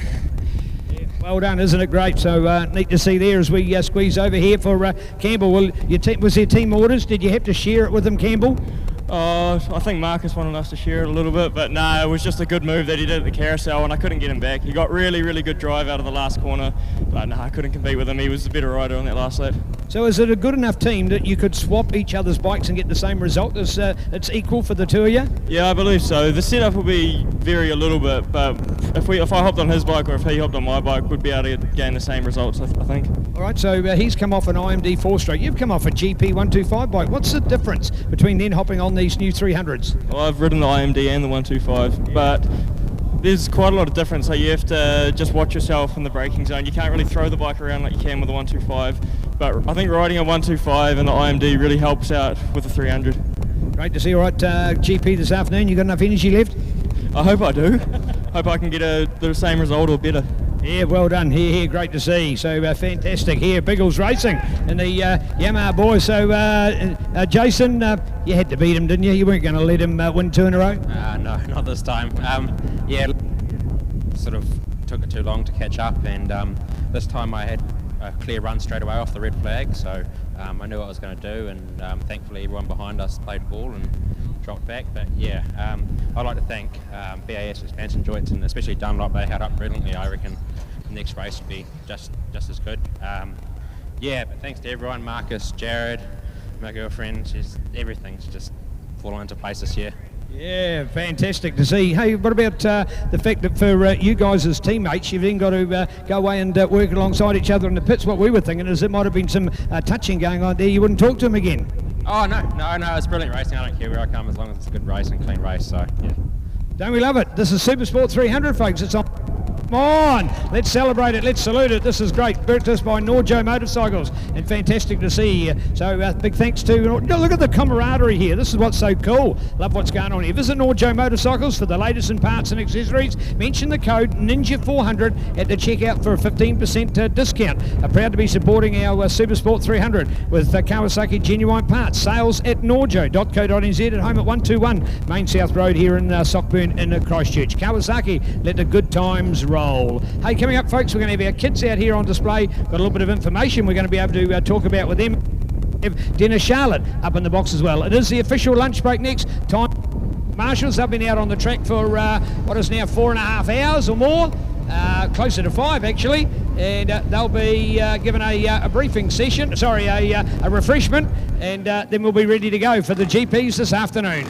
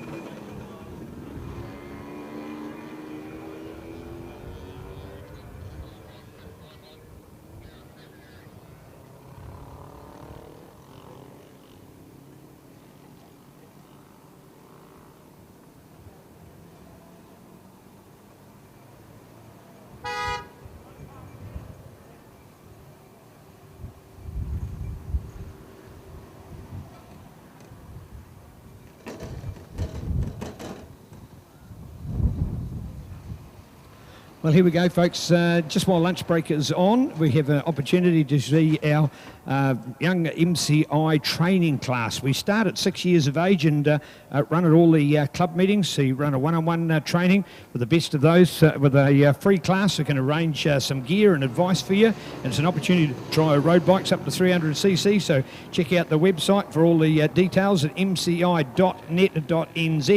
And we have out there some different bikes, in fact better than me talking about it. We'll get Dennis himself to talk about it, but I can tell you out there, folks, we've got 3 9-year-olds and a 6-year-old. So this is how we want to start. Hey, motocross has proved it. You can go to your local KTM dealer and get a SX50, so you can actually buy a race bike to go motocrossing. So why have we had world champions in motocross? Because we can start them early. There hasn't necessarily been the bikes available to do it with juniors, but courtesy of Mega Motorcycle Centre and Motorcycling Canterbury, we actually do have some bikes available, and it now can do this much better than we've had the chance to do it before. Delighted to be joined by Dennis Charlotte up here, Dennis, and man, if this ain't the future, I don't know what is. Are we seeing an opportunity here for anybody to come and join it? Is that the invitation that's been extended? Yeah, it sure is, Neil. You know, if you know of any kids out there that have got a little SX50 or a KX50, you know, all they need to do is stick a set of road tyres on it, bring the gear out that they've already got, come and give it a go. You know, as I'm getting older in the sport, I'm looking at what's coming into the sport, and there's just not enough juniors coming in. So we're pushing really hard to get this sort of thing going there. The little orange bike out there is a 150, and that's got my son on it, Hunter. So that bike there retails at $3,000. So you can basically buy one of those exactly like it is there out on the track. He's just going through the dipper right now, and this is how we run our junior training sessions. We always have one mentor and one junior, so they really monitor their speed, monitor their skills, and just, you know, talk about them, mentor them along. So it doesn't matter how fast or slow they are. As you can see out there, there's a huge difference in speed. The guy on the little RG 150 going through the dipper there now, that's his very first go today. So this is the kind of thing we want to try and encourage, and putting it out there to anyone to come to our next Have a Go Day on the 9th of February and come and give it a go. Your kids will love it. So as well as you know, riders or racers or anybody on any other bike, there'll be a section on your Have a Go Days for these kids. Yeah, definitely, Neil. We put the time aside to put into these juniors. You know, it's really important, like I said, for the future of our sport. You know, these guys are going to be the future champions of our sport. So you need to nurture them right from this age. This is what they're doing overseas. You know, this is where the Valentino Rossis, the Lorenzos, the Marquezes, I mean, at these guys' age, they were all scraping their knees on the ground around go-kart tracks. So, you know, if we're going to catch up with them, we need to do something about it. Now, you know, if I look at things, I'm looking at Emma at 6 years of age. She's going to be starting to push Hunter along soon, isn't she? Yeah, well, they're already having the arguments at home, who's faster than who, and Emma wants a bike the same as what Hunter's got so that she can show him. But, yeah, no, Emma's doing really, really well. She's adapted really well to a two-wheel push bike. She never had training wheels or anything like that. And, you know, she absolutely loves riding around on this bike. I mean, these kids sit around all day waiting for a few laps around here, and then they'll talk about it for ages. So when you said before about the 150s, and they've really been a hallmark of racing here in Canterbury, thanks to the Jones family. But I see it's the little RG50 as well. We've got Luke Boyd out here. He's got Grandad. He's got Graham out there with him. So we're talking about 3 generations here, aren't we? Yeah, well, that's right, Neil. And that's, you know, we try to keep that support from, you know, like I say, is his grandfather out there with him. And, you know, how great's that to be out on the track with your grandson? You know, that's, you know, what... that kid's going to remember this for probably the rest of his life. And if he goes further, you know, he'll have granddad's support. And there's old Emma just gone past mum. So, you know, the other thing is that, you know, even though it's only a little circuit and it doesn't look like much, I mean, her passing a mum like that, you know, she'll be coming in the pits going, whoa, I just passed mum going into that corner off the end of the straight. And there's Hunter going there into the corner off the end of the front straight there. What we're seeing there is that Hunter's got the sort of we'll call it the replica race bike, as it were, from a ride point of view. Then you've got the TTR 90 over here. Well, these things probably on trade me, what, $1,500 max, maybe $1,000. Could be one with a dead engine that needs to come to Mega Motorcycle Centre. You'll have all the parts to fix it. So somebody could buy one for maybe even $600. You'll find some suitable road tyres, and they've got it. What other sport can you do that? In fact, if you tried to go push biking at a local circuit or velodrome, you couldn't even do that for $600. Yeah, well, that's right, Neil. And you know, there's probably a lot of people out there that got them just parked in the old barn or at the back shed or something, you know.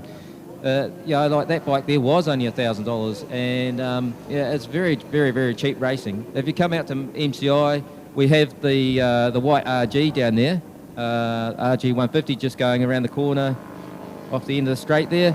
I mean, it's all free as well. We provide all of our training, we provide the bikes, we provide the time, and it's all free to anyone out there, any juniors that want to come and have a go.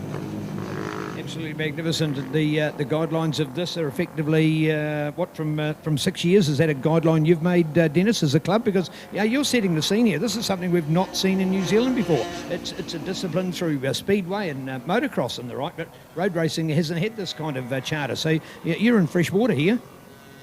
Yeah, that's right, Neil, and it's been a hard road to get through the legalities of getting a kid on a track at 7 years old or 6 years old.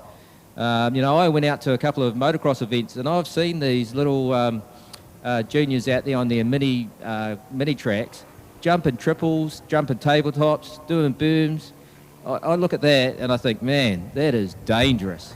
This stuff that we're doing out here is way safer than any motocross track that I can think of that I've been out to have a look at. And, it sets them up for, learning to ride a bike on the road as well. Like they learn a good technique with control and braking and turning, all that sort of stuff at such a young age. It's just, and there's Hunter and Emma going into the top corner there together. So, we try and emphasise to give each other space, and look at that, Hunter's been very well behaved. But I bet you he's got a big smile under his helmet there, passing his sister. But anyway, we just try and create a fun, safe environment for these kids to get out there and have a go. Hey, thanks very much, Dennis. Awesome to have your encouragement. Check it out. Have a go day with MCI. Of course, the first one is here, and I quickly open my program and here in my pocket, excuse me. I know the 9th of February is the first one, and if I quickly try and find the page, the next one is in April, I think the 19th. Yes, I was right. So the 9th of February and the 19th of April, they're both Sundays. They have a go days. These kids are free. So when you see the $100 fee for the have a go day, it is free for the kids, because that's what we're trying to encourage. So adults, effectively, or teenagers and adults, if you're actually going to be doing the have a go on the full track, that is where the money is, but the kids are free. So if you know of somebody that would love to give it a go, contact mci.net.nz. We love motorcycling Canterbury, you will as well. Thanks everybody, have a good lunch break. We'll be back with more to come in our fantastic GPs this afternoon. Yes indeed, the Grand Prix, and back with Dennis, and changing the subject, Dennis, 2-year racing and the sidecars. Yesterday that win, it was a bit harder fought this morning. What have you been doing back behind the scenes to try and win that GP title this afternoon? Oh, well, Neil, we just need to get a better start. We really botched up the start, and once you're behind on a sidecar, it's very, very hard to get back up there. Particularly, Pirate was going really well. We still did our best personal best lap time in that race, so me and Dan are real happy with that. And all we want to do is finish the races and try and just go as good as we can. So collect the points, and if we can win, we will. So we've changed a few things for the next session. We've changed the steering head angle, and we've changed our braking setup a little bit. So hopefully, if we can tag onto the back, then we might sneak up on them like we did yesterday. Well done. Thanks, Dennis. Thanks for you and all your great work and introducing our kids to sport. Look at that. One-on-one, folks. One-on-one. That's what it's all about. So we've got a mentor out there. We've got a support person just to know that they're all right and everything. So should anything happen, somebody else can be quickly on the scene there to know that they're okay. One-on-one coaching. There's nothing better than that. Emma with Mum. She's having an absolute buzz. And I'll tell you what, Ange won't half have a smile on her face either, because when you've got your own kids out on the racetrack 20 years ago, I had the privilege of watching my kids on racetracks. In fact, in that case, they were dirt tracks, but still the same thing, and it's an absolute buzz. And still to see it today with any kids in this, I've long time been an advocate of our kids and loving what you're doing here at MCI. Awesome, Dennis. Thank you, mate. Have a great day, and we'll see you hopefully on the podium for the sidecar race. Yeah, hopefully, Neil. I'd also like to thank the NZSBK guys for letting these kids have this opportunity, because it's really, really important to us at MCI that the locals see this, and actually if there's any cameras on it, I hope they're looking at it as well and portraying it out there for us. But yeah, we really appreciate the opportunity from the organisers of the NZSBK to allow us to do it.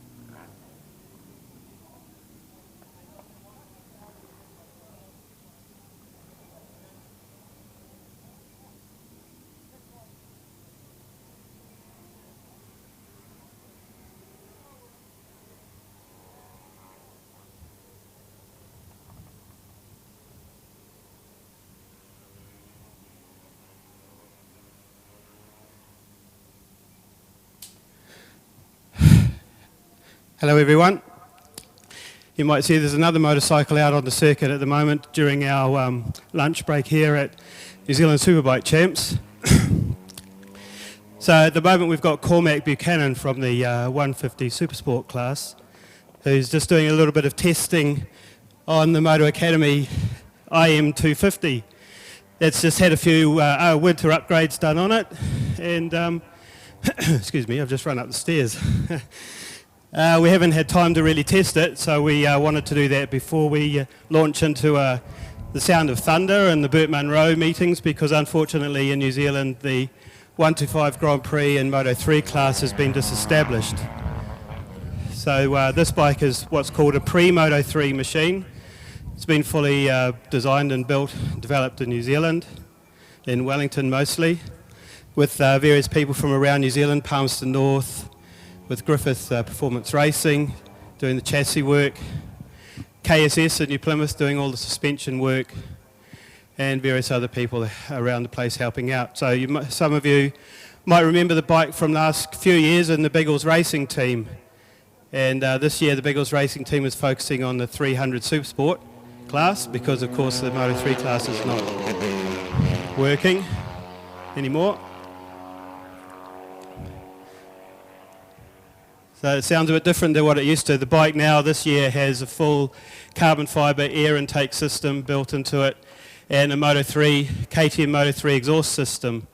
So Cormac's been training on this, on one of the two machines that we have over the last 12 to 18 months, and with the goal of developing his skill set so that he can get into the Red Bull Rookies Cup for 2021. So we went to the Red Bull Rookies Cup selection in 2019, and Cormac made it through into the final selection group, which means that he's among the top 20 or so young riders in the world.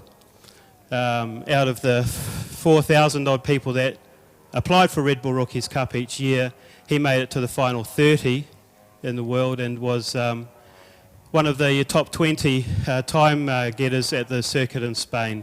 So we're really happy about that. And we know what we have to work on. We're trying to work on those things as we go through his training with Moto Academy New Zealand. One of those things was the Oceania Junior Cup in Australia last year. That was a very, very successful campaign. And some of you have seen him riding in the 150 Supersport class already today and yesterday. And you've seen the skill set that riding in something like the Oceania Junior Cup and on a Moto 3 machine helps you develop. So the Grand Prix riding style, the racing tuck, the high corner speeds, and hard braking, and also the hard racing. So he's racing in Australia, or was racing last year with the Oceania Junior Cup on Yamaha R15 motorcycles. And there were 32 of those boys and girls all together, racing elbow to elbow, knees to knees, bashing into each other and generally having a whale of a time. And they all really, really enjoyed it, and the skill sets of the riders just developed no end. So Cormac came from a speedway background, never ridden a road bike in his life 18 months ago, to now doing sub 2 minute lap times on the Yamaha R15. So that's the sort of rapid development that you can gain by pitting yourself against riders that are significantly better than you are, and having a training and learning program in place, rather than trying just to have a bash of a weekend every so often. So I think we'll be finishing the training session, well, there's no, oh yeah, they're there to wave the red flag at some point. But as I say, we're just testing the machine at the moment to make sure that it actually goes. It seems to go brum brum out the back, which is a good start. It's going around the racetrack. So the lap record for 125 Grand Prix around this circuit at the moment is high 1 minute 30, which is very, very fast, set by one of the local stalwarts of 125 racing, Mr. Steve Ward, some years ago. So no one's at the moment really close to those sorts of lap times. But last year, on the IM250s, Jason Hearn and Campbell Grayling, who you just saw earlier today in the 300 Supersport race, showing the Biggles Racing Team colours to great effect. Raced the IM250s at the New Zealand Superbike Champs and finished 3rd and 4th in the championship. Sounds like there might be a little bit of a hiccup that needs clearing there. But finished to great effect on the home-built Prix Moto3 bikes, competing against a couple of world-class Moto3 machines from overseas. And so we were very, very pleased with the results that those two boys obtained. And I think if you watch closely the 300 Supersport racing, you can see in the way that Jason and Campbell ride their motorcycles, it's quite different to the way that a lot of riders who have come through pure production racing ride the motorcycle, with a more Grand Prix style. So Cormac's pulling off the circuit now, with much more Grand Prix style to the way they go around the racetrack, much higher corner speeds and harder braking. So there you go, that's the little demonstration of the IM250 Prix Moto3 machine. We hope to be out at the Sound of Thunder in February and at the Burt Munro with Cormac on board, and hoping for big things during 2020 for Cormac, perhaps in Moto3 in the UK and the Red Bull Rookies Cup. Thanks very much.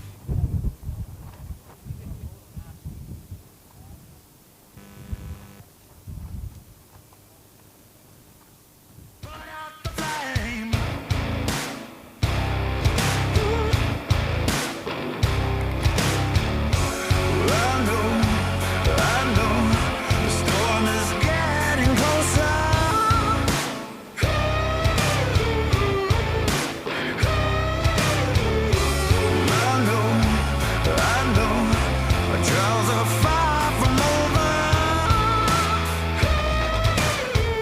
Your freedom's just an illusion. Welcome to the new delusion. Welcome to the new delusion. Your mind is your institution. Welcome to the new delusion. Welcome to the new delusion.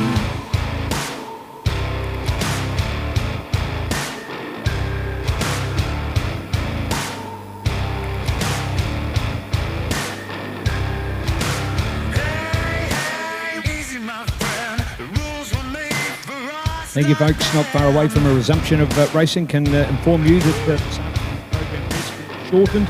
Each race is a little less, and we'll highlight those distances at the time. For those of you with the program, you might like to check it out. Superbikes at 15, Pro Twins 10, 600s 15, 110, Supersport 155, Sidecars 8, Supersport Lightweight 5, 250 Production 5. So they're the realigned laps covered in the Grand Prix this afternoon. All in the interest of our program, as time has stretched out due to the incidences that we've had already today. Just a reminder that without a Supersport updated Supersport Podium next week, amended the timetable for the big event at Timaru. Looking forward to Levels next weekend. Just something about that place. Got a neat atmosphere. It's a cool track. I've really got like every track. I don't think I've got a favourite. I don't think there's any one I don't like either. They're all different. That's a cool thing. Of course, these main two tracks in the South Island are both effectively anti-clockwise. We then go to Hampton Downs and Taupo, which is and Manfield, which are clockwise, and then go back to Taupo, which is anti-clockwise. So 3 go to the left and 2 go to the right. So there you have quite a balance of our circuit. So all 5 fantastic circuits have all got their own features. The cool thing about it is they're all actually quite different, and that's what you want with a championship. And part of the key that you'll pick up through our press conferences, those that like one track or those that like another, and that's the mindset. And for example, I go back last year as to Toby Summers, and Toby saying, well, he didn't really like Manfield, and that certainly proved to be the case because he crashed twice and really surrendered the title right there and then. So that's the kind of thing with the changes of tracks which people like. And the other thing, of course, different bikes perform on other tracks, but you've got a Manfield as a stop-start, this one with more infield. The different bikes perform in different ways on different circuits. So that's what gives us the balance and gives us a true champion at the end of it all. So bring it on, the Grand Prix titles here this afternoon. Looking forward to this. So prize giving, of course, in the Chris Amon Club Rooms at the end of today. There's a double prize giving. There is one for the collation of the points for the 3 races today in the first round, and then there is the Grand Prix trophies for those that are going to place first, second and third in this next race. So that's a cool thing. So you can actually, very rarely actually do you get a repeat. You often quite get somebody that might win the day but be second in the GP, or win the GP and only be second on the day. So quite a contrast with those results that we'll welcome as we build up.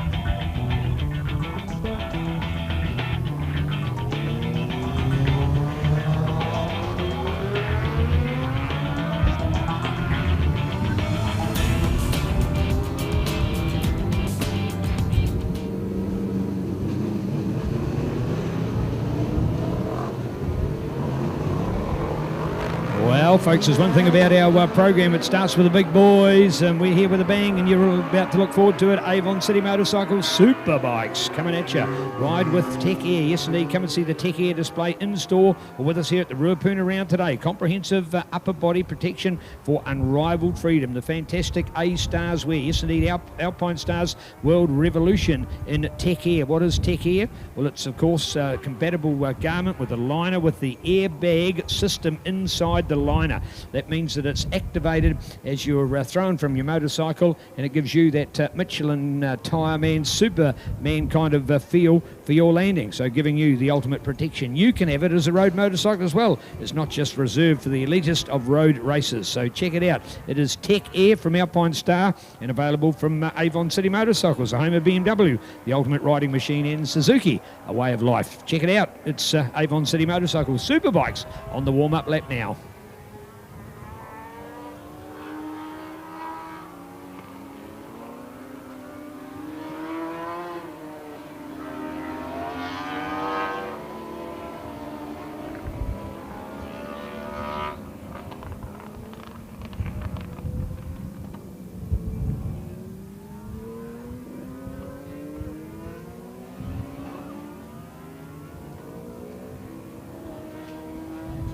Al, great here to be joined by Connor as we take the warm-up prior to this event. And Connor, Mitch Rees 0 out of 2. He's just got to stay on. Yeah, well, they're all there to be pushing and they're all there to win, so that's what he's trying to do. And he made a small mistake and obviously ended in a bad way. But yeah, I'd say he's going to be focusing on getting the checkered flag at the end, and he's got to keep pushing. He's still wanting to win the race, and he's out there to win. So yeah, he's more than capable of some good results, and yeah, I'm sure we'll see it. All right, look at that front row. How awesome is that? 2 Hondas, Yamaha and a Suzuki, so the manufacturers well shared up there. 2 awesome Rees bros, younger Demon Damo on pole, and big brother Mitch here on the outside, and 4. Then go to Al Hugi, leads the points at the moment after a second and a first place here today. And then looking to the letter E, visiting Australian Lachlan Epis, and a Superbike Superstart about to get underway off the Mike Pera Motorsport Aeon start, and a good run, and again from Lachlan Epis. Man, that man can get some good starts, and although he might be at about 90 kg, I think he can use his weight well, and he really rides it forward on the bike, and he can just power away. He gets some superb starts. He's done plenty of practice at doing that, Connor. Yeah, he has for sure, and you see he's just pulled that little bit of a gap off the start, and that's just was a brilliant start by him. Daniel Medham got a good start too, and he's just settled into a place there, which is really good for him. Yeah, look at that from Lachlan, man. He knows how to get those good starts, to be using it. Good avail as we head to Euromark hairpin for the first time. And there it is with Epis, a hot shot Aussie there. And, of course, Sloane Frost, Sloane out with an injury following that crash in the previous race. We wish him all the best for a speedy recovery after a crash at Wanganui, and now a crash here at round number 1. Not a good, an end to 2019 and a start to 2020 for the hero and former champion in Sloane Frost. So some work to do for Chopper and the team behind the scenes. But here's his team man, I suppose you could call him, teammate, and the Fitter Fujitsu Frost Industries Suzuki New Zealand supported rider in Lachlan Epis out for the lead at the moment, and going for the glory as we look to cut this first lap. And there's our Yamahas, and keen to watch out for the up. Just nearly went straight up and down then to come through. So looking out, there we go. Back for a 1-2, and look at that for Demon Damo, finds himself back in 4th place first. So that whole front row has effectively turned itself upside down, Connor. Yeah. Jake Lewis has got off to a flying start. He's there in 2nd place with his teammate Alistair Hugenbosom there behind him. So that's a brilliant start by Jake there, and Lockie Epis is able to put in a really good lap and pull a pretty good lead out there on this first lap. And here we go with Al Hugi looking out for Al. Can he squeeze up on the inside? I think it's Al Hugi's going to go past his teammate and Jake Lewis. Yes, he does, but does he make it stick as we go to Flexoplast? And Brad, a superb start there by Lachlan Epis. Man, he's making a break and going for it. If those other 3 don't watch it, he could bolt and make too big a break for them to catch. Absolutely, we've reduced it to a 15-lap race too, so 1 lap less than it's in the program. That'll play a factor. Most of these guys will be on the softer compound tyre. I think you can still make a 15-lap race last. Track temperatures soaring to be almost 50 degrees when we go racing here. But Lachlan Epis, what a fantastic start. He's flying at the moment, and the gap when they crossed the line was already out to a second after the first lap, so absolutely flying. All right, here we go as we look to that update. 1, then go 2, then go 3, 4, 5, and already check that out. Yes, indeed, from Al Hugi. That is good work, because his teammate Jake Lewis is holding back the young and mighty Demon Damo, the man lying second in the points at this stage. So Demon, he'll want to get some good points out of this to try and get some standings in the series overall, because they're only doing 2 of those 5 rounds as he heads overseas. And there he is looking to push and get past Jake in there, but it's Al that's doing the work. In fact, I wouldn't be surprised if at the end of this is that Al Hoogie gets the fastest lap, because just when we thought that Lachlan Epps was getting away, look at this from Al Hoogie. He's been really able to fly, and Al Hugenboozem out there on the incredible Yamaha R1 has got a flying good run, and he's looking set to get up there into that second place and to keep Lachlan very honest out in front. Look at the margin now, 2-3. That is a hot run. Brad, what's the result? Yeah, 129.711, so we're into the 129s already for Alistair Hugenboozem, fastest man on track, and he's got that gap down to 0.59 of a second, so almost half a second. It was on a second before. He's taken 5/10 out of Lachlan Epps that time around, and already stretching off away from his teammate Jake Lewis, who's now a further 1.2 seconds behind him. But Damon Rees, he's looking to push up into third place. So Jake Lewis under a lot of pressure from Team Rees Honda's Damon Rees. We've got Scotty Moyer, he's up there. Daniel Medham, our defending champion, he's in 6th place. And then Mitch Rees on the second of the Team Rees bikes, he's out there in 7th place. So here we go, all on, and this is a New Zealand title up for grabs. We're going to give away the GP right here in about another 12 and a half laps time. So far, Lachlan Epps, our Australian hotshot, is leading this one, but Al Hoogie has got that down to about 8 bike lengths as they come out of the Christchurch Casino Carousel. So we're all on here.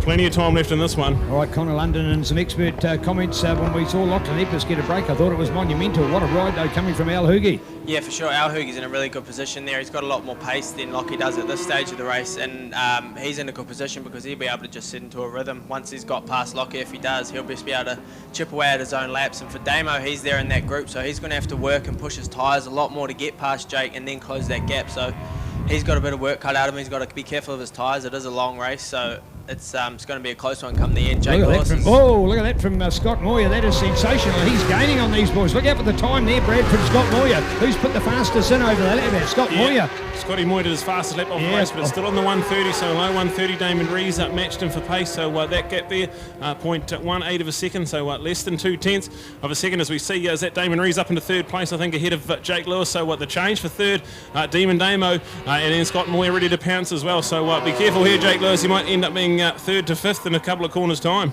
Well, in fact, that may be the case. Look at that. In fact, there's Scott Moyer looking to the inside of the braking line. Can he make it stick? Does he go all the way? Force the Yamaha out wide. Yes, he's got it. That's the Scott Moyer we know. Fighting his way back into contention. Great effort here, and making the change. He's back on the Pirelli tyres and making them stick and putting together a great ride. And this is exactly what he did last year. Had the slower start. He'd come fresh from his great racing with the Suzuki Series, and then he got away to a slower start, but then he started to make it count. And I think from memory he was top 3 in this race, the GP. Well, no, we didn't have a GP for this class, but in the racing it was the top 3. But by the time we then went to Timaru the following week, he went bang, bang, bang and won all 3 of the races down there. So the Scott Moyer starting to come back on form, and at this stage the work out there by Al Hoogie, who's keeping Lachlan Epps very, very honest. And luckily I think that Demon Damo was able to get past. And now look at that, Jake Lewis, he too wants to have a taste of it, fighting back on the NZ number 2, and Scott Moyer out there on the Suzuki GSX R1000. Having a look at lap times this time around, Al Hoogie, 129.711, still the fastest man on the track, and he's right there on the back wheel.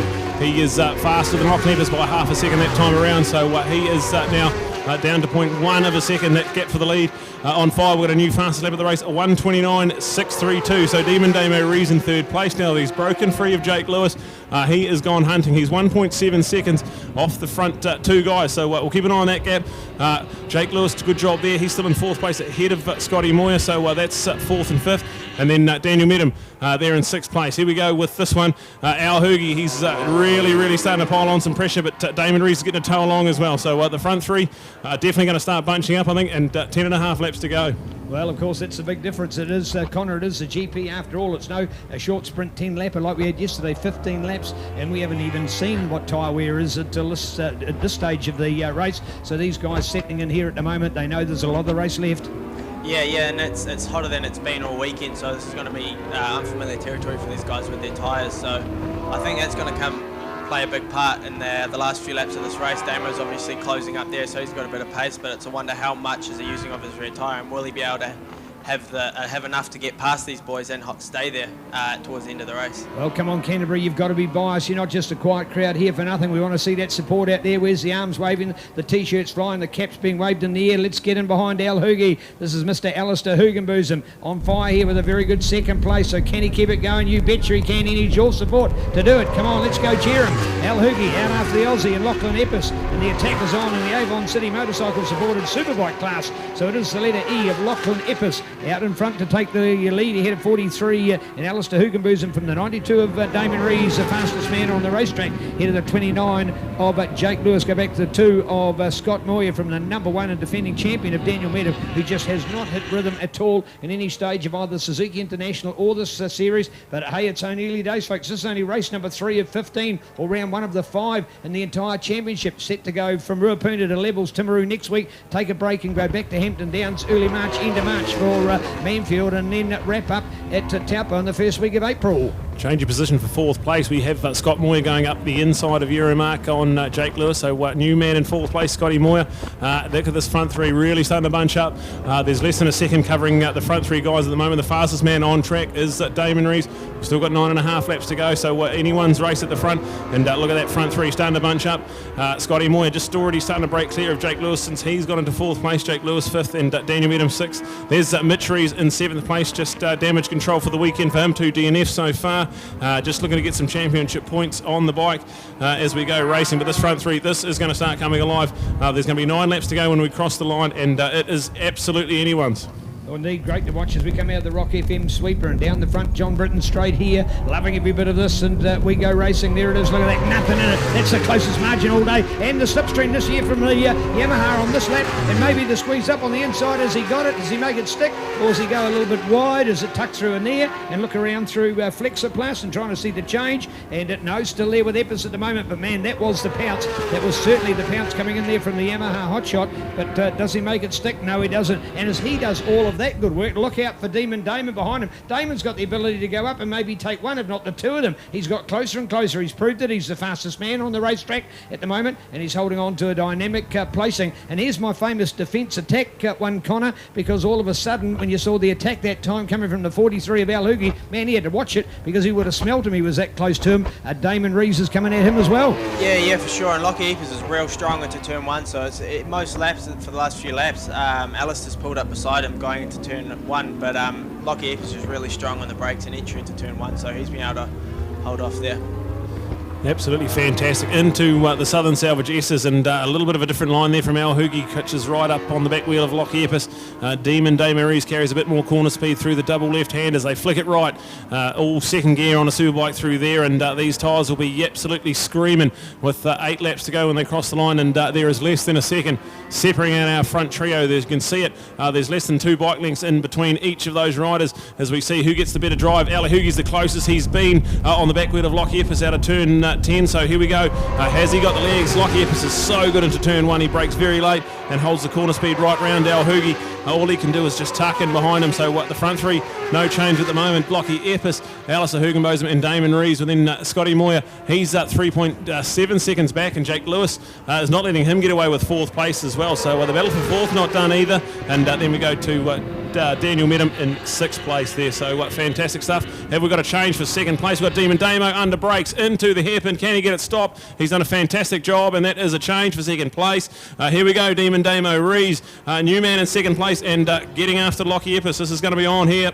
All right, so the number 92 of Demon Damo, the man from Whakatane out of Tony Rees Motorcycles, Honda Motor to Mondale Freight, along with Sign Edge, thanks to Pacific Toyota HJC, helmets with City Boots, 5 gloves, Revit Leathers, DID, Vesra, Race Surprise, Aussie Performance, GB Racing, K-Tech, MX Timing, MNZ and Digabits. Some fantastic sponsors on board with the Honda CBR 1000 SP1. This is the mighty Demon Damo having a fantastic run in New Zealand, man. He came back from Australia, fresh from his experience, unbelievable unbelievable to watch the change in this guy, where he'd moved up in racing. It's just as if he'd had a turbo switch on his bike compared to where he was at the end of 2018-2019 season to come 2019 and 2020. This is just dynamic, and why everybody's behind him, and you can be as well, with raising some money and supporting the raffle for the Kiwi Invasion. Damon Rees heading to do British Superbike Championships in 2020. We'd love you to get behind him as well. More details, check it out with Rees Racing as we head Damon over the season, all get him behind him.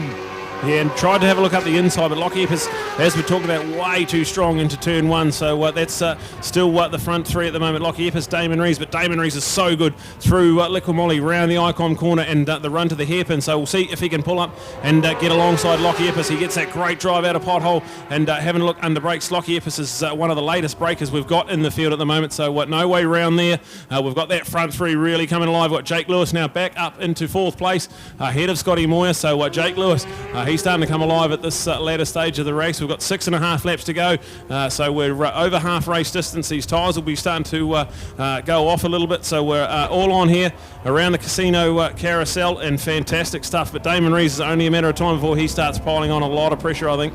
All right, Connor London, expert comments here, former Superbike racer. Who's going to make the next change of those three, and where they're going to do it? It's really hard to say at this stage. In the last race, Lachlan Eppes had started dropping off the pace around about this time, and he looks like he's holding his own. He is riding really defensive. If you watch him down the front straight, he's pulling all the way to the left of the track so that Damo has to go to the outside. And from that position, it's not really likely to be able to get past into turn one, and it is really difficult to pass here. I think Damo's best shot will be into the hairpin, and if he can do that, I think he'll be able to settle down and pull away.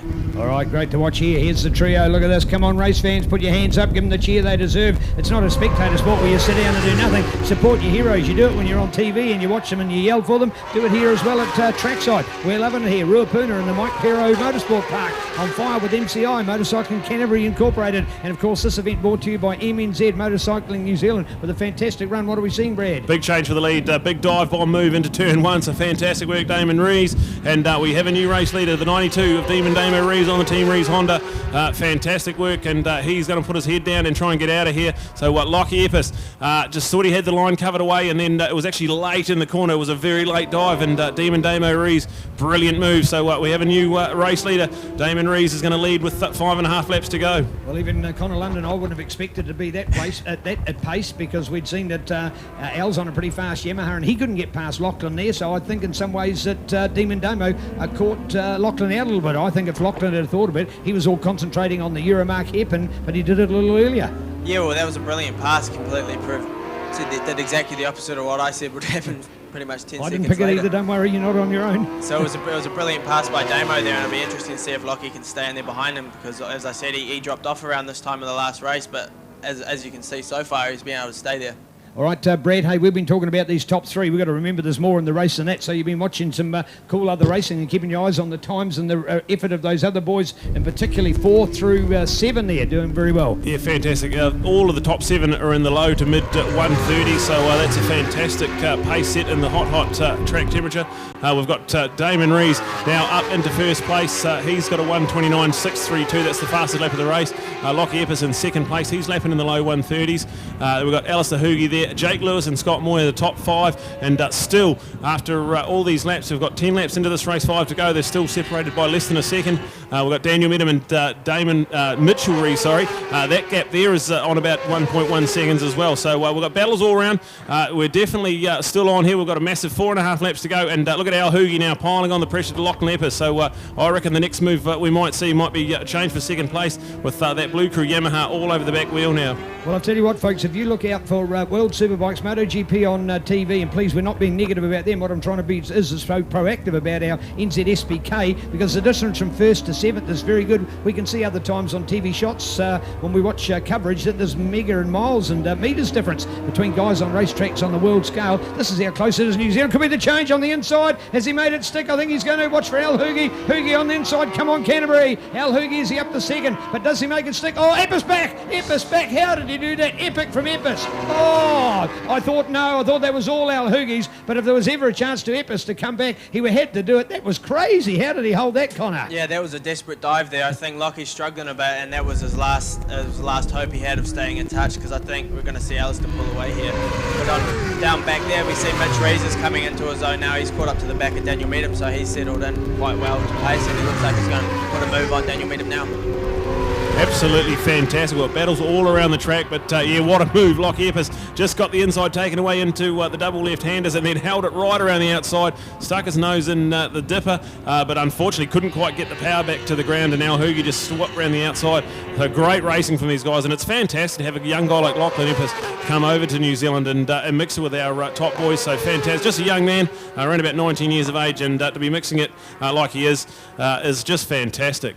Yeah, indeed, we've got it, because we won't improve our own racing without having our visitors. And I go back to people like Robbie Bugden, the guy that I'd kiss the ground that he walked on. He was just a sensation, all-round nice guy as well. I'll never forget Teratonga and Invercargill, and he had a huge crash on day number one. I thought the bike was irreparable. I thought he wouldn't come back. He came back and he won the first race again on Sunday morning. The same bike was repaired, and he was A-OK. And I'm talking about a somersault crash, not just a slide off of the corner. That guy was miraculous. And of course, he was the one to deprive Andrew Stroud of making that awesome top 10, but only 9 New Zealand Superbike. Only 9. Don't take that the wrong way, everybody. It's still an incredible record, but Robbie Bugden, of course. Another one on Suzuki. Andrew Stroud did it all. Robbie Bugden's done it. Daniel Meadham's done it. So we all know about the winning Suzuki GSXRs, but it's a bit of a change around at the moment with the Yamahas and the Hondas dominated. They proved that for the first 2 races.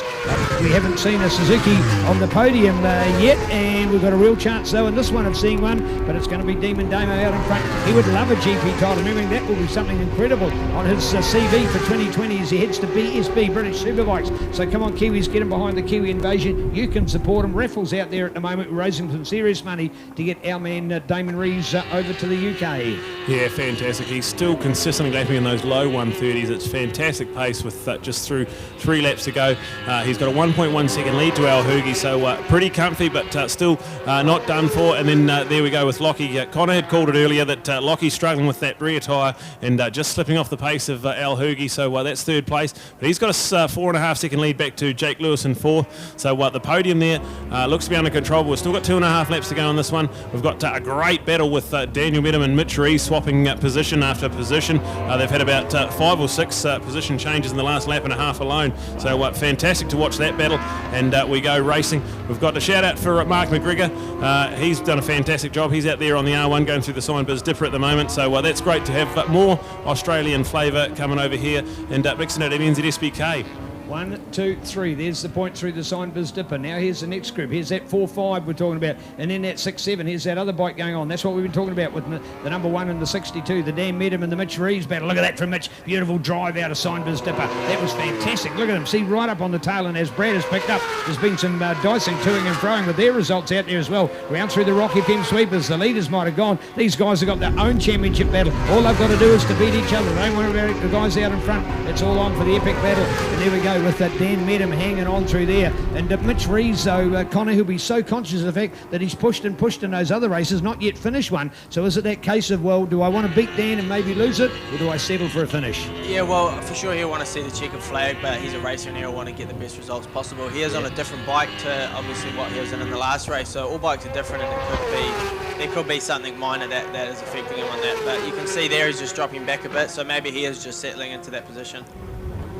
We are flying in the last lap and a half of this one, so we have Damon Rees. He had a 1.5 advantage over Al Hoogie. He looks to be under control. You've got the lap traffic out of the way. Al Hoogie's just caught the lapper on the apex, so that won't be helping him into the Christchurch Casino Carousel. So more advantage for Damon Rees as he heads into the Southern Salvage S's. Brilliant stuff. Damon Rees, he was back as far as about 4th or 5th when we got underway in this one, and just slowly picked off the moves. Did a brilliant move on Lachlan Epis, and now here he is in front with a 1.5 second gap. I'd say that's out to probably nearly closer to 2 seconds now. We've got Al Hoogie in 2nd place. What a fantastic weekend he's had with podiums all through it. Lachlan Epis had a bit of bad luck with a DNF in race 1, he had a 5th place in the earlier race this morning.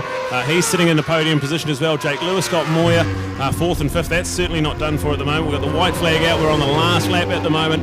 And Daniel Medham and Damon Rees, that is still raging on that battle as well. So here we go with Daniel there. And Mitch just dropped back a little bit at the moment. So we'll keep an eye on that one. But we'll have a look at this Grand Prix title. We're about to give the first of our Grand Prix away, and so far down the back straight and into the Euromark hairpin, Damon Rees is well in control of this one. Al Hoogie in second, and then go back to Lachlan Epps. That's your top 3 as we see it at the moment.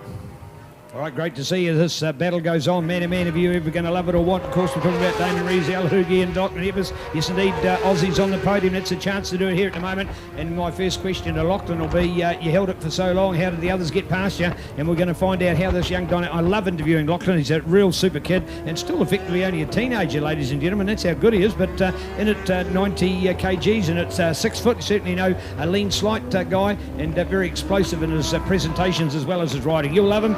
Get a fan of him and follow him behind him like we do, because he's already been to New Zealand as a younger rider, and now here he is back for some more of it. But this kind, it's NZSBK and Superbikes. Connor, how as good is this guy, Lachlan Epps? Yeah, he's good. He's got experience in the World Supersport. He's had top 10 finishes at Phillip Island, which is, says for itself. He's in the World Championship getting points, so that's brilliant. And he's stepped up to the Superbike last year, and he's had some real good showings. Here it is, well done to Damon Rees. He is our first Grand Prix winner of 2020, and he wins the Superbike Grand Prix. Al Hoogie there in second place. Brilliant stuff from Al. Another podium for him. Lachlan Epps will round out our podium, so after some bad luck early in the weekend, gets a good 3rd place. Jake Lewis holds out over Scott Moyer, so that's 4th and 5th. Daniel Medham comes home in the 5th place, and we've got Mitchell Rees. He's just coming out of the turn 10 sweeper at the moment, so there we go with Mitchell on the Team Rees Honda. He has had a weekend to forget, but he has got some championship points under his belt now with the 7th place. James Hoogie in 8th place with Ryan Yanko in 9th. So that's our Superbike GP, our first of our New Zealand titles, the first New Zealand title to be given out in the world. So that's the first FIM title given out the New Zealand Grand Prix, so fantastic stuff. And Damo Rees, he had to do it the hard way. He didn't get the best of starts, was down in about 4th place, just slowly made the moves through, and absolutely brilliant stuff. Full credit to the number 92 of Damo Rees on the Team Rees Honda. Your 2020 New Zealand GP champion will cross down to Neil, and he'll have some fantastic scenes down in the podium. Well, I tell you what, a level playing field of support. Folks, great to see that our 3 of our major brands all have one apiece on it. So neat to see from a motorcycle manufacturer's point of view that it's not just a domination of one, but level for them all.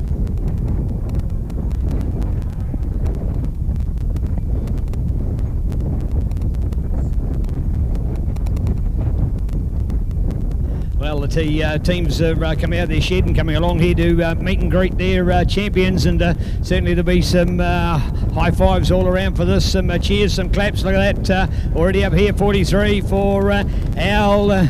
He's surrendered the points overall, but a win in 2 seconds is fantastic. It's only, what is only going to be 1 point in it, I think 1 point in it, compared to 2 wins in a third. We'll do our maths afterwards, you'll see that. And looking out for this, just beautiful, so well done. And look at that there from Jeremy Holmes. Jeremy Holmes, of course, a well-respected, in fact, New Zealand Superstock champion. And look at what he does. First to come over, he gives a pat on the back to his rider, Damon Rees. Here's Super Dad Tony as well. But he then quickly goes over to our Hoogie. And this is the point we're trying to create and talk about here with just how well these guys are. And I tell you what, Damon turned around and gives him the one finger, I got first. And so good to see the rivalry yet friendship by these riders here. We've got red, we've got blue, and we've got the red, white and blue in there of Suzuki. So great to see our manufacturer's glory. Lots of credits being flung around here, and great to see. And we'll get these guys up onto the podium as well and do the congratulations. Look at that with Red Fenton there wearing the Yamaha shirt, and a long time person there behind the team Hugenboozen Racing. And look at that, he's in big red. Demon Damo. That's the friendship we're talking about. So just Fabo to see. Yeah, loving this. And here we are with the boys heading for the podium and an opportunity. Demon, after that race yesterday and a fight back to third place, but to 1 to 2 today, that's close to perfect. Yeah, I mean, I can't ask for a better weekend, to be honest. Yeah, bar the third yesterday, which, you know, some would be happy with, but I'm never happy until I'm winning. So that was an awesome race. I had to fight back from a long way behind and got past Al and then made my way past Lachlan, and I just put my head down and made a little gap so that I was safe and pretty much, I'm wrapped. I'm happy to come away with my second GP in New Zealand, so one on 600s and now one on a Superbike. Yeah, I'm stoked. Indeed. All right, how are you feeling towards Timaru next weekend? Yeah, I mean, the momentum's just going to keep building, and yeah, we're going to go and get our testing done in Timaru Wednesday, and we'll get the bike working, and hopefully we'll be in the same spot here this time next week. Yeah, well done indeed. Al, 1-2-2, not quite perfect, but damn close. Yeah, it's pretty close. I'm pretty happy with it. Racing Damo, who's been racing all season in Australia. This feels like a win racing him, so big ups to Damon. And even Lockie coming over here and learning this track pretty quickly. Wicked riders out there. The grids might be a little bit low, but certainly the talent's still in the field, so happy with my results this weekend. All right, this guy may not have to work too much this week. You're going to go back on the tools as well before you're at Timaru? No, I managed to ask the boss for another week off, so I'm back to work after levels. All right, so you had the chance to practice Wednesday, Friday? Yeah, we'll be there. Well done, great to see. Hey, come on, folks, we might like our Kiwis to win, but we love a good Aussie challenge. Let's hear it for Lachlan with a great ride out there. Lachlan Epis, well done for third place. Lockie, can you breathe? Yeah, you know, my fitness is definitely struggling after that crash in Manfield back in Tri-Series, just struggling with the wrist and with the body. But, you know, it's our best result so far this season. Early doors, but, you know, we're there or thereabouts, so I think we can be really happy. All right, the heat of the track today, the performance of the bike, are they suiting you? Oh, you know, I absolutely love the Suzuki. I think it's the best bike that I've ever ridden. It definitely suits my style. Just the way that it flows, you know, it's definitely most suitable to me so far that I've found. And, you know, I'm enjoying the tracks, I'm enjoying riding with the boys, you know. It's hard but fair, and I'm just really enjoying myself. Right, how's your teammate? How's the boss? How's Chopper? Yeah, you know, Sloan sent us a message. He's not perfect, but he's definitely not sore. He'll be back for Timaru, and he'll be back on the bike and going fast. Well done. All right, there it is, folks. Our Avon City Motorcycles podium for Superbikes here today. And the Grand Prix titles. First for Damon, second for Al Hoogie, and third, so there we go, North Islander, South Islander and the West Islander with our Australian man Lachlan Epis in an epic third place. So great racing going here with our Superbikes as part of our program. And the first of our Grand Prix to be decided today. And the common factor, all winning on Pirellis. Remembering what wins today is sold tomorrow, and all of the champions choosing to be on the world's number one tyre. It's Pirelli all the way.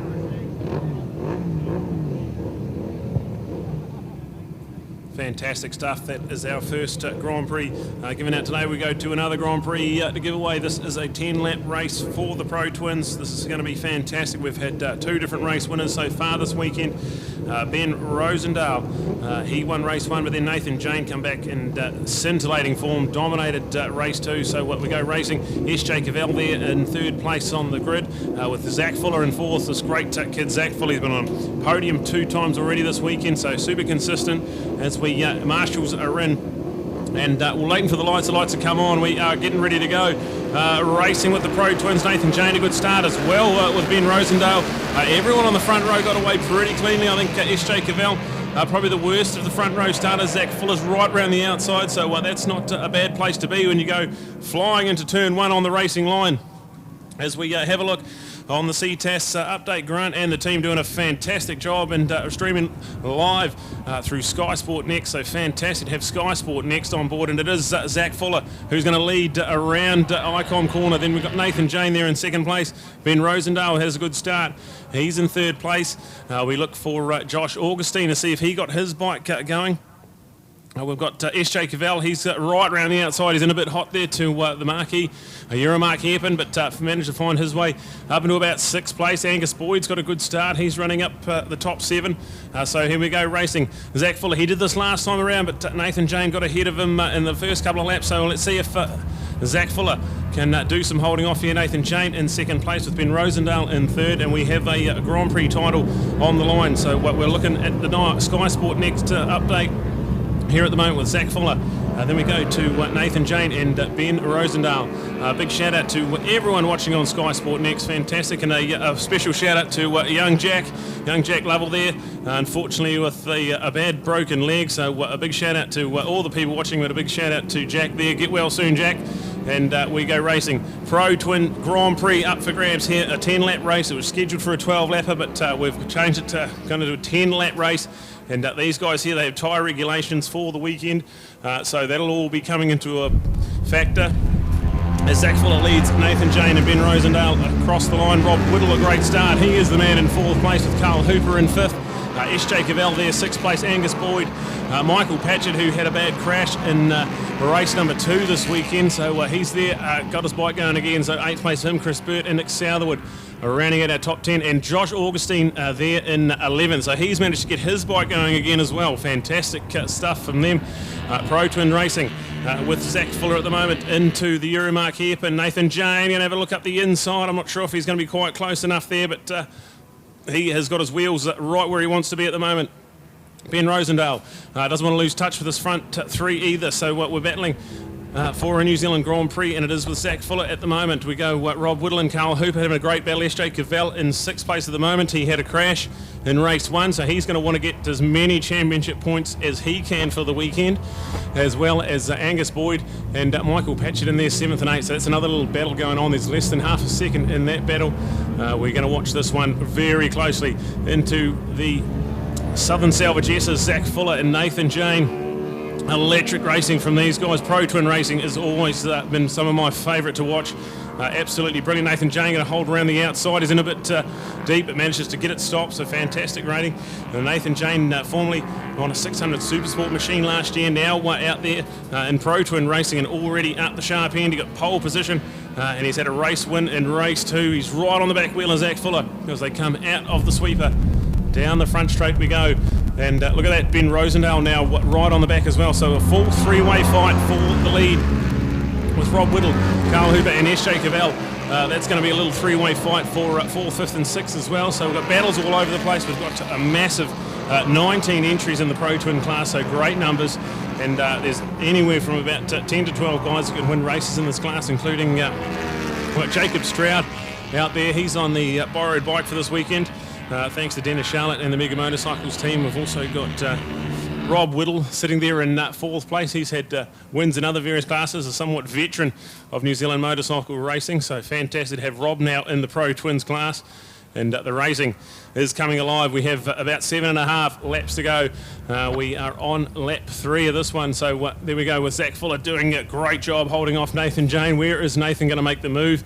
He's all over the back of him, but still cannot find a way through on this young teenage sensation from the Waikato. Zach Fuller on the Kiwi rider, Suzuki New Zealand SV650. There he is coming out of the carousel and on the way to the Southern Salvage S's. A three-way fight. Ben Rosendale, he has got the number 1 on the bike. He is our defending Pro Twins champion and doing a great job. He's already had a race victory in race 1. Here was Nathan Jane around the outside of the dipper trying to take the line away. Is he going to be there? I don't think he's quite close enough, and he's sacrificed a bit of exit speed. Manages to make it happen though, so fantastic stuff, but a big dive there in the Signbiz dipper. Zach Fuller doing a great job of defending that as we see them around turn 10. Ben Rosendale, he's going to be really hungry now. He's got a good drive onto the front straight here. We're going to see any changes. It's still Zach Fuller, Nathan Jane and Ben Rosendale, but then this is the fight for 4th, 5th and 6th. It's still with Rob Whittle, Carl Hooper, but now SJ Cavell right on the back wheel of Carl. So we'll see SJ trying to make a move into turn 1. I think he's going to pull up alongside him, but no, not quite there. So that no change into that fight. That's the battle. We've got the battle for the lead is heated up with Nathan Jane has gone up inside of Zach Fuller, so we've got a race lead change, and this is a Grand Prix title on the line here, and a new race leader with Nathan Jane now ahead of Zach Fuller. Ben Rosendale, best seat in the house of this battle there. He's sitting in 3rd place, and then we've got this little battle with Rob, Carl and SJ. Look at that, SJ trying to find a way past the blue machine of Carl Hooper. So fantastic racing, all around pro twin action. With Angus Boyd, he's used every inch of Ruapuna and some this week, and he's been on the grass at least 2 times we've seen. So fantastic. He's a 250 production racer from last year, just a young man from the Canterbury area. He's running in a good top 7. We've got Michael Patchett there, 8th place, Nick Southerwood, Chris Burt, Vaughan Main, Josh Augustine. Fantastic to see Josh back out there. That bike was in tatters when he left the track in race 2 just a few hours ago, so great to have him back out riding. Phil Munt and Josh Dublé 14th and 13th. We've got Al Ware there in the top 15. So Pro Twin Racing, the second of our Grand Prix to give away, and Nathan Janey showed us his class in race 2 and he's out in front at the moment. Well, great to watch and enjoying, of course, our Sky Sport Next coverage here as we watch these guys leaning it right over and seeing some of that slow-mo replays and some of the action that we're doing, and watching these guys literally sliding, and that's what Zach Fuller is talking about. It's the control of that slide, it's the front end moving, it's the back end moving, it's keeping the power on, it's what these guys can do and how they can control it. It's what makes a difference. When you think of them, most of these bikes are Suzuki SV650s, and they've got some rules amongst the classes to how much performance work you can do to them. So effectively you're talking about even bikes, so it is the pilot that makes the difference, and the pilots in this case are those that can control the bike at speed, know where to accelerate, know where to brake, and know how to match it. Look at that for our first 3. Fantastic to watch. So there we go with the update out there, and look at that from Nathan Jane. Great work from him, former 600 rider. He admitted in that post-race interview earlier today that it is about money. There's way more power in a 600 bike, so there's more cost, and particularly around tyres. These guys have got some control on tyres, so it actually means that their costs are able to be controlled as well. So it's honest to admit that's the reason. And remembering, of course, with Pirelli, we sell what we race what we sell. This means that technologies and compounds Pirelli derive on the racetracks through R&D and the World Superbike Championships are the same technologies and compound we sell to you. Don't compromise on performance and safety. Check it out, Pirelli. Power is nothing without control, and it's what the rubber that's being peeled out here on the racetrack is proving. So look at that from Nathan Jane. Yes, he's gone through, and look at that from the young boy, Zach Fuller. 2 years ago, he was only in the dirt. Now here he is on the tar seal. Jixers were his first challenge. He got a 2nd place debut year up there. Unbelievable. Came back for the 2nd time. Thought he was going to win it. Only 2nd again. Thought, well, I've got to go somewhere. What am I going to do? Which class am I going to go to? Was it a step up to 300s? No, he thought that wasn't quite big enough. 600s, way too much. The 650 in between, perfect. The Pro Twin just lines up and bang, straight into 2nd place. And he loved it on the streets of Wanganui back on Boxing Day as well. And he was fantastic. And on that case, of course, he was in effectively the F3 class in amongst race-proven bikes, like the famous the Lee Tidman bike, which is a purpose-built race bike on tracks like Wanganui. So Zach Fuller certainly came of age on that day, Brad. And look at him now in his first ever championship here in real serious racing for our Pro Twins, and a 2nd place, and for a while holding on to the lead. Yeah, absolutely fantastic. He's done a wonderful job all weekend. He's been on the podium twice already, so sitting there in 2nd place, really comfy, looks fantastic. But Nathan Jane, the fastest man on the track last time around, he was a 1:40.290. That's the fastest of anyone, so there it is. There's only him and Zach Fuller in the 140s. So brilliant stuff from those two. Ben Rosendale, he's got a pretty handy points advantage heading into this one. So if he can carry on and keep those points alive there, he might just about be looking good for the overall. We've got a long 15 race title to decide, but Nathan Jane, he wants that Grand Prix. He's got 4.5 laps to go, and looking good. The battle for 4th, 5th and 6th is fantastic as well. Rob Whittle, Carl Hooper and SJ Cavell, we can't overlook that one either. So we've got a massive battle for the lead with Zach Fuller still only about 5 bike lengths behind Nathan Jane. We've got Ben Rosendale handy in 3rd place, and then 4th, 5th and 6th separated by less than half a second at the moment. Well, Ben Rosendale at the press conference on Friday, Brad, was the first one to say that I think the biggest threat could be Nathan Jane. Nathan had not had the best of results last year, so therefore wasn't one of those chosen as being a former champion to be at the press conference. But I tell you what, I'm sure he'll be there next week with bells and whistles on, as he is showing it. But the one that others were talking about was this man, Zach Fuller, and look at it, he's staying there as Nathan moves over. Look at that, not allowing them to get the slipstream. So you see, after they've come out of the Rock FM sweeper,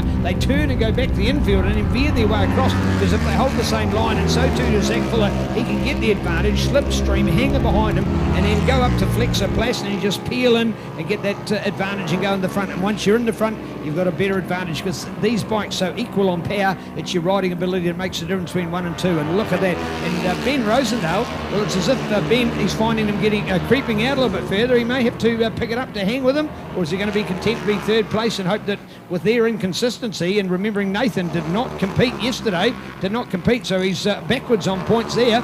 At the end of today, with the race to finish like this, Zach Fuller, Brad, I think might be our leader. Will it? No, it'll be still Ben, but Zach just close behind him. So well done for young Zach here at the moment. He hasn't had the opportunity to beat the man in third place, the NZ number 1 Whangamatau's Ben Rosendale, so he's going to love the opportunity to have done so. Look what he's learning at the moment. Think of the racecraft going on for the Kiwi Rider race back there on the Suzuki SV 650. Bring it on, Super Kid, Zach Fuller. So we have the update of the points in front of me here. Ben Rosendale is on 45 points, Zach Fuller 9 points behind, 36 points, and then just 2 points further back, Nathan Jane. So Nathan Jane, he'll get a 9-point swing there, but it won't be enough if Ben Rosendale can hang on to third place. It might be enough for the overall. So we've got a big picture here at stake for Ben Rosendale. He could leave here with the points lead, but Zach Fuller, he'll be quite handy as well. When Nathan Jane, he might sneak up in a second in the points. So here we go. We're going to have 3 laps to go when we cross the line, and Nathan Jane and Zach Fuller definitely still hammering tongs out there, 1 and 2. Ben Rosendale, the number 1 machine, he is just nice and comfy in third place. He didn't get any podiums last time we come to Ruapuna, so for him to come out of round 1 with a couple of podium finishes like he is in the points lead, it'll be a fantastic and a long series for Ben Rosendale. So Pro Twin action, it's absolutely fantastic. We're into the last 3 laps of the New Zealand Grand Prix and the third and final race for the weekend. All right, so here we go. It's called Pro Twins. We've loved it. It's been a class, been with us for a little while. It's courtesy of Access Man. More than just your standard access equipment. Hire specialists with civilists, knuckle booms, cherry pickers, telehandlers, and spider booms. Remembering they are the suppliers of the scaffolding used here for our team, and particularly our CTAS team, and doing the filming for our Sky Sport next crew. So well done. So thank you to Access Man, making height easy and giving it to you on 0800 to get high. If you need it, scaffolding, or you need those scissor lifts, do check them out. Proud to be behind our racing, Access Man. This is Pro Twins, and we're fast and flying at their best for the elusive GP Grand Prix titles included in our race package for the National Championship. Round number 1 of the 5-round series. 2020, the new year, the new decade, and another great run in motorcycling in New Zealand. So last lap around 1:40.068 from Nathan Jane. That was the fastest lap of the race. The fastest lap from Zach Fuller as well. He was a 1:42.62, so 0.2 of a second back, but doing their fastest laps of the race right at the end, and that's the same time they've been on for the whole weekend. So fantastic stuff from these two, and this has got to do Zach Fuller's confidence a world of good. Nathan Jane, he stretched that advantage a little bit. We've got to have 2 laps to go, and he's got that gap to 1.4 seconds, so goes faster again, a 1:40.002. Nathan Jane that time around continues to push, and he has a 1.4 second advantage over Zach Fuller, who has another 5-second advantage back to Ben Rosendale. So fantastic racing from Pro Twins, and we're into the last 2 laps here. Well, SJ Cavell had a shocker here yesterday, Brad, a bad crash. In fact, one of those that it was in a cloud of dust that we couldn't even see until the dust cleared as to how he was. He was okay. Massive rebuild on the bike they went into last night and started at daybreak this morning. So he's got to be pleased with that. He's got some points, got some consistency. Not quite where he was. I don't think he'd be overly happy. But hey, a different track for Pro Twins. Remembering more of a riding track with the corners to turns at level. So I wouldn't be surprised to see SJ on the podium next week. Absolutely. Yeah, he loves, he's a sort of a man from the Hawke's Bay, so does a lot of riding at Manfield and does some classic racing as well, so we will have some hard breaker. This is more of a flowing high speed track. On the corners there's a couple of hard braking areas, but levels next week there's some really hard braking areas and some technical stuff, so SJ will come into his own, all right. He'll be fantastic.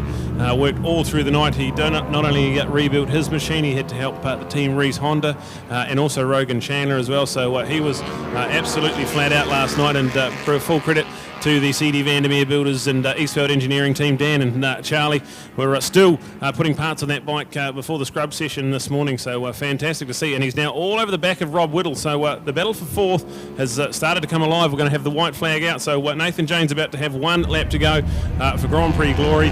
He's done a fantastic job. Zach Fuller there, he's settled into the pace of 2nd place with Ben Rosendale in 3rd, but this is the battle we can keep our eyes on. The one for 4th place is going to be nearly side by side as they cross the line. Rob Whittle and S.J. Cavell, the battle for 4th place with Carl Hooper there in 6th place. So fantastic stuff. And on the last lap of our New Zealand Grand Prix for the Pro Twins. All right, NTB Racing, Raglan Rose, of course, the great little West Coast surf capital that he's from, and Mitsler Tyres getting behind the great Rob Whittle. Rob, a late starter in life, being a bit of a surf ace around the country and around the globe, and a globe trotter, and goes under the sort of the shadow of the name of Satori Racing. And he's really been a late starter. Politely, he's had his 21st twice, and here he is now late in life, just loving motorcycle racing. He worked all the way up to do superbikes and had a beautiful Aprilia RSV, a 4-cylinder Italian masterpiece motorcycle, but he's decided, no, I don't need that bigger bike. I'll step back, I'll have some more fun. I love Pro Twins. This is where he cut his teeth,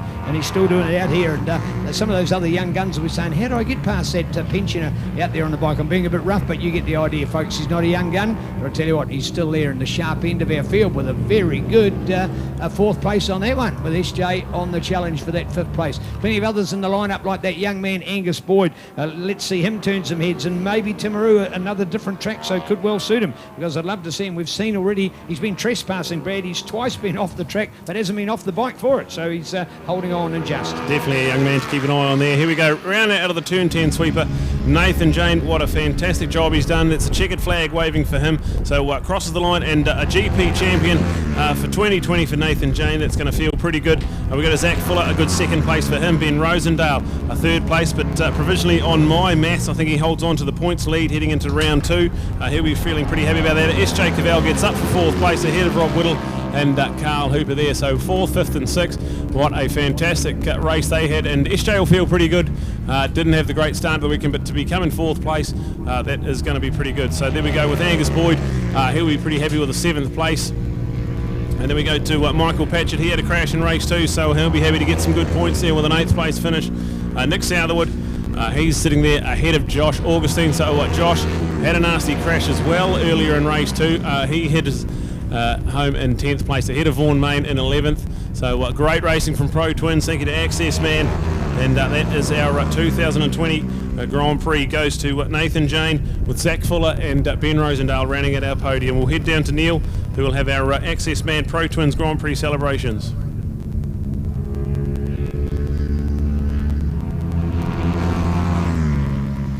Well, we've got huge respect for our sponsors, whether it's those that are sponsors of our series or those that are sponsors of the And what about the fact that the Aoraki Trust has been a quality sponsor? So a trust that's seen the potential of supporting the Aoraki South Canterbury region and getting behind the weekend. South Canterbury, remembering one of New Zealand's more unique clubs in the point of view of that they do cross country, they do road racing. So in fact, in one year, South Canterbury, MNZ Club of the Year, they had the New Zealand Junior Champs, New Zealand Supercross Champs, New Zealand Road Racing and New Zealand Motocross. Unbelievable what a little club has done, and of course they'll be our hosts as well next weekend at the fantastic Timaru International Raceway, known as Levels, and being part of this Canterbury Plain region, one thing we know it definitely is, and that is level. It's dead flat.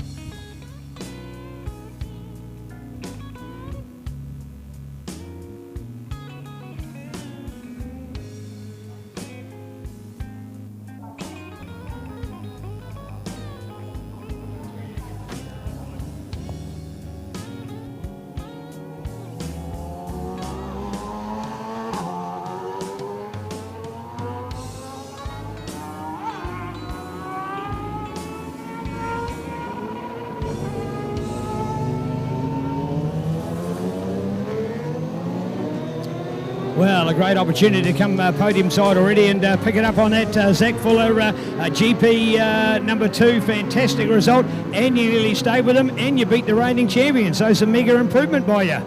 Yeah, just getting better and better over the day. I missed the Thursday track day, so I was a bit behind at the start. But yeah, it seems to all come together, and I like the bike sliding underneath me. It was like riding a bit of motocross. It was cool, yeah. Great to see. Well done, Zach. A fantastic result. So keen to slot in the middle of these boys. Hold on, what's going on here? Ben, number 3, bit of foreign soil. Yeah, I've taken a big backward step each race, but happy days. I didn't really have the pace for them in that last race. I had a couple of early slides, and I tried tagging on to just break away from the group behind me. And once I saw I had a bit of a gap, I just kind of let the two have it and just keep up my pace. And another podium, awesome for the points, and move on to the next round. Hey, well, you got NZ number 1 last year, and yet, of course, you didn't have as good a start as this, so you've got to be feeling positive when you look at the big picture. Yeah, way better start than last year, but it's you can call it a short season, but it's a long season at the same time. A lot can happen, and I just got to, if I can keep in the pointy end, finishing in the top 3 every race, I think I'll be there at the end. Here, well, indeed, great to see. Well, here we are with Nathan. Nathan, that young guy, mate, he's just learning all the time. He made you work for that one. Oh yeah, he sure did. It's pretty hot out there now, eh? He's just struggling to hold a line a bit there, and yeah, it was hard work, but just try to keep consistent and just really focus. And didn't know where these guys were until like maybe the last lap where I could see them. But no, that was real good. Really enjoyed it. Right, when we talked to Ben at the press conference the other night, he talked about the fact that the Pro Twin class is not just about the calibre of the bikes of the riders, but the calibre of the whole atmosphere of the pits. It's a friendly class to ride as well. You're all mates off the track. Yeah, it's a great little environment that we've got going, and compared to 600s where everyone's kind of out to get each other, and everyone in the Pro Twins will give you their shirt off their back and rally around you in a struggling time, and it's great to be around, and I've got to thank the people that got me here today, and first of all my old man. He's been mega this year and just had my back, and got to thank Alex Butson for giving me a fast paint job, and I know he's watching. R&R Power Sports for the dyno tune that he gave me, and the whole bike's working well. These new Pirellis are bloody good. It's good to be back on Pirellis. Just the whole package is really working, and thanks to the old lady for coming down and supporting. So. Oh, nice. Get some special credit. You see the winning factor, folks. It's Pirelli. These guys aren't forced to be on Pirelli, but they want to be a winner, and they're on Pirelli tyres. Bring it on. More 2020 NZSBK coming at you next. Yeah, fantastic. We are going straight into the 600 Supersport Grand Prix, and Richie Dibbon, a great start off the inside of row 1, so 2 from 2 so far for Richie Dibbon, and a pole position, so he leads the points. Back in second place is Ashton Hughes. He's had 2 podiums so far this week, and David Hall finds himself third in the points. Dale Finch, he had a DNF in race number 2, as did Toby Summers, and Avalon Biddle also, so drama in the championship. But Richie Dibbon, a fantastic performance so far. Looks like Rogan Chandler has got a pretty good start as well. He's up in the mix. We've got Toby Summers. Hopefully he's got that machine back up and running, so we've got him in third place.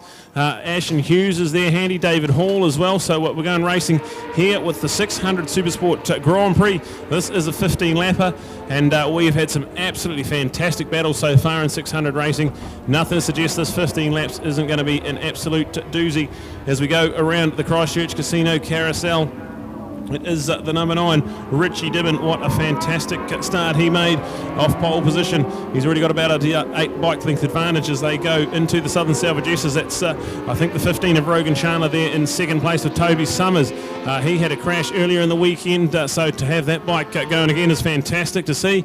Ashton Hughes there, fourth place. We've got David Hall and Dale Finch in there as well. So 2 of the Scott Structural triumphs out there. They've had a couple of podiums already, those boys, this weekend, so they'll be hungry for another repeat of that. But Richie Dibbon, this is the man they've all had to try and beat this weekend. No one's been able to do it so far. But a great start from Rogan Chandler. He's shown he's got the pace. Hasn't had the best of start so far this year. So he'll be feeling pretty good. Toby Summers, third place for him. We've got Ashton Hughes, David Hall, Dale Finch. That's your top 6. We've got Tarvin Walker, Seth Devereux. Another good start on the Hallicraft MV Augusta. He's in 8th place. We've got Andrew Edser, one of our Australian visitors. Good player, 9th place. Him at Avalon Biddle after a DNF last time around. She's running in 10th place. So a crash in qualifying has meant Avalon Bill's been well down on the starts, but carving their way through the pack. She's already up into the top 10, so we'll keep an eye on Avalon's pace as we go racing with Richie Dibbin out of the Euromark hairpin. Fantastic start once more. Toby Summers piling on the pressure to Rogan Chandler there in second place, so that's a good battle to keep an eye on. Ashton Hughes and David Hall had some good battles earlier in the race 2 we had earlier this afternoon. That was a fantastic battles all through that 600 race, and then ended up just winning by 0.026 of a second, so Ashton Hughes in second place ahead of David Hall, narrowly by about the width of the front wheel to round out the podium last time around. So here we go with Richie Dibbin, Rogan Chandler and Toby Summers. Rogan, he has a DNF in race 1 this weekend, so he'll be desperate for a maximised lot of points. Toby Summers going to try and dive up the inside, not quite going to be there, so those moves into the dipper have really started to come alive this afternoon. It's getting harder and harder to pass around Ruapuna. The track temperature well in the high 40s, and that means it gets very, very slippery. There's quite a strong wind, which is a tailwind into the tight hairpin, and a headwind down the front straight. With the slipstreaming all important as we see Ashton Hughes up next to Toby Summers. We've also got David Hall. They're going to be 3 or 4 wide heading into turn 1. That's absolutely amazing racing from those guys. And all the while they dice around, Richie Dibbin's just sneaking off into the distance. He's already got a massive advantage heading down the Icon corner. And look at that, Ashton Hughes starting to stick his nose into the battle for the podium. So the Grand Prix title's up for grabs, a massive 15-lapper, and we've still got 12 and a half laps to go. All right, could he be the most perfect man here on the racetrack this weekend? Richie Dibbin, top qualifier, one race 2. Can he win race 3 in the GP title? I'll tell you what, for the early part of the race, he is smoking it out there, and through Fulton Hogan he goes with a reasonable lead on the rest. And the other pack, that next pack of there are dicing amongst themselves, which sometimes has the effect of slowing them down with some brake passing going on and the like. So it's going to give that advantage all the way to Richie. So great work from him. A special shout out to the awesome neat guy and Mick Paul, long-time supporter of Waimanui Racing, and Mick, of course, the new sponsor for Richie on board, courtesy of Barracks and Mick Paul Inspections as well. So hi Mick, spotted you there before, and nice to see you make the special trip down to support this man. A lot of people over the years have got him behind. He would be one of the most popular, one of the most liked riders around. He had the opportunity to represent New Zealand a number of years ago. The FIM created a Asia Pacific Championship for Supermotard, so it was a bit bigger than the Oceania that we were involved in with Australia, and he was the rider chosen to go to the Asian countries. He did extremely well. He then, of course, as a mechanic as well, he went overseas to work with a young rider, of which unfortunately died in a motorcycle crash in later time, and it really inspired him. Rather than put him off, it inspired him to do better with his racing, and he is the absolute king in New Zealand of supermoto racing. So for those of you that have seen the Suzuki International Series, seen Cemetery Circuit over the years, this man has been the hot act, and here he is now to convert all of that. And what a convert, because supermoto is completely different to what you do in riding a supermoto is a motocross bike that's modified, so you don't have the fairings, you don't have the technology that these bikes have got, you don't have twin discs on the front, for example, so you can't pull it up as quick as you can one of these bikes. So the Richie Dibbin influence in this has just been amazing. The guy's a pint-sized rocket at the best of times. Of course, his brother was a former NZ number 2 in New Zealand TT racing, alongside none other than 2 times world runner-up in motocross, Daryl King in New Zealand. So the family's got some class of racing, and Richie Dibbin just putting it all together. Man, oh man, if there was somebody that said they were going to stamp their mark this year, I thought with all the bad luck of Richie, I just thought he was still inconsistent, as if a switch has been flicked and he's just changed everything that's gone on with his racing. Well done to Brian Bernard as an awesome mentor behind him, and more than often I give Brian a little bit of a hard time and some stick with regards to racing, because I've had so much fun with him over the years. But I tell you what, the influence he is having out there is absolutely dynamic. But here we go, Brad, the Richie Dibbin show is pretty awesome. Oh, he is an absolute superstar. He's won both races so far this weekend. He qualified on pole position, a maximum 51 points heading into this one, and has a huge lead at the moment. The battle for second has gone to Toby Summers at the moment. He's put his head down and flying, but he's got 3 seconds to try and make up on Richie. We've got a further 2 seconds back. Ashton Hughes, Rogan Chandler, there was 0.04 when they crossed the line. David Hall and Dale Fincher in that battle as well, so there's less than a second separating 3rd, 4th, 5th and 6th. It's absolutely electric, and we can't wait to see where this one goes. We've still got 10 and a half laps to go, but Richie Dibbin with a 3-second advantage. It's definitely his at the moment. Well, generally our racing is of shorter duration, but these, as the GP titles, are longer and more enduring. They should be. They don't just want to be a sprint race. Oh, somebody has to overshoot down there. Yeah, David Hall lost one, if not two places, trying to come back, maybe going up on the inside. No, can't quite do it there. And that's just what's so crucial on a corner. You can go into a corner hot like that around Euromark hairpin. Man, oh man, you've got to pull around the inside of that corner. If you go wide, you'll lose it. And that's exactly what happened for the Waikato Dairy Farmer and David Hall, putting in some great riding in this series this year. So we're bringing it on home. Remembering, of course, Avalon. Well, for all of Richie's good luck, Avalon, man, oh man, she just had bad luck all weekend. The MTF Queen has had a terrible run. Let's hope a switch can be flicked for her and we see a much better performance at levels next weekend. I'm sure she's such a positive lady that she'll put it behind her.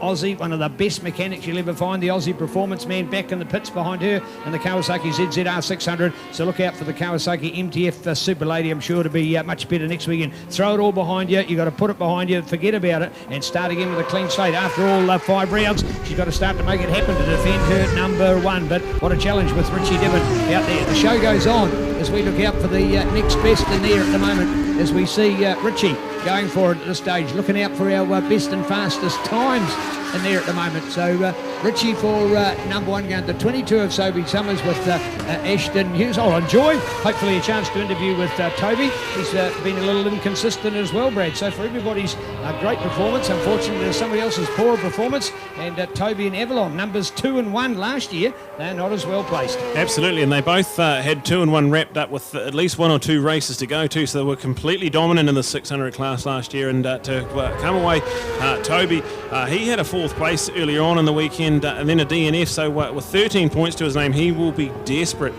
for some championship points out there, running a good 2nd place at the moment. But the man on the move is Dale Finch. He's up into 4th place. He passed both Rogan Chandler and David Hall on the last lap, and now he's right on the back of his teammate Ashton Hughes. So look out for the number 17, the Scott Structural man of Dale Finch. He's now right in the podium hunt. So here we go with this one. We've still got a massive 9.5 laps to go, and Richie Dibbon is definitely in cruise control. Toby Summers has got a pretty comfy 2nd, but that's the battle for 3rd through the Signbiz Dipper. It is the 2 Scott Structural triumphs at the moment. Ashton Hughes has a bit of a moment coming out of the Dipper, manages to hold on to that one, but Dale Finch and David Hall tucked in behind him. So the podium's alive here as we see Richie Dibbon carry on his dominance at the moment. All right, look at that, the 9 to go with Richie Dibbon out there, the 22 of Carl Cox Motorsport, and Toby Summers on board the black Kawasaki. Then here they are, look at that, the Scott Structural team, and David Hall coming at him. I think he's gone past either Ashton or, didn't see whether it was Ashton. I've been bringing their bikes to the similar, Ashton or Dale that time. So keen to watch out as we see the place update,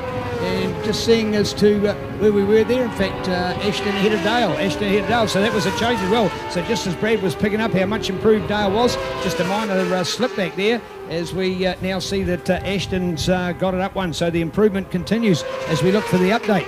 But looking back in there, of course, for our number 4 with Ashton Hughes, with the 17 of Dale Fitch, and looking out as well in there so far, Brad, with the 88 of David Hall, the T.O. Moody man on the P1 Racing, Dairy Tech, Otrahonga, Henry's Hot Rods, Caddy Pirelli with EBC brakes, RST leathers and AGV helmets. It is David Hall on the move. So yeah, just a quick shout out Gary Morgan. He's unfortunately had a crash in the Signbiz Dipper and self-recovered as well, so fantastic.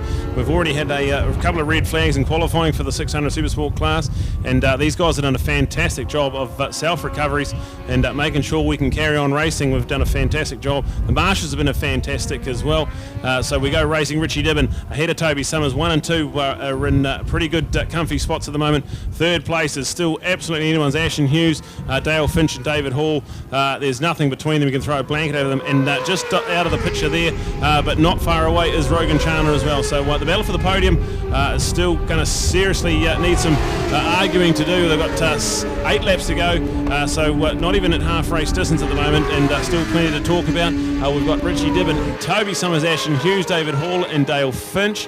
Then we go to Rogan Chandler, Seth Devereaux, a good 7th place, Tarvin Walker for 8th, and a great 9th for Avalon Biddle. So fantastic damage control for her weekend to get 9th place and get some championship points rolling through. That'll be fantastic for her. Also, we've got Yamahas, Kawasaki's and Suzuki's, but we've also got Triumphs and MV Augustas. So we've got 5 recognised bike brands in our Dynoworks Supersport 600. So great to see that the manufacturers have bikes that are applicable for this class as well. So nice to see. In fact, if we wind the clock back 2 years, of course, we had the likes of Team Damo winning a GP here on the 600. So we know that Hondas have been a bike eligible for this class, don't have any in fact here today, so a little bit different, but there you go, the manufacturers can share the glory as well, so neat to see it. And remembering, of course, with the MV and the Triumph, they're the 3-cylinder bikes up against the other Japanese bikes which are 4-cylinder. They are also 675cc for their 3 cylinders, where the Japanese bikes are at 600 for their 4 at 150 per pot. So different bike technology, different way the bikes are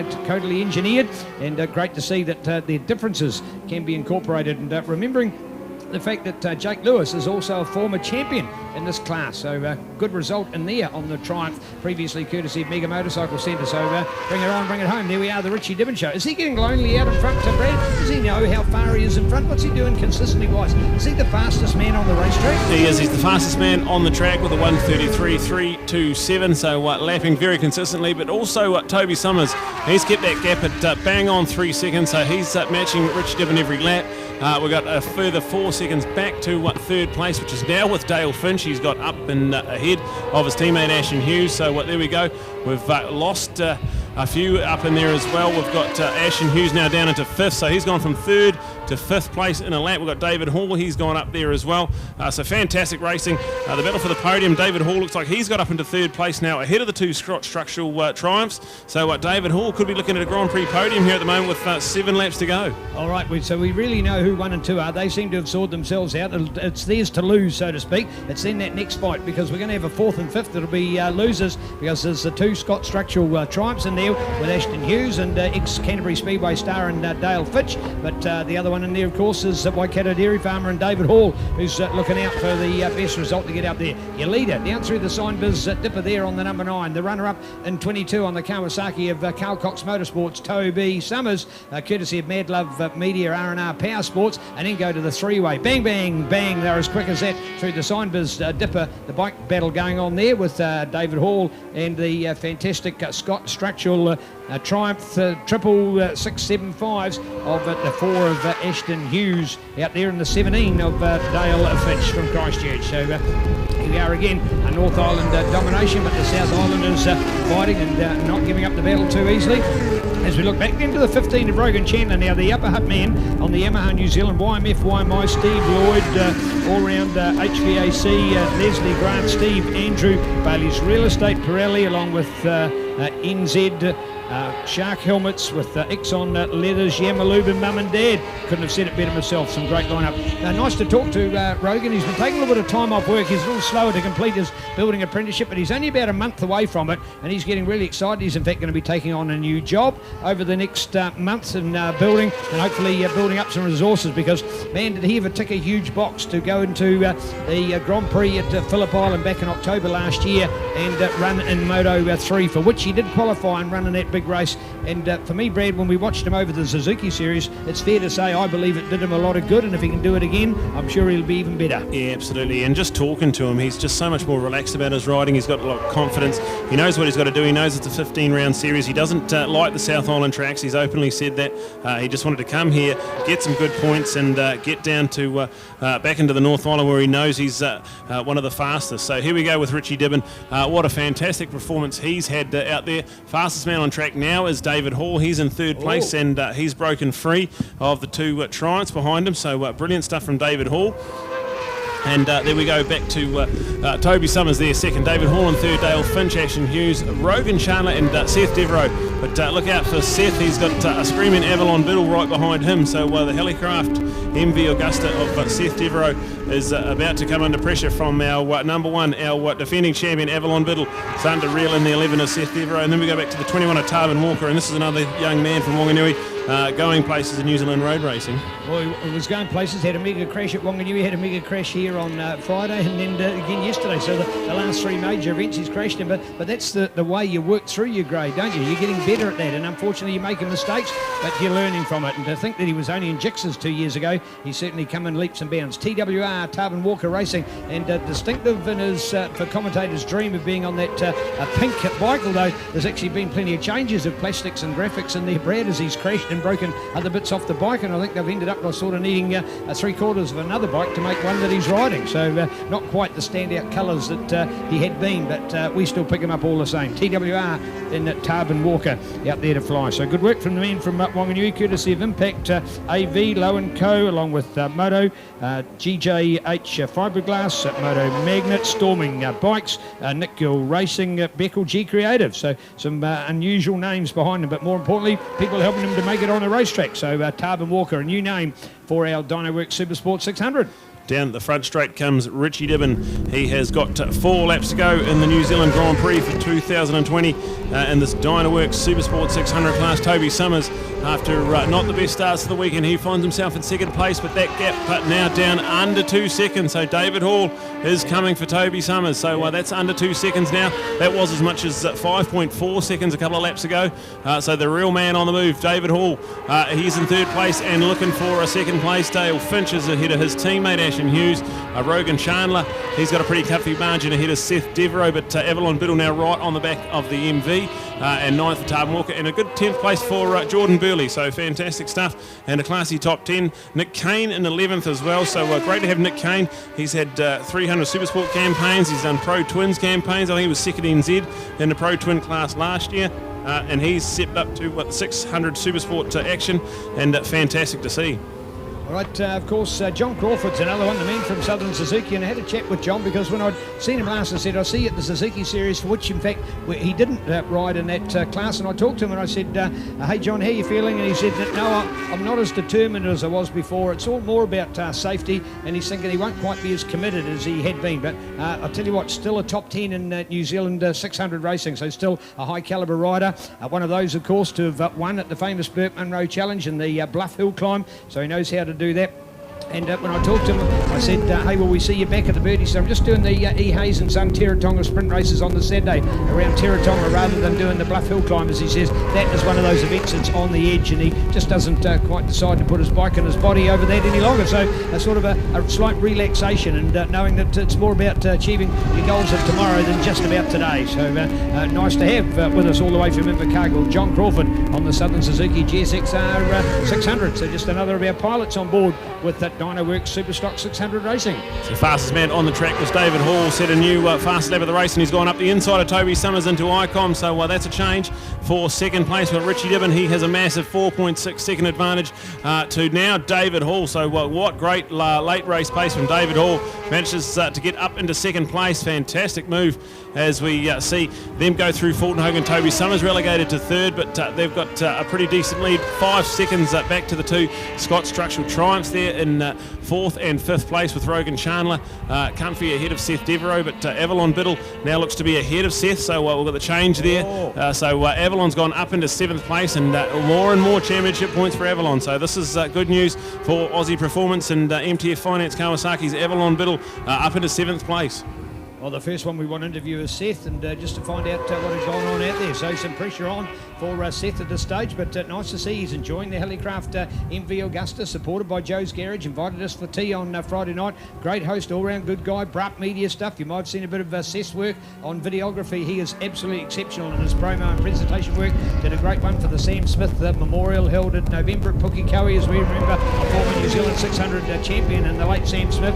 And neat to know that his work continues, but this time back on the track. So Seth Devereaux, one of the all-round good guys and nice guys of our sport, still doing it on the racetrack, courtesy of Helicraft and that impressive MV Augusta. But here we are, Brad, getting later in the moto. Nothing wrong with the performance of Richie out there, but it's David Hall that must take the credit, because he's just hounded and finally worn down Toby Summers. And I'm sure Toby on the podium will tell us about the loss of his tyres, but hey, I want to find out from David as to when did he get us chance that he could crack it and get up there for that podium, and particularly that elusive second place.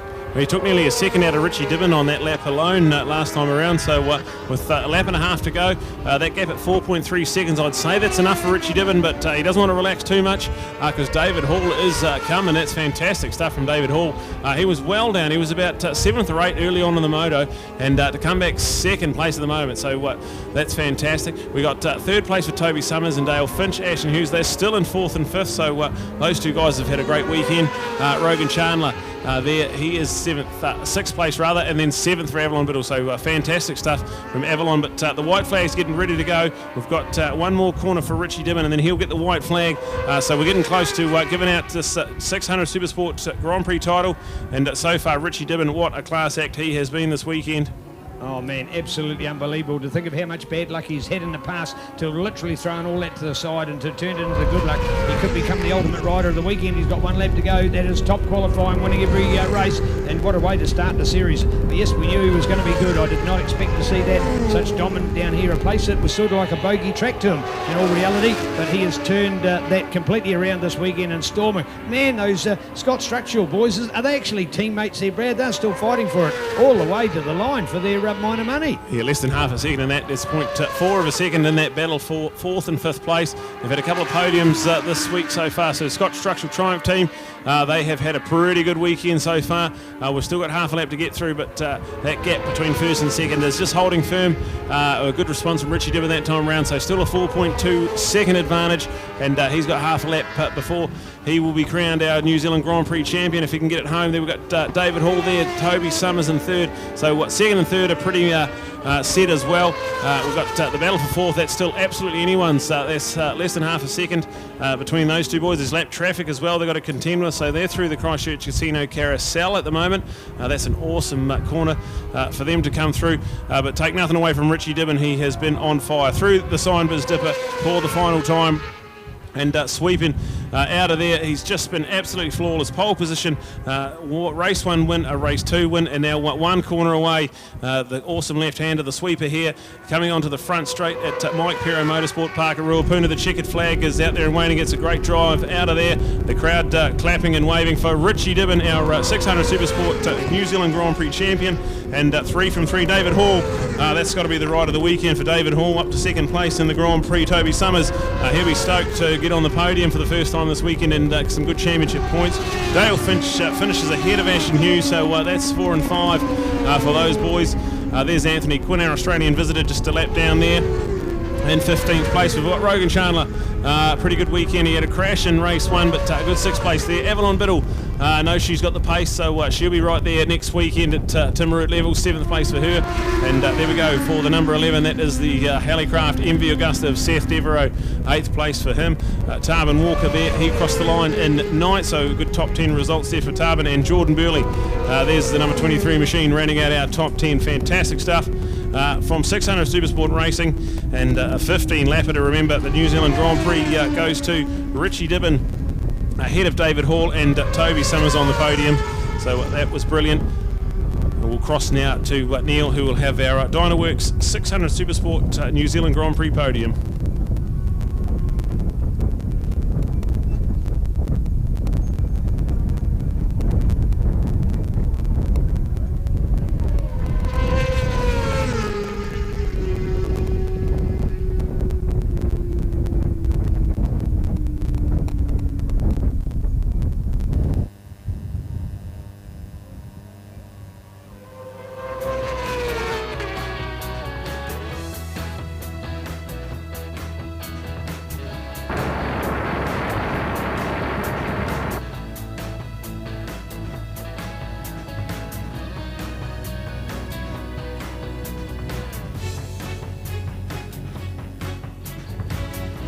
Just heard as well, folks, 31 degrees today, 31 degrees, and keen to find out a track temperature. I'm sure we'll get that. We've talked about late 40s, and surely it's got to be, so incredible temperature, but the 31, super comfortable. We all know that right across the country we've had this southerly airflow over the last, 3, if not 4 weeks, and the weather through December, early January, worse than what it was back in late November, early December, so thoroughly enjoying it. So here we go. Look at this, here we are, yes, pulling it up on the spot here, and look at all the support, the Car Podium Motorsport here in their glory to cheer on Toby. We've got David, who put in that amazing race to cut it down, and here it is, the Barracks Bar Eatery, meet and eat and enjoy it, Cormac Engineering, Steelfit, Roger Crowley, Barristers, Solicitors, Total Span Buildings of Wanganui, Motor Oil, of course, along with Brian Bernard Racing, and his own business, Dibben Swartz Motorcycles. So great to see all the credits out there with those boys, and just fantastic. And there you go, of course, 2 Suzukis in a car, making it for the... So good work going on here. As we see Toby on the Pirelli Car Cox Motorsport Mad Love Media machine, takes his earplugs out, takes his chest protector off, even as Aussie Performance come over and give him a high five. Lovely wife Kirsten doing her dual roles with Mad Love Media, official mediography work for MNZ and NZSBK, giving him a hug, and the super finishers, the man coming up there. Nice to see. We welcome our team on board. Keen to get him up there. So here we go. Wanting to do it. Gonna miss out if we don't watch it. Here's our quick window of opportunity. Look at that Richie as well. He'll take the body armour off.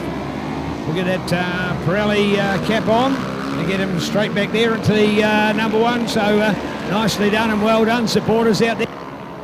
Well, Richie, perfect. You can't do better than top qualifier, 3 wins and a GP, and against all of the bad luck that you've had, that is superb. Yeah, no, it was good to put in some good races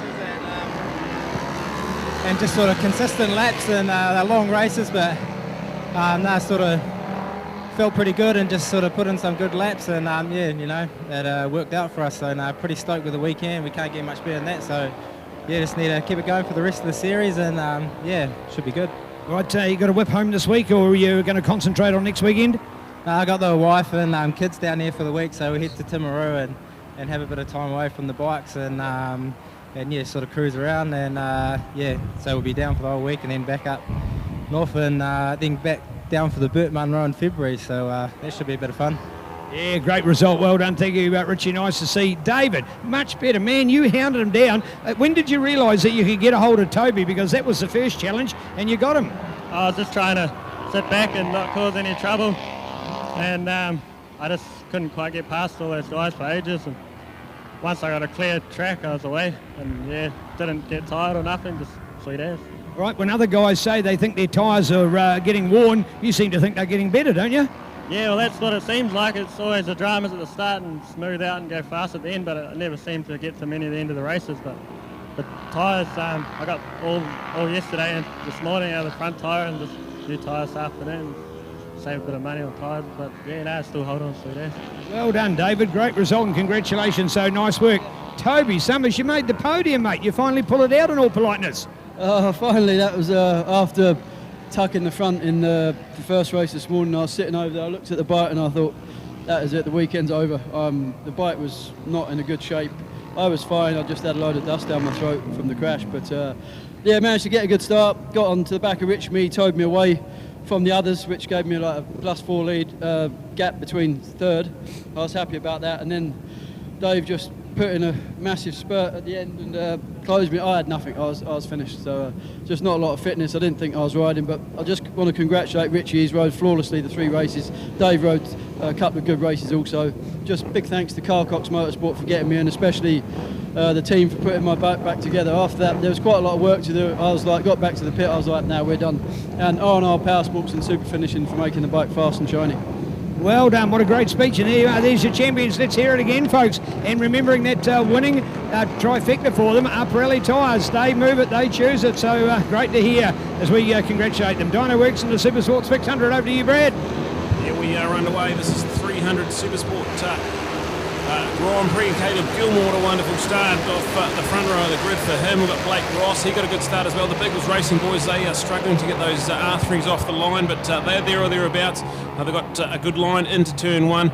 Jacob Stroud looks like he's pretty handy to the pace as well. He got a really good jump there, I've seen, and used that torque of that 390, but he looked like he had 2 goes at second gear, so whether he had it just couldn't quite get the gear lever in, he lost a bit of drive, but see, he's already out there and into first place, so it didn't hold him back too much.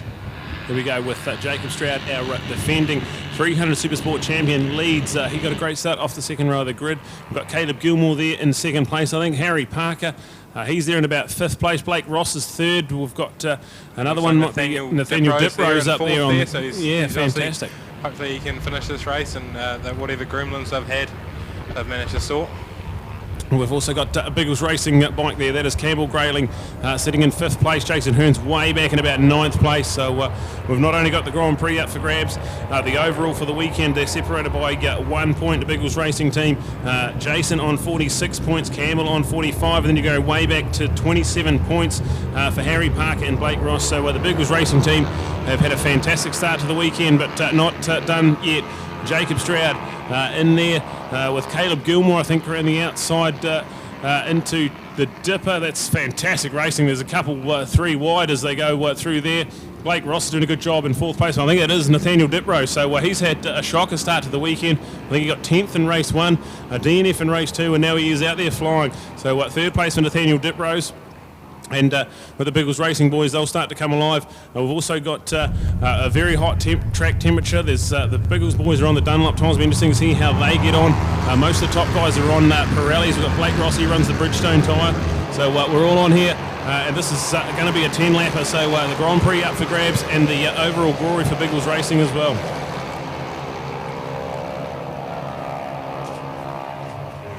We can see them down and the Lickle Molly Straight, Jacob Stroud. He's had a pretty indifferent weekend. He's had good pace throughout, but brake issue meant he had a big crash in race 1. Lucky to walk away from that one. Had a high-speed crash into Euromark, so he'll be happy to be out in front. Nathaniel Diprose up in a 2nd place, I think. So there it is, the late breaking Nathaniel Diprose. Fantastic from him. We've got a KTM 1-2, and then go back to a Kawasaki of Blake Ross. So the number 52 young man from Pyro finds himself in 3rd place. Caleb Gilmore is about to get challenged by Campbell Grayling, I think. So Campbell Grayling up into 4th place. Caleb Gilmore back. Harry Parker's in there, 6th place. We've got all on action here. 300 Supersport, some of the best racing we've had so far this weekend's come from this class, and we're in for an absolute ripper. 9 laps to go. All right, Dean Watson joins us again. Dean, these Paul Biggles boys, they might have pole position 1 and 2, but then they just can't get the starts, and they've got to do all the hard work to get past, but all of a sudden the other guys have said, hey, we want to be onto it as well. Look at that for Jason. He's been in number 1. He's back in 7th at the moment. Campbell's been there as well. He's back in 4th. They've got to work. Yeah, they really do have to work here. These R3s, they can be a little bit finicky off the line. The KTM being a big single, it really has that torque and it can definitely pop and get the jump. So big bit of dust thrown up there by someone running wide there at the dipper. Common occurrence this weekend. I know a lot of them are struggling with rear end sliding on these wee R3s, are really pushing these tyres to the limit. They're getting towards the end of their life in a national sense of pace. Still very good for the winter, but so it'll be interesting to see which one comes out top with Bridgestone, Dunlop and Pirelli, I think. Well, something just got to happen for Nathaniel Diprose, and maybe it's this race, because there's no way we're seeing him at his normal kind of racing. Something has been up, and maybe there's been a switch flicked or some bike improvements to be made, but he's right onto it. And as you pointed out, the KTM's going much better, and he's there alongside racing with Jacob at the moment. But Brad, that's a better Nathaniel Diprose performance. 2nd place on the Gavin Veltmeyer Racing 390. Yeah, he's up into the lead now as well. He's up into the front, so that Nathaniel Diprose leads around Euromark. Fantastic to see. This man here is our New Zealand TT winner from last year, so fantastic to have him back up at the sharp end. He's had a horror start to the weekend, just sitting there with the Scholl 10 points to his name. He'll be stoked to be out there in front, and look at him already trying to stretch out an advantage, and he is the first one there. We've got Jacob Stroud on the Bridgestones. We've got Blake Ross on the Bridgestone. The Biggles boys are on Dunlop, so maybe the Pirelli tyres factor with the tyre rules in the 300 Supersport. So Nathaniel Diprose on the Pirellis out there flying at the moment. Oh, wow. In fact, the tyre choices, we've been watching and making compliments down here for just how dominant that the Pirellis have been, these smaller bikes. And maybe it's a little bit of a balance that the other tyres are more reasonable than the dominant Pirelli brand is. But the tyre war, as we like to call it out there, is all on at the moment. Oh, yeah, look at that. The change up there. Grayling to do it. Tucks itself and gets the Biggles bike into third place. They're starting to make a move, but can he hold it? Can he hold it? Couple down in the dipper. Oh, couple down in the dipper, not just... That's like a Matthew Rindle there. It looking like an R. He's just rolling away. I'm not too sure of that other maroon bike there. Yeah, and the other rider's just going to go across it. We now have a red flag now. To that gap that Nathaniel pulled, he's going to have to try to do again in this restart. So cut him with a capital G. Yeah, there we go. So red flag situation here. We've 8 laps to go, so we'd only done 2 laps of this one. We'd actually almost crossed the finish line when the red flag came out, so there's 2 laps to go. We'll be tending to the rider trackside as the medical vehicle is setting out on track. So we have got a red flag situation, a crash involving 2 riders in the dipper, and we will go and see what happens with the restart. But Jacob Stroud, he was in first place when they crossed the line on that last lap, and then ended up in about 4th or 5th place. So hopefully there's no tyre issues there, but we've still got 8 laps of the Grand Prix to get through, so we're going to go to a red flag situation. The ambulance is on scene straight away, so we'll go and take a break here. We'll go over to Neil, who's got some information there. Yes, indeed. Sponsors, blurbs, they are just vital for us, and we thank them immensely. All those people getting behind racing, including Pirelli, of course. We sell what we race what we sell. This means the technologies and compounds Pirelli derive on the racetracks through R&D and World Superbike Championships are the same technologies and compounds we sell to you. Don't compromise on performance and safety. ICG, New Zealand's leading independent marketing company for creative content. For all of your print requirements, visit icg.co.nz and visit our full range of services. Aon is proud to continue their support of New Zealand motorcycling, the Superbike Motocross Championships. As New Zealand's leading insurance broker, we know how much hard work it takes to achieve results, and find out how we can help you. And get in touch with us today to discuss your personal business and rural finances and insurances. So visit aon.co.nz and find out more. Also at Aon, we provide motorcycling enthusiasts a comprehensive and competitive insurance solution, which includes cover for all types of motorcycles, riders, protective gear. Now remember that, of course, not other companies always do that, and the extras involved. So visit the members benefits section of MNZ to find out how you can help you to get covered on 0800 266 276 to speak to your local broker. Also, your home is likely to be your most valuable and greatest asset. We know that you've worked hard for your home and belongings, so it's important to ensure that you have the right insurance in place to protect you. Visit Aon to find out more.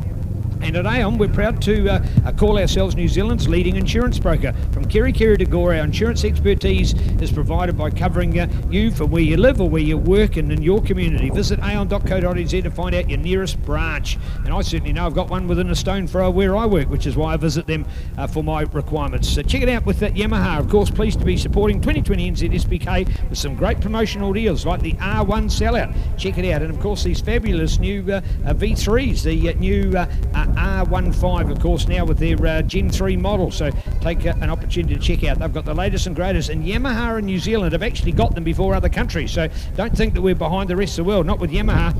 They're well respected on the global scene, and certainly able to get the best brands coming out of the best times. And of course, lately the new Tenere 700 just arriving at Yamaha, and they'll be a hot bike. So looking forward to them. And great news is, of course, with Yamaha that we're getting Dylan Walsh on board in New Zealand and Australia for racing. Dylan Walsh, the Canterbury man who's gone on to be British motocross champion last year, and he'll be riding Yamaha here out of New Zealand / Australia this year, courtesy of Yamaha. So great to have him on board.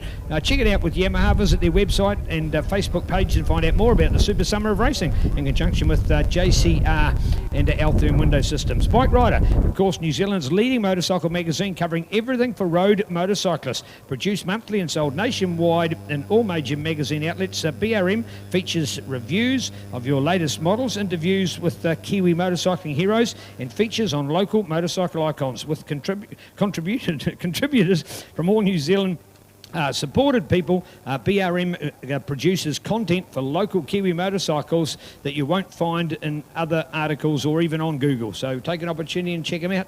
And our next one, of course, Sky Sport Next. Today's racing will be broadcast on Sky Sport Next YouTube channel, free for all New Zealand to watch, and some content, of course, will be broadcast for Sky Sport. We have Sky's sports streaming service, Sky Sport Next, and free to air on Prime. As the home of sport in New Zealand, Sky is about all levels of sport, from grassroots right through to the elite. In 2020, our riders will get the recognition they deserve for their achievements. Subscribe to Sky Sport Next YouTube channel now for full access for our live stream content. And remembering, that is free, folks. That is free. Don't think of it as a Sky Sport channel, because, of course, it's actually a YouTube link. But then, of course, you can follow it up by thinking that they're going to be on Prime. Now, if we make a great show of this, people are going to see at Sky that, wow, we've got something special to offer, and potentially put it onto other channels, including free-to-air Prime. So that's why we're making this passage. We're one of over 50 minor sports in the country that come up against the might of the cricket and the rugbies of this world and struggle to get quality time, but it can happen now. We love you, and say thank you, Sky Sport Next. Hey, folks, what about Hyundai? I'd like to thank Hyundai for providing our medical vehicle for all the rounds, allowing our medics to arrive on the scene faster and safer, and ensuring that riders are able to continue with their racing. There's our great sponsors, Burb. Thank you to Bailey, our media superstar. Well, that's what I call her anyway, as far as doing our promotional work. We couldn't do without the professionalism of quality people that are part of Motorcycling New Zealand family of events. The first aid's on the scene, the crash recovery on the scene, more importantly, the right people knowing how to run a quality event. For our Supersport 300, massive thanks to Norjo Motorcycles. Visit norjo.co.nz, the latest in parts, accessories, and hey, mention the code NINJA400 at the checkout and bang, 15% off. How good is that?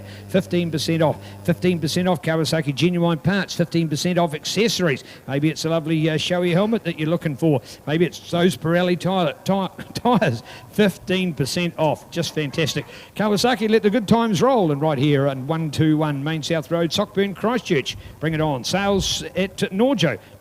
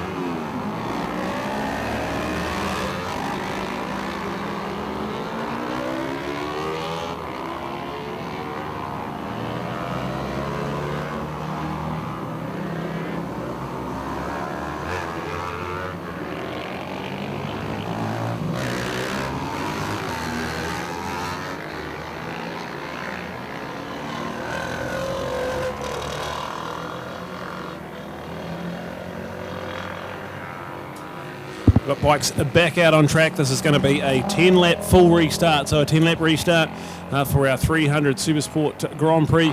And I don't know if Nathaniel Diprose is going to be too happy about that. He had a fantastic start and was leading by over a second.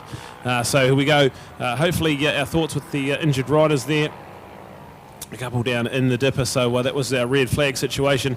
Medical team quickly on hand, fantastic job from all the marshals.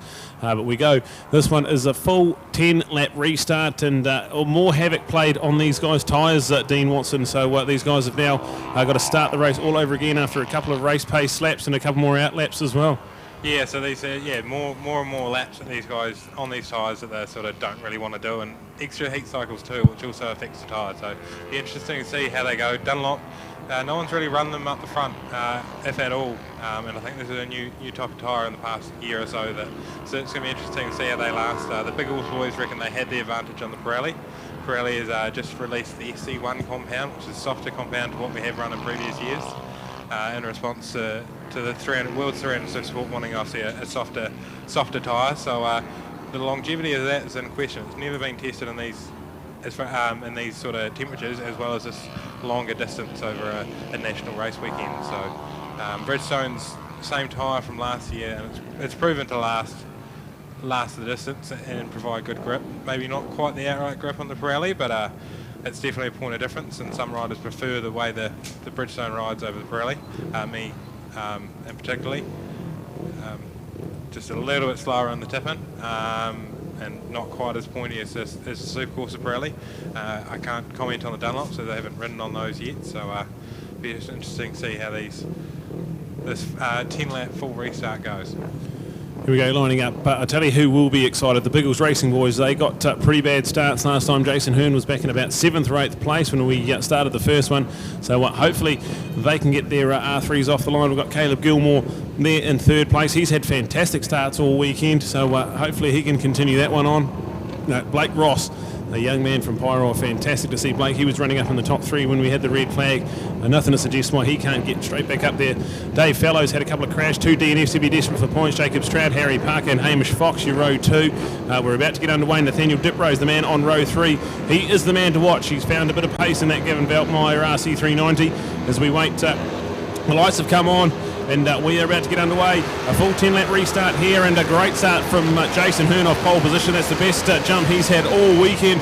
Jacob Stroud again gets that KTM off the line well. Blake Ross is going to be a factor into that first turn as we see how tight they get around the first corner. But look at that, a much better start from the Biggles Racing team. He's up into about 3rd place, Jason Hearn, but there we go. I think it might be Blake Ross who's got a great start. Jacob Stroud, he's a factor. We see might be Harry Parker, one of those ones that out in front as well. So we'll catch an update on the Sky Sport Next package as we see them flying around the Icon corner and that all is Harry on Parker here. So in the lead, so good to start. And Demon on the brakes is Jacob Stroud there. He's managed to go inside, and looks like Harry's being a bit bossed around the outside by who we got there. I think Harry's back in 3rd place there. Yeah, so that looks like Blake Wow. Ross that's managed to go around the outside and around the hairpin, and Nathaniel very late on the brakes there and dived in. It's a very favourite passing manoeuvre for a lot of locals and some of the regulars down here, is that just drop it in and brake late, and you squeeze it out for that next left. So nice block pass there by Nathaniel. Better start there for the Team Biggles boys that time, as Brad well pointed out. A 4th and a 7th for the 2 of them there. They are no worse than the top 5 for both of them there, so that's a much better run for them. They were going to really struggle. In fact, already into a 3rd place. Look at that. Nice to see them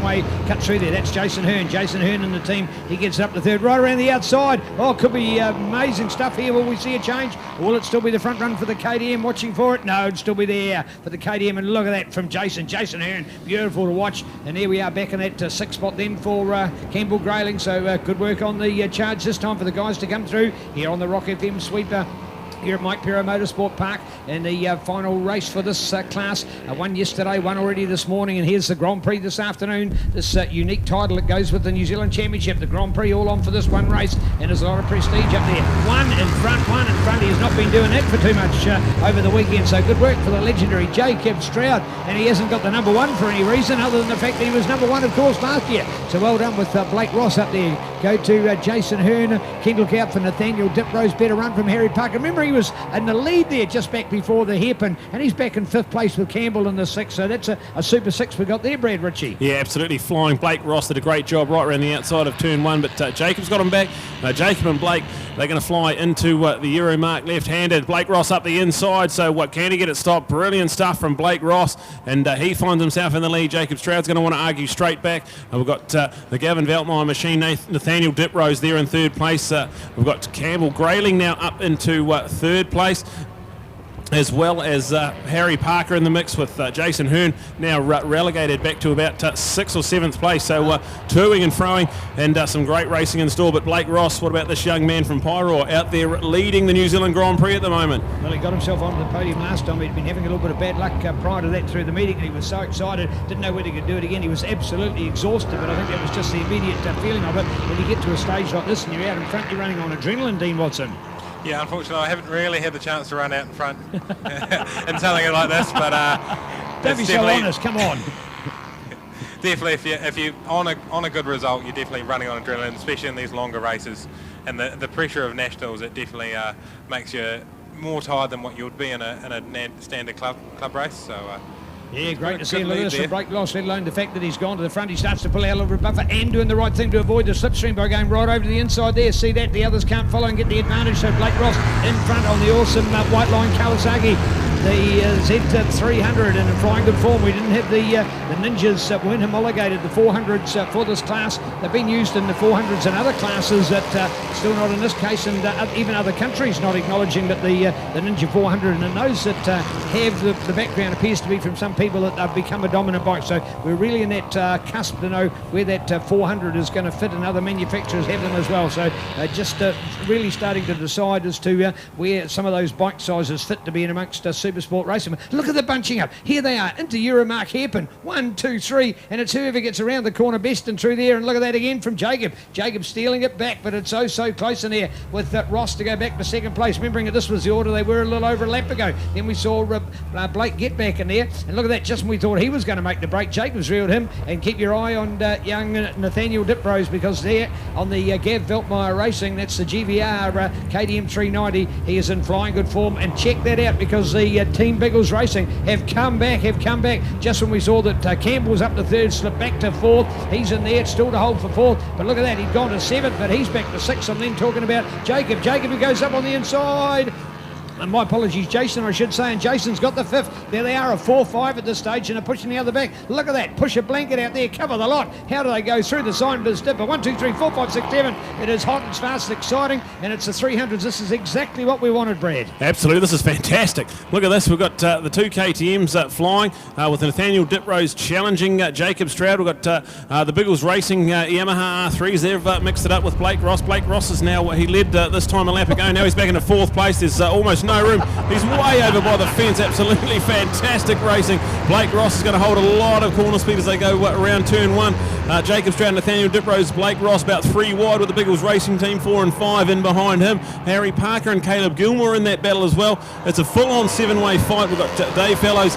He's back in 8th place with Hamish Fox and Andy Mack. So this is great racing. Jacob Stroud leads, Nathaniel Diprose and Blake Ross, and now the Biggles Racing team in there, 4 and 5, and Caleb Gilmore and Harry Parker arguing for 5th and 6th place at the moment. This is absolutely frantic as we see Nathaniel Diprose trying to go up the inside into the hairpin, and we've still got a massive 6.5 laps of this Grand Prix. So we've seen the lead change about 8 times already, and every one of those top 7 guys at the moment is a shot at winning a Grand Prix title. I'll tell you what, and here we are, Dean. Here's the tyres coming to their own, because this is one contrasting class, because there's 3 different tyre brands represented up there in that 7 in there.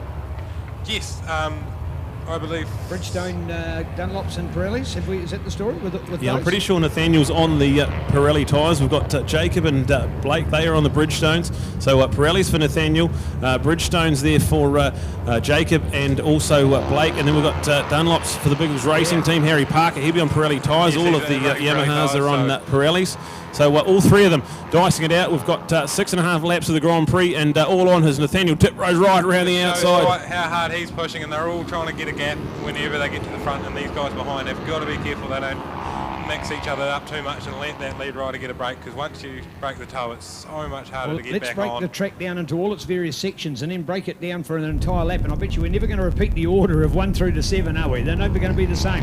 There's 1's gone to 3 and 4's gone back to 5, 5's jumped up to 4. You get the idea. They're just jostling all the time. This is fabulous. This is what we want to see. There's a GP on the line. These guys are on the line with their tyre rules, of course. They've got their tyres, and this is where the real test of their tyres. We've not seen 300 fierce racing like this at the end of a dynamic weekend like this, and this is the longer race for the GP title. Through Flexopes, down through Liquimoli, heading towards Icon on the top part of the circuit, and it's still our Super 7 in action. The Magnificent 7 are all on here for some great racing at the moment as we head down towards Euromark. This is the tightest corner. It's an ecliptic left-hander. It literally is a hairpin. They go back on themselves. It's super tight, fast. Contact and there's another too. corner. Oh, I think he's gone wide. And Jacob ended up with contact, and Nathaniel's got a leg up, so he's got a problem there. Nathaniel's on the grass through there. That was definite contact from under brakes. Jacob Stroud and Nathaniel Diprose made contact into Euromark. Nathaniel lucky to still be on board that machine. And now we've got a Biggles racing team. I think that looks to be Campbell Grayling out in front of this one. So after all of that, Biggles Racing now finds himself in the lead. So fantastic. We talked about the different sectors and not being a change of the same 7, but we've got someone coming from 4th to 1st. He was in 4th. Exactly. Right at this point, he was in 4th. There he is in the lead. Carry on. Absolutely fantastic. So Biggles Racing, Campbell Grayling, he will lead into the Signbiz Dipper. Then we've got Jacob Stroud, Nathaniel Diprose 2nd and 3rd, with Jason Hearn in 4th. Blake Ross is now back into 5th after leading a couple of laps ago. Harry Parker's trying to put his YZF package in there. He's sitting in 5th place, 6th place there, and Caleb Gilmore rounding out the top 7. So here we go. This is a top 7 to really get in behind. We've got Dave Fellows there. He's not quite out of touch with this one either, so it could be a top 8 if these guys keep dicing. We see Campbell Grayling head down and trying to get away with this one. Well, there we go, and check it out as well. Love that, the fact that the KTM split up the other two MRs. Oh, look at that from Nathaniel. Nathaniel moving across to try and get the advantage of the slipstream. So he literally said, hey, I'm Jacob Stroud. I want your place in the race because I've moved past you and I want to get the advantage of the slipstream. No good him staying where he was once he'd got past Jacob, because he needed to get him behind Campbell to be sucked along by the slipstream of the man who's out in front. You see, just when we saw Campbell starting to make a break and get out in front, Dean Watson, we're now seeing that this man, Nathaniel Diprose, is having another go. Could it be a change coming up on the corner? Yes, he's got up the inside and he's got his nose in front, so he now controls that corner. But it just goes to show down this front straight how important that slipstream is. They were quite a wee way behind Campbell, and they managed to pull him into that turn 1, as they have done for multiple laps on the guy that has managed to get that break, as the rest of them behind is shuffling around for that second position. So not sure whether these guys are going to try be a bit more sedate now as they're starting to spread out a bit, or they might, no doubt, won't be long. That's a 2-year year, right? Won't be too long before they start trying to jostle again and be the last of the late breakers. 4.5 laps to go in our 300 Supersport Grand Prix, and Nathaniel Diprose leads from Campbell Grayling and Jason Hearn. They are in the Southern Salvage S's and heading to the Signbiz Dipper, and that RC390 KTM is just so fantastic in the mid corner. You see it around the Liquimoli Straight, and the Icon corner is really where it's fantastic. Also around the sweeper. Once you get on the side of the tyre, that smaller single cylinder engine of the 390 will just be absolutely fantastic. We've got Biggles Racing 2 and 3. They've had a fantastic weekend. They've got a massive points advantage. 46 points for Jason Hearn, Campbell Grayling on 45, and then next in line is Blake Ross and Harry Parker down in 27 points. So absolutely fantastic weekend so far. Sitting in 2nd, 3rd so far in the Grand Prix, and these guys will be able to work together, grab some slipstream, grab a bit of a tow, and get hunting Nathaniel Diprose. But at the moment, Nathaniel, fastest man on track that last time round with a 1:43.8, so that is humming, absolutely flying at the moment. So we look at that, and that is a new lap record for Nathaniel Diprose, a 1:43.807, a new lap record for Nathaniel Diprose in 300 Supersport Racing. Well, there we go. In fact, that is going to be sensational to see, and that was Jason. He did have the record yesterday, by the way, so Nathaniel's just taken that off him. And how good was that? And you notice, of course, to avoid the slipstream, we went right over against the Mike Perra Motorsport Park sign on the inside of the track, and that meant that the Biggles boys gained no advantage. And look at that buffer. Look what it's just done. It's created that air that's now a little bit of a break, so there's no advantage for the bigger boys. They've got to create their own slipstream amongst themselves. So the field split up. We've certainly got a 1, we've got a 2, and then we've got the rest of the 4. So the 7 not quite as close. The Magnificent 7 are on fire here at this stage. What excitement they've given with what happened. We've had Blake Ross, we've had of course, Jacob Stroud. We've had this man, Nathaniel, and we had Harry Parker in the early stages. So 4 of these guys have led the race. Oh, in Campbell, sorry, I think Jason's the only one that hasn't had a share of the lead out of the pack of them that are all here in this Super 7 we're watching. Absolutely flying. Nathaniel Diprose, he has not finished a race so far this weekend. 2 DNFs, qualified way down in 10th place, and now has about a 25 bike length advantage in the Grand Prix. So this speed is fantastic. Nathaniel Diprose, this is the biggest lead we've seen all weekend in the 300 Supersport class, and he's going to cross the line and have 3 laps to go in the 2020 300 Supersport Grand Prix. So fantastic. We'll have a look at lap time hunting. He has gone quicker again, so a 1:43.772, and Dean Watson, that's still a pretty good headwind down the front straight, so this is some serious pace. Yes, definitely. The Biggles boys learned there from their previous lap and definitely moved over with Nathaniel to try and get some sort of a slipstream there. After the previous lap, they lost so much time down there. Now the best of the rest now is actually I've just spotted is Hamish. We did have Dave Fellows in there, but it's now young man Hamish Fox, and I'm sure he'd love to get up there. He qualified in around that 6th, 7th, 8th placing, and there he is back in the 8th in the race at this stage. So being a first timer here, it'll be a great performance. For first timers, I think first timers will enjoy it better when they're going to the likes of levels next week, as there's less to learn down there. What do you think of the opportunity for a newcomer? Luke? Yeah, we just got 2 bikes down there looking at the inside of turn 3 there, which is a weird place to crash, so that's going to be interesting. Both rows are up and okay, so... Yeah, can't quite pick it up. I think it looks like the bright red leather, so hopefully that's not Dave Fellows again. He's already had 2 crashes in a similar place on the racetrack, so hopefully we'll catch the update there. So we've got our front 7 gone, but just trying to catch the update. Dave Fellows come through the line in 11th, so we'll just keep an eye on the timing screen. That's another way we work out who doesn't come through when we cross the line. We're going to have 2 laps to go. Nathaniel Diprose is massive advantage. It's over 2 seconds now, and ever stretching ahead of the Biggles Racing boys. This is a fantastic weekend so far for Biggles Racing. A 2-3 here will just really cement their... And here's Jacob Stroud. He's drifted off the back of that pack, so he is 7th, but a more distant 7th going on there at the moment. So to think that he was dicing here with fellow KTM singles RC390 rider and Nathaniel Diprose, he's drifted back on pace. There we are, 1, 2, 3, and there we are, 4, 5, 6 with Blake Ross, and there's number 1 of Jacob Stroud, struggling to hang on the back of those other boys, and one of the riders been in there, and there's Hamish gaining. Keep your eyes on Hamish, I like that. He looks to be potentially going a little bit faster, so could be closing in on the likes of somebody as great as Jacob Stroud, who's the awesome number 1 on the D6M, the 66 Motorsport team there in the hands with his brand new leathers as well. Nice to see with Jacob Stroud. Yeah, I think Dave Fellows and Kane Bentley, 2 that haven't come through the timing screen, so I'd say those are the 2 down in the... It is a strange place to crash on the run into Icon Corner, so not sure what's happened there. Hopefully they're okay. They look to be up and all right. We go racing with Nathaniel Diprose, lap and a half to go, and stretch that advantage to over 3 seconds. So he was nearly 2 seconds quicker than anyone on that last lap. Nathaniel Diprose is in cruise control. Fantastic performance so far. Biggles Racing are right there, 2nd and 3rd. And then Harry Parker's now stamped his mark on this pack. He's in 4th place ahead of Caleb Gilmore. Blake Ross just on the back of that train now, so work to do for Blake Ross as we go racing. The white flag looking like it's ready and waiting. Nathaniel Diprose has just got the infield section and 1 more lap to go. So where has this Nathaniel Diprose been so far this weekend? Yeah, exactly. But hey, he missed these rounds last year and he still stormed home with some great results through the North Island round. So he's just starting to come right in time. It's almost what we saw from Sloane Frost the year that he won the Superbike title when he hadn't started all that well and then really started to pull the pin and get going. So well done for Nathaniel. And maybe it's just all the comings together. He hasn't been in the best of form for the recent events and don't know quite what he did in the off-season, but hey, he's starting to show his class for sure. Yeah, and just Nathaniel there had a big look behind coming onto that start finish straight, so he's now got a big lead there, and he's just, with the white flag out, just needs to come at home. He's almost got time to smell the sausages in this final lap. He can just hold it together, and I think he's going to come away with a GP win after 2 disappointing results earlier on in the weekend. Fantastic performance so far from Nathaniel Diprose. He is flying around the Icon Corner, sweeping left-hander You've got to be careful, there's a big curb on the inside, but Nathaniel Diprose is looking fantastic. Biggles Racing, they've chopped and changed now. It is Jason Hearn who got back ahead of Campbell Grayling, so Campbell had taken the position, then Jason's got it back, so that's a brilliant 2 and 3 for them.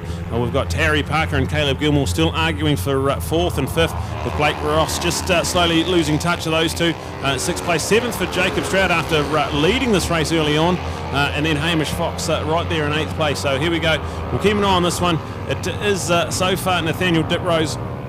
He qualified in 10th position. He was on the 3rd row of the grid, managed to get himself up into the lead pack. He's done some fantastic passing manoeuvres and weathered the storm early on in the race, got out in front, put his head down. He set a lap record and then broke it again the lap after, and really put some heat on, and very impressive ride with a big headwind. That is an understated factor. That's a big headwind for a smaller powered machine like a 300 to go into that headwind and still form a lap record. Nathaniel Diprose, he's around the final sweeper and on his way to Grand Prix glory, so fantastic from him.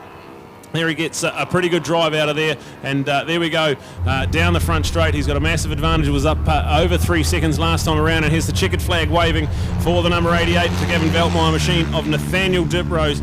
Fantastic Grand Prix win for him. There we go with Jason getting over Campbell Grayling there, so Jason ahead of Campbell. That's 2nd and 3rd, so more podiums for Biggles Racing. Harry Parker finishes in 4th, Blake Ross in 5th place. Jacob Stroud manages to get into 6th place, 7th for Hamish Fox, so we've lost Caleb Gilmore. We're not sure where Caleb's got to. Hopefully he's A-OK. We haven't seen any bikes go down, so we've lost Caleb Gilmore right off the timing screen. It's drama for him. He was running so good in the top 5 earlier on, and we have some drama like we've come to expect with our 300 Supersport Racing. Dylan Byrne there hits 11th place for him, fantastic. And Caleb Gilmore's actually come into the pits already, so not sure what's happened there, but drama as Caleb finishes in about 13th or 14th place. Drama filled, but there it is for Nathaniel Diprose, a New Zealand Grand Prix title and a new lap record around Ruapuna, a 1:43.772. How about that, Dean Watson? That's fantastic. Yeah, fantastic weekend. It was good comeback there by Nathaniel. Obviously brushed off the issues. I believe in race 1 he was having brake issues. One of the brakes locked on, so not sure what happened in that second race, but I've obviously ironed all those out, and he'll be looking forward to levels next weekend. Fantastic. So we have 3 different race winners in 300 Supersport this weekend. We had Campbell Grayling, he won race number 1. Jason Hearn, our pole position man, he won race number 2. And then now Nathaniel Diprose wins the 3rd and final race of the weekend and the New Zealand Grand Prix title. So there it is, 300 Supersport Racing, easily the best we've seen all weekend. So fantastic to Norjo Motorcycles for bringing us that action. And we'll cross down to Neil, who will have our podium celebrations. Yeah, you've highlighted a good feature there, Brad, and that's the part I like. 3 races and 3 different winners. This will be a championship. We talked about it in our preview. We knew it was going to be a great class this year. Not one person to dominate it. We're going to love that. It's going to go down to the wire, I'm sure, at Taupo for the final race. So great to see. So there you go. Biggles Racing had a 1-1, but with different pilots, but in the end it's been Nathaniel. So keen to mix it all up there. The Yamaha board, the KTM's come on home, and what about that with Dunlop tyres as well, picking up some of the glory, so nice to see. So Jason, first one back of that trio here at the moment. We're just getting our 150s ready here on the dummy grid as well. They'll be next out on the track, but what about that? 88 all the way, Nathaniel. Superb ride. That is nice to see. Look at that, even Marcus from first over to congratulate Nathaniel. So here we go at the moment, keen to get him up, so checking it out at this stage. And look at that, even from Jace, he comes over to say, hey, well done as well. So here it is, the Gav Veltmeyer Racing GVR and the fabulous RST support on board here. So good to watch here. This is fabulous, and look at that, Dad, quickly to come over here. Man, I'm just dying to ask this guy the question, what was the change? So how do you go from nowhere to somewhere? And that's literally what it has been. So fantastic, and a huge improvement straight here and on the podium. Lovely work, Nathaniel. Personally, Nathaniel, well done, matey. What happened today? This is incredible, nowhere to somewhere. Well, it's been a bit of a nightmare weekend, Neil. Like, started with the crash second lap of qualifying, and just got tangled up with someone else, and then since then I've had like catastrophic brake failures. First race, straight off the end of the straight, top speed, no brakes. Luckily managed to keep it up, but it was a heart and mouth moment. And then the second race, my brake failed again.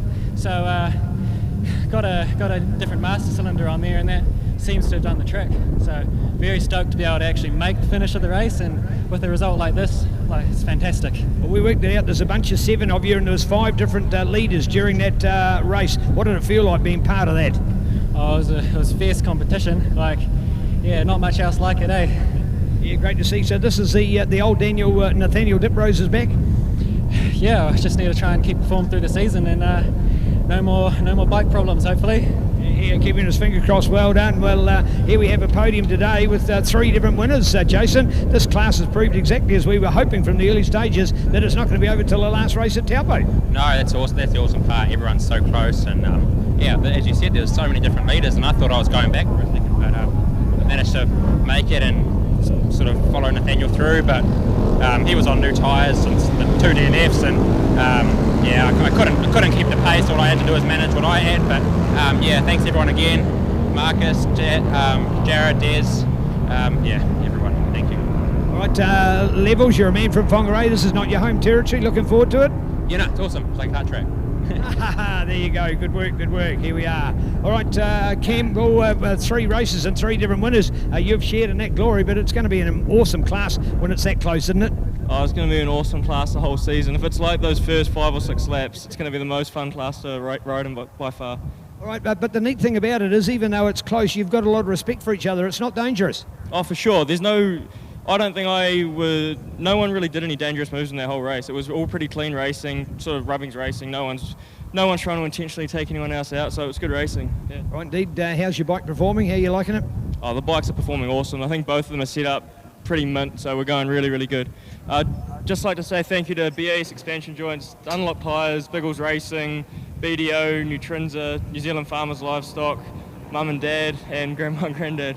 Nice words, and he saves the best till last. Well done. Here you go. Come on, folks. 300 Superstock. This is going to be an awesome class this year, so we're going to love it if we do our cheer. So bring it on home with our 300 Superstock lineup. Loving all this, and some great sponsors like Dynoworks and Access Man to have on board. Avon City Motorcycles as part of our 2020 NZ SBK, brought to us by Yamaha, Rev Shahat with Aon Insurance and Pirelli Tyres. Let's go and have some fun watching the best viewing in the world for motorcycling in January of 2020. This is New Zealand Superbike Championships coming sport next.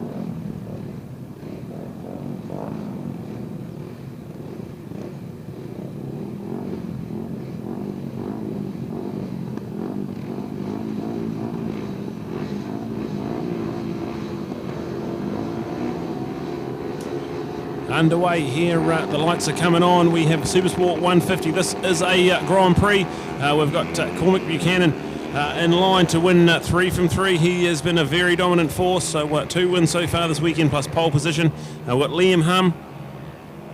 He got second last time around, and also we've got Jacob Pearce, Oliver Cotton, and Jacob Skinner in there as well. We go to our Gixxer 150s. It's the support class racing with these guys. Tyron Cooper's, he's been dominant as well. He's won 2 from 2 with Sam Guthrie. A couple of second places there. Matty Berry on 2 thirds, and then we go to Harrison Shank. Eve Scribner unfortunately had a crash in race 1 and has not been able to get that bike back going. So we go racing.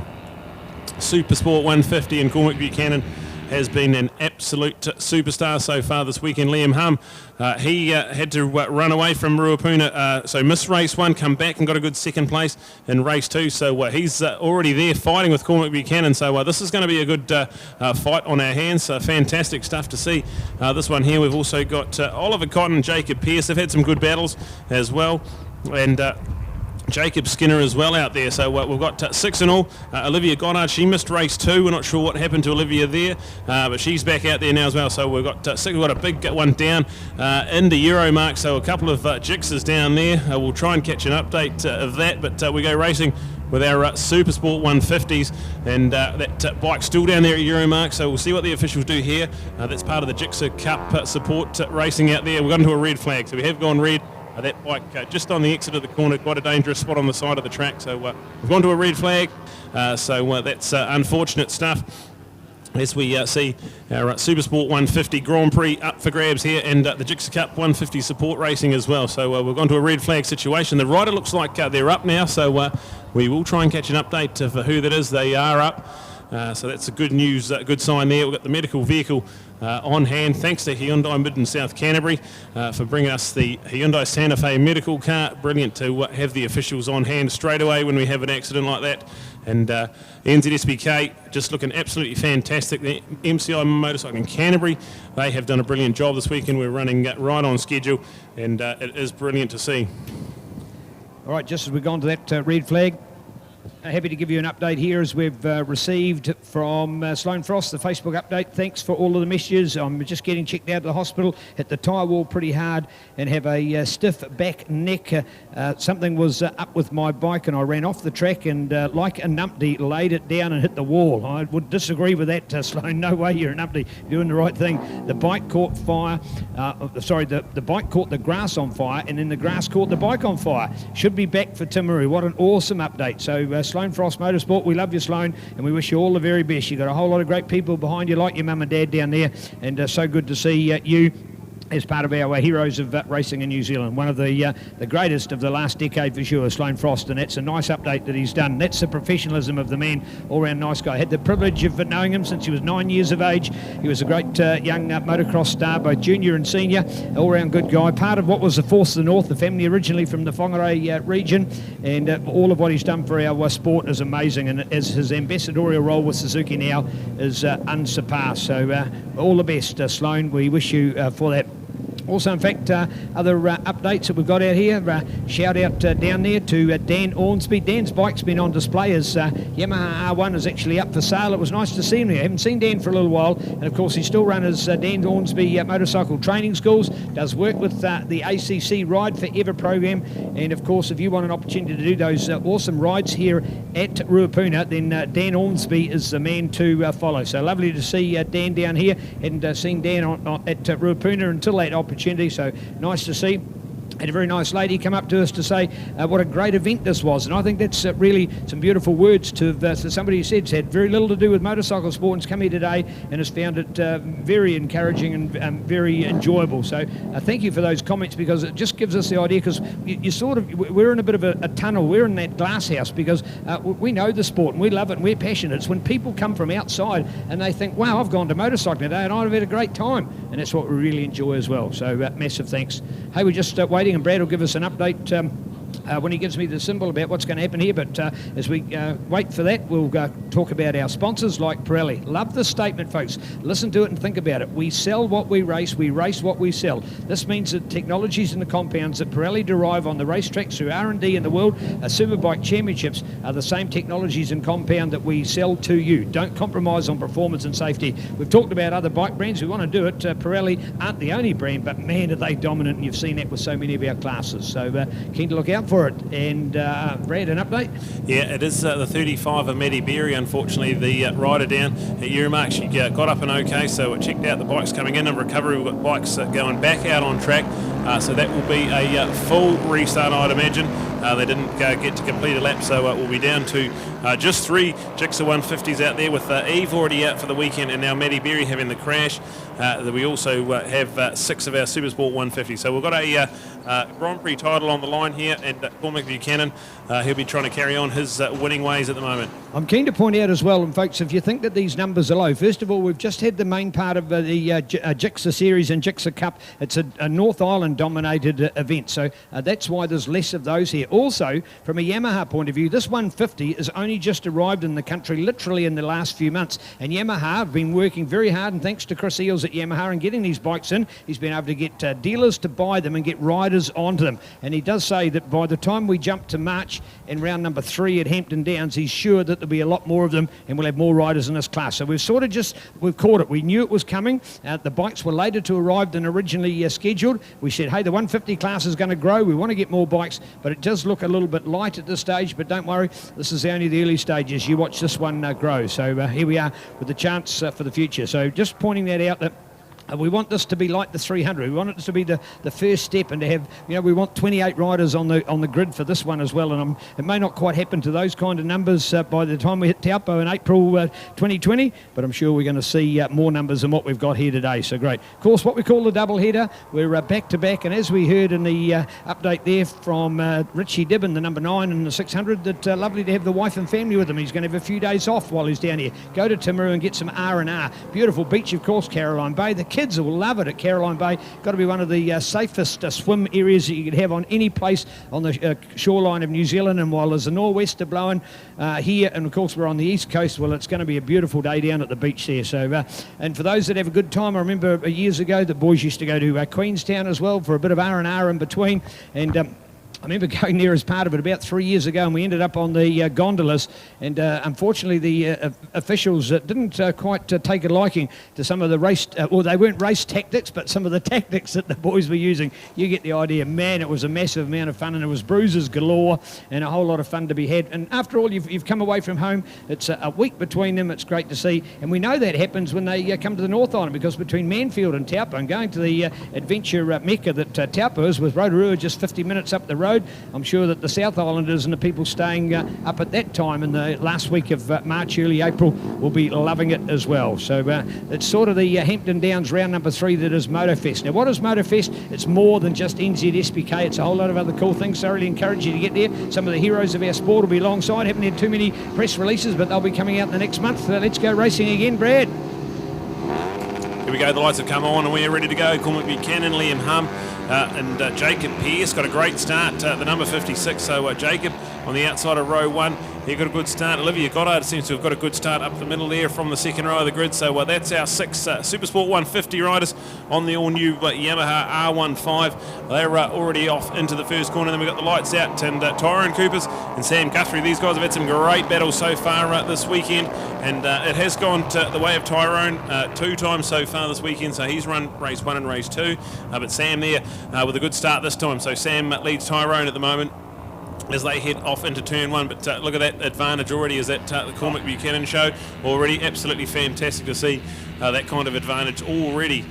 He is about 25 bike lengths ahead of anyone into the Euromark left-hander. So this is the number 28, the legend that is Cormac Buchanan, 13 years of age, and just the experience he had in the off-season is showing through in the Supersport 150 class. We've got a Grand Prix title ready to give away and a 5-lap sprint race here. Well, thanks to Casbolt Motorcycles, established here in Canterbury in 1932. What a quality name, the home at Ducati and Honda. We have one of the largest range of motorcycle accessories in New Zealand. Stockers of Revit, a Dry Rider, Oxford, Ventura, RST, Chivy, HJC, LS2, Shoei to name but some. We transport bikes New Zealand-wide. Business hours Monday to Friday from 8:30 to 5:30, and on Saturday from 9:30 to 12:30. At home at 39 Manchester Street, Motorcycle Street here in Christchurch. Casbolts at extra.co.nz. Massive thanks to Casbolts, another quality team on board supporting this fabulous one. Remembering, have a go. Can't thank it enough and describe it enough. First of all, from the kids' point of view, free entry, as Dennis Charlotte has well outlined, for the kids to come and have a go, as they're part of that weekender. And also for the teens and the adults, well, it's $100 to pay down to come and have a magic run around this track. 2 of them, Sunday, February 9, and also Sunday, April 19. So they'll be a couple of months apart, but still 2 grand opportunities. What do you got to do? Bring your road bike out and give it a test around the track. You learn correct cornering techniques and the lines to take. Machine examination from 7:15 on the track by 9. The field split by ability, so effectively, you've got an A, B, C, and a D. Call it whatever you like, 1, 2, 3, and 4.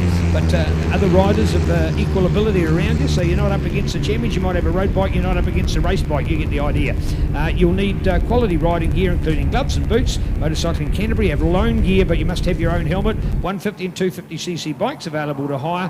$100 rider fee, free for spectators. So come and give it a go. Contact Dennis as president or Wendy as secretary. We love the Motorcycling Canterbury. That's www.mci.net.nz. Over to you and back to the racing, Brad. Yeah, it is still a fantastic show so far from Cormac Buchanan. He's 6.4 seconds ahead of anyone just in the first lap alone. So he's already out of the Euromark left-hander. He's on the run to the Fulton Hogan S's. A much better start this time. Jacob Pearce up in second place. So he's got a fantastic 3.2 seconds gap back to third place. Liam Hum's up into third. Jacob Skinner, Olivia Goddard and Oliver Cotton. That is fourth, fifth and sixth, and they are separated by not much on the racetrack either. So there we go. Supersport 150, 6 of them out there, and it is Cormac Buchanan well and truly in control of this one. But the real good battle is in the Gixxer Cup at the moment. Sam Guthrie ahead of Tyrone Cooper. So Tyrone's won race 1 and race 2, and now Sam has managed to get himself in front. So this is fantastic stuff. And Harrison Shanks as well there in third place in the Gixxer Cup. So we've got 9 bikes out on track, 2 classes out there on the same race, and Cormac Buchanan has about 3.5 laps to go. And this one here, this is a New Zealand Grand Prix title. So the first year of the Supersport 150 as a championship class, and Cormac Buchanan in control of this one. All right, so Supersport 150, Gixxer Cup 150 still to come. Sidecars, folks, sidecars will be up next. 8-lapper for them for the GP title, and still with our 2 5-lapper support class races left with Supersport Lightweight and 250 Production. So after this, another 3 races. Time at the moment is 5 to 5. We'll be a little later today, folks, but hey, at least we've given you a magnificent program of racing. Might have been a little congested, politely as it were, but hey, I'm sure you'd certainly get value for money. You'd never say there wasn't enough racing here for NZSBK. Bring it home with MCI. Fantastic stuff from MCI. They have been a long-time supporter of young talent through, and look at this one, a championship class recognised Supersport 150s. Cormac Buchanan, a 2-minute .800 lap, so 2-minute .8. That is just on a second off his lap record pace that he set yesterday. So the fastest man on track by a massive 6 seconds, and he's out there flying at the moment. So Jacob Pearce, Liam Hum, that's your top 3 at the moment. So we've got a Grand Prix podium up for grabs for Jacob Pearce and Liam Hum, looking great at the moment. Olivia Goddard's up into 4th place. Go Olivia, the young lady from Dunedin on the Race Supplies Yamaha R15. With Jacob Skinner just half a second back at the moment. Oliver Cotton there in 6th. So that's our Supersport 150s. And the 3 Gixxer 150s is led now by Tyrone. He's managed to get in front, but just under a second in that gap at the moment. So Tyrone, Sam and Harrison, our Gixxer Cup 150s. But Cormac Buchanan, a massive 12 seconds already ahead, and we're not even a half race distance. Well, looks like we're going to have the privilege of seeing him on a different bike, moving up a little bit when it comes to the Burt Munro Challenge. They've been good enough to support him and making his racing possible, so we're looking forward to seeing him hitting the Teretonga, his home track in beautiful Southland, coming up in early February. So what are we now? We're 4 weeks away. 4 weeks away yesterday, actually, so that'll be just magnificent. Thoroughly looking forward to seeing that. So Cormac Buchanan out there with that local man Jacob Pearce, along with Liam Hutton, looking out for Olivia. That's a very good 4th place in there. In our charge. Then we go to Jacob Skinner, and looking out there to Oliver Cotton. So I tell you what, Olivia, she's certainly the queen amongst the princes there, that's for sure. That is a great result, Brad. Yeah, top 4 at the moment. She did the Gixxer Cup North Island Suzuki Series campaign as well. So this is a young lady who's just graduated from Dunedin High School stuff, and to come here racing top 4 at the moment. Well done to Olivia Goddard, fantastic. And good to see her brother back racing this weekend as well after taking a year off as well. So the Goddard family, legends of New Zealand road racing, and out there doing it. Olivia in a good top 4. He'll indeed, of course, Super Dad Kev. Well, he's got a beautiful GP 250 bike, and we look forward to seeing that. I know he was tempted a little bit to go to the Classic coming up in the beginning of February up there in Pukekohe, so not quite sure as to whether he'll make that trip, but look out for him on his bike as well. Great family that love our sport and also going well. Yeah, there we go with the update in the Gixxer Cup. Sam Guthrie's now got ahead of Tyrone Cooper's there side by side as they head into turn one. That's a fantastic fight for Gixxer Club Corey. There we go them.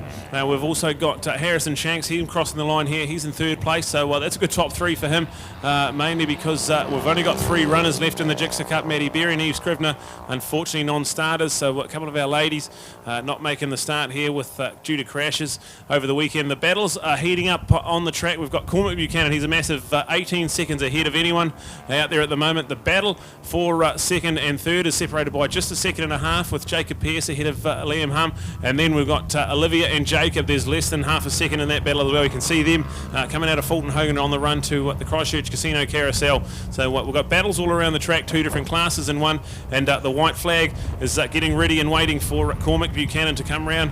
1 and a bit laps to go in the New Zealand Grand Prix for the Supersport 150. Yeah, fantastic. This class, of course, thanks to the manufacturers that are making these changes to bike models, that we're starting to see a hint of it with other events around the world, and really it's become an opportunity. Effectively, it's sort of like a bit of a Moto 4 in some ways, as you've got a 150 up to a 300, up to a 600, up to Superbike. So there's actually a production-based way of getting there, and great to see. Yes, the manufacturers have made slightly different motorcycles. There's 4-strokes and 2-strokes, there's singles and twins, and I think when they all start to get a little bit of a balance of their bikes and the market that they're creating to have them, they'll be a little bit more competitive across the board. And that's what we loved about that 300 Supersport. We've got a KTM, we've got a Kawasaki, and we've got a Yamaha.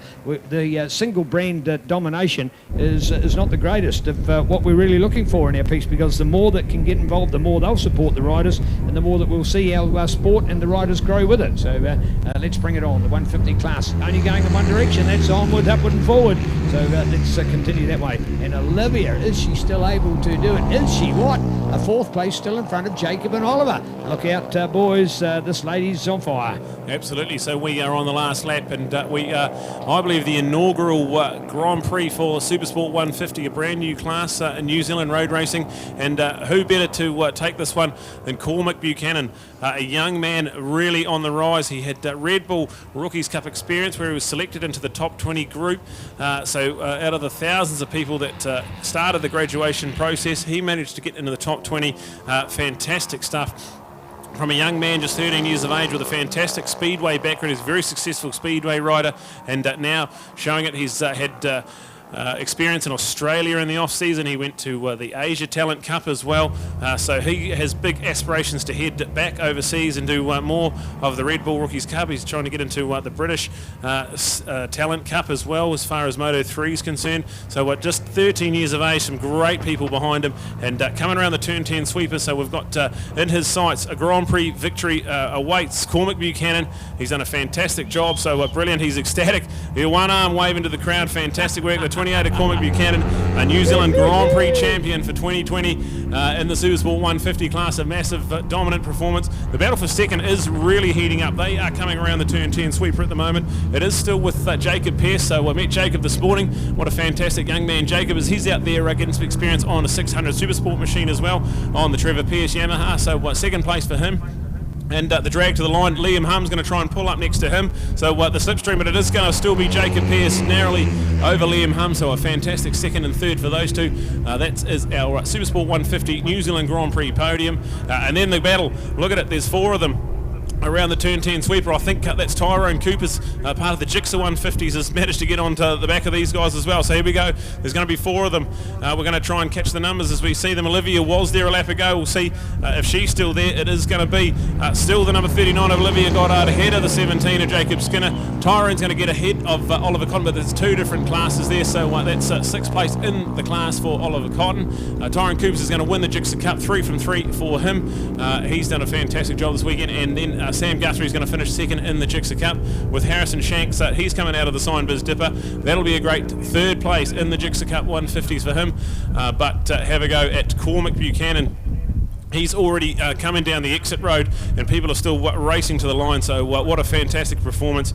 We can't understate his credentials enough. He's had experience all around the world, and a young man going places. Well done to Cormac Buchanan, just 13 years of age, and a New Zealand Grand Prix champion. So the Supersport 150, the inaugural running of this class, and a New Zealand Grand Prix title for Cormac Buchanan ahead of Jacob Pearce and Liam Hum. We're going to cross down to Neil, who's going to have our podium celebrations, and then coming up the last of our Grand Prix to give away the sidecar Grand Prix title, a 10-lap race for the sidecars coming up next.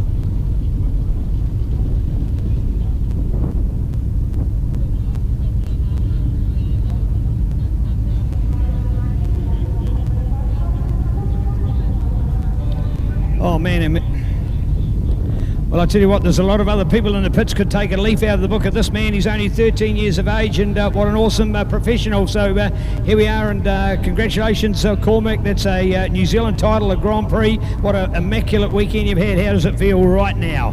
Right now I'm lost for words, you know, because it's just like first weekend of New Zealand Grand Prix racing, and we've just done so well to grab pole, new lap record.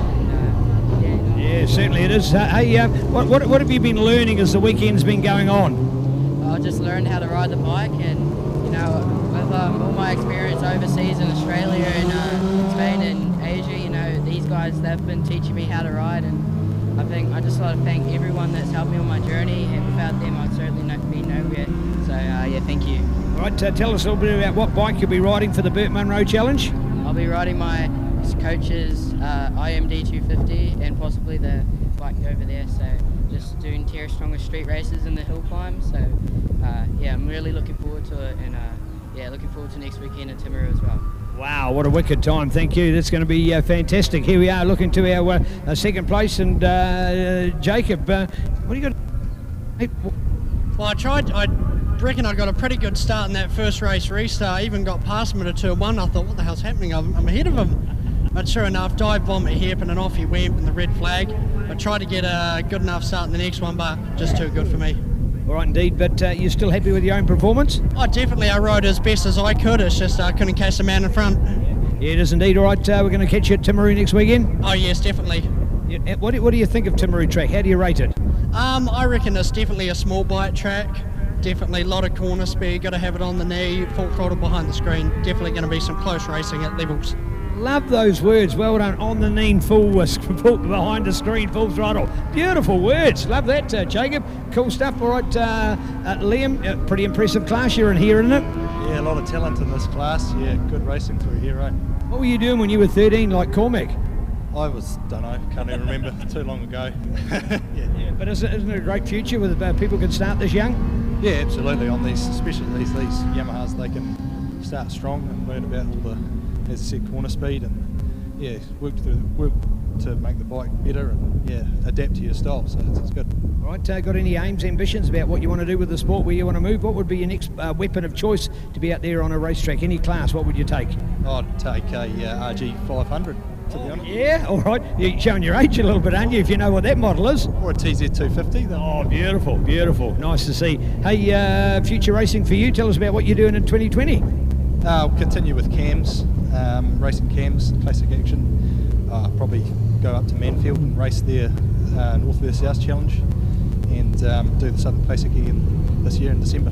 Well done, great effort there. Now, give me a hand, folks. There's your brand new Grand Prix class. It is a brand new championship. Never before has it been a true GP in New Zealand racing. Bring on the 150s. Great to see.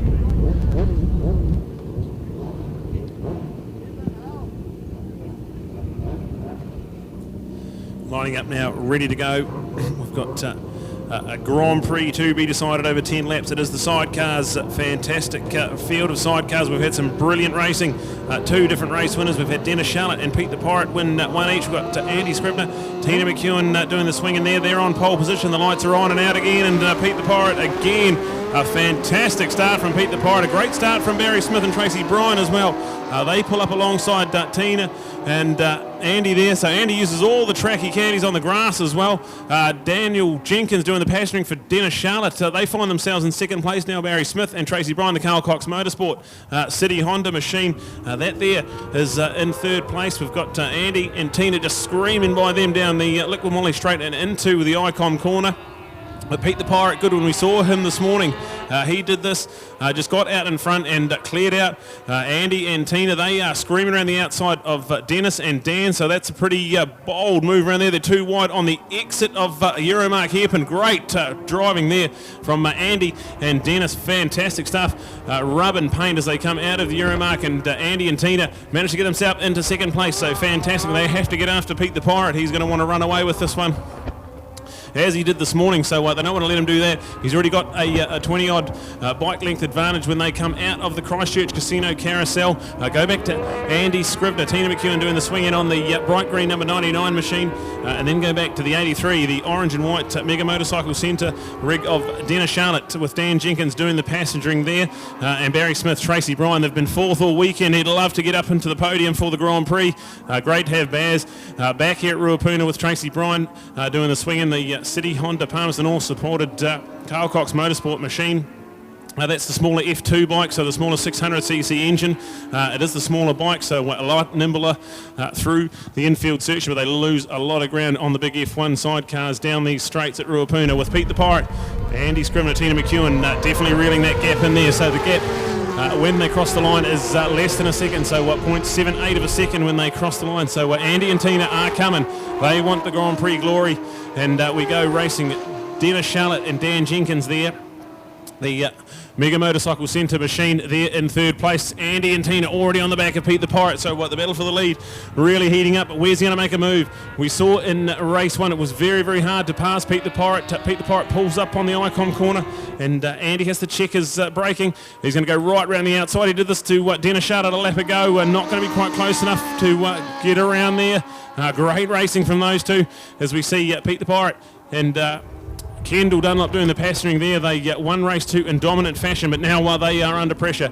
Andy Scribner, Tina McEwen, our New Zealand defending sidecar champions. Andy's won the title a number of times. A very experienced campaigner. Been racing for 30-odd years in New Zealand, so finds himself right in a handy spot to contest for the New Zealand Grand Prix. This is a 10-lap race, and we're already 2.5 laps into this one. We've got Dan Jenkins doing the passenger for Dennis Charlotte. They're third place, with Barry Smith, Tracy Bryan in fourth. And then we go back to some fantastic racing we've had all weekend. Gordy McEwen and Louis Scribner doing the passenger there. They're in a solid fifth place. And then we go to the pairing of Jared Winter and Darren Prentice there doing the passengering there. We called it earlier that Darren was doing the swinging in race 2 this morning, but it was actually Kelly still on the back of that machine. Darren's just doing the Grand Prix because we're going to have Kelly on the back of the 37, the Agit machine. So fantastic stuff from Jared and Kelly Winter, a husband and wife team from the South Island. And they've actually got 2 rigs out there, the Agip yellow sidecar sponsored by Dentures Plus, and Ryan Carlton out there is only going to do a few laps on the back of that one, and then they're going to come into the pits, and Kelly Winters, I believe, is going to jump on the back of that one. So fantastic for the sidecar community. And we've got a great update at the moment. Pete the Pirate has a 0.9 of a second lead over Andy Scribner and Tina McEwen. So they're lapping in the 143s last time around. So the fastest rig out there, Dennis and Dan in third place.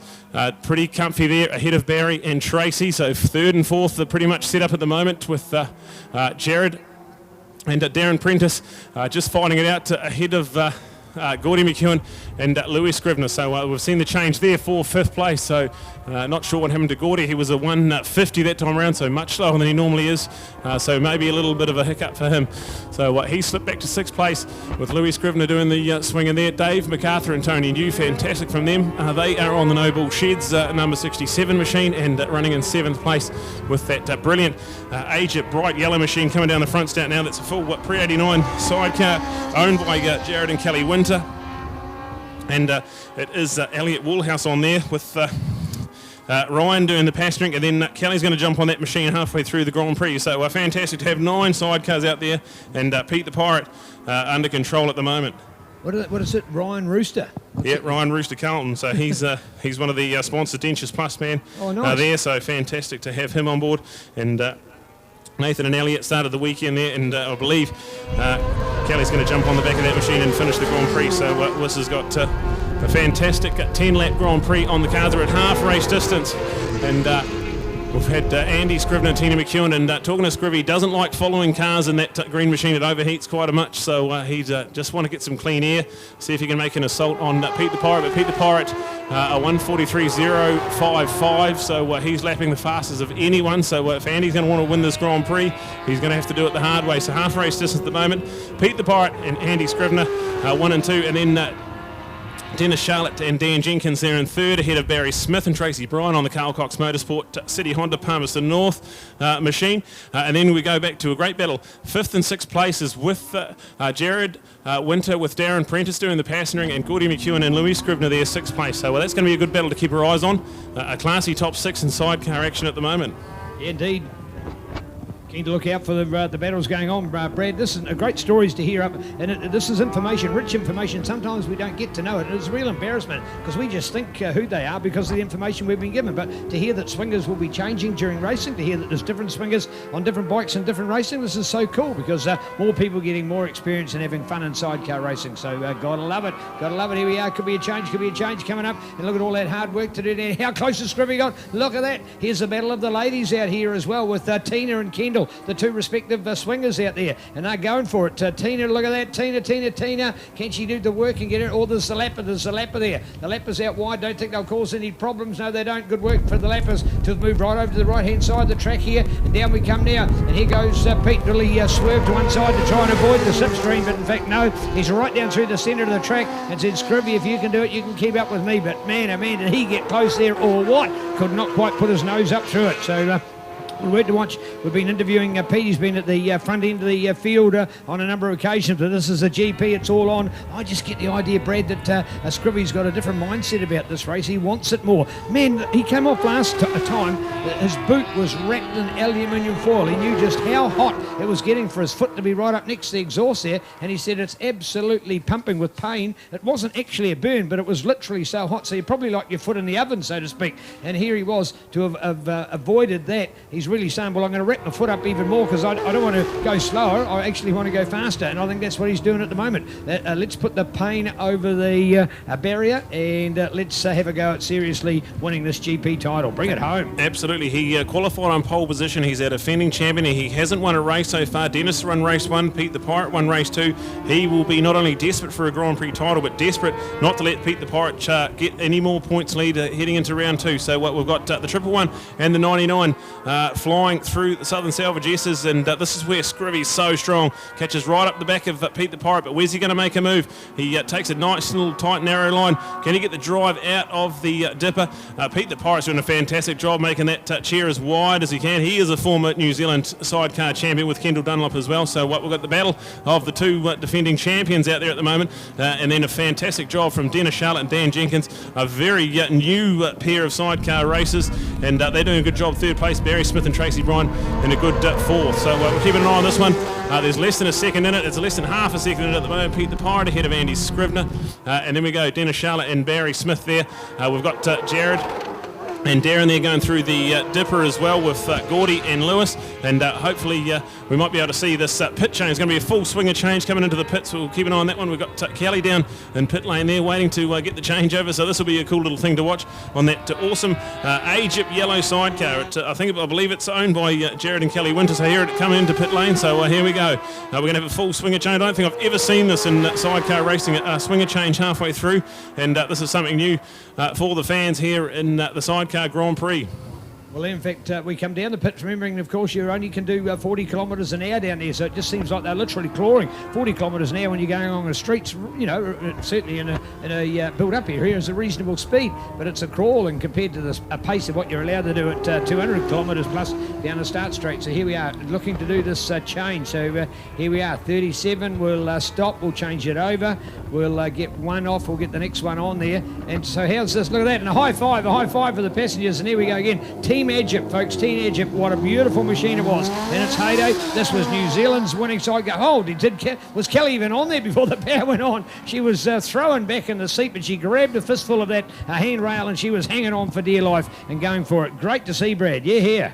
Absolutely fantastic. Just another cool element in the sidecar racing. So we've got just going to be 2 laps to go. Pete the Pirate is going to swing around the sweeper. He's just got the massive long legs of that BMW powered machine down the front straight. It's fantastic to see Pete the Pirate. He's ahead of this one. It's out to 1.2 seconds. He just set the fastest lap of the race that time around, so at 1:41.858. Pete the Pirate. He was half a second quicker than Andy and Tina that time around, so maybe Pete the Pirate responding with 2 laps to go, putting a bit of a squeeze on the Grand Prix title. Andy and Tina there in second place. They're still doing a good job. They've got a massive 11 seconds back to Dennis and Dan in third place. Barry Smith and Tracy Bryan. Great to have Baz and Tracy back at Ruapuna in fourth place within the smaller F2 machine. So they're underpowered, and quite a brutal place to be underpowered here at Ruapuna. There's a couple of massive long straights and some fast flowing sections. But look out for a different result, though, I would suggest next week at Levels, Brad. Yeah, absolutely. Yeah, that's much tighter and technical. Yeah, and there's that's going to suit that be in contention. F2 I don't expect machine. them to be in that distant fourth as they have been this weekend. And I know Baz will be conscious of that. And it'll be the home North Island tracks as well he'll be thinking about. So bring on Taupo on that F2. He won't lose anywhere near as much there. Absolutely. So we are looking at the yellow machine through Southern Salvage. That is the Team Egypt machine, number 37. That's Elliot Woolhouse doing the driving, and now Kelly Winter doing the pasturing on that machine. It's a Prix 89 FZR 1000 engine in there as well. So what a cool looking machine. To be that short and have 1,000 cc's under it, that's a fantastic machine. There's Pete the Pirate coming through the dipper. He's stretching that at advantage. It's well over 2 seconds now he's got over Andy and Tina. So that gap increasing ever so much with the white flag ready and waiting. Pete the Pirate is going to be a lap away from Grand Prix glory. Didn't make the South Island trip last year and just narrowly missed out on the national title. So Kendall, she'll be back.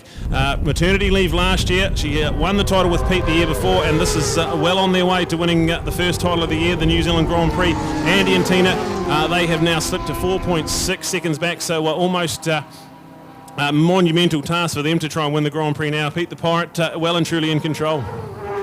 Yeah, just get the idea. I thought all that good work that Scrivby had done, it just appears as if, I think the heat of literally it is the heat of it. I just think, Brad, that they've done the right thing, dropping that throttle off and just cruising home. Seconds way better than a DNF. Absolutely. So Pete the Pirate, he runs into the Euro mark here. Pin for the final time. Andy Scriven and Tina McHugh, and they are in a solid second place.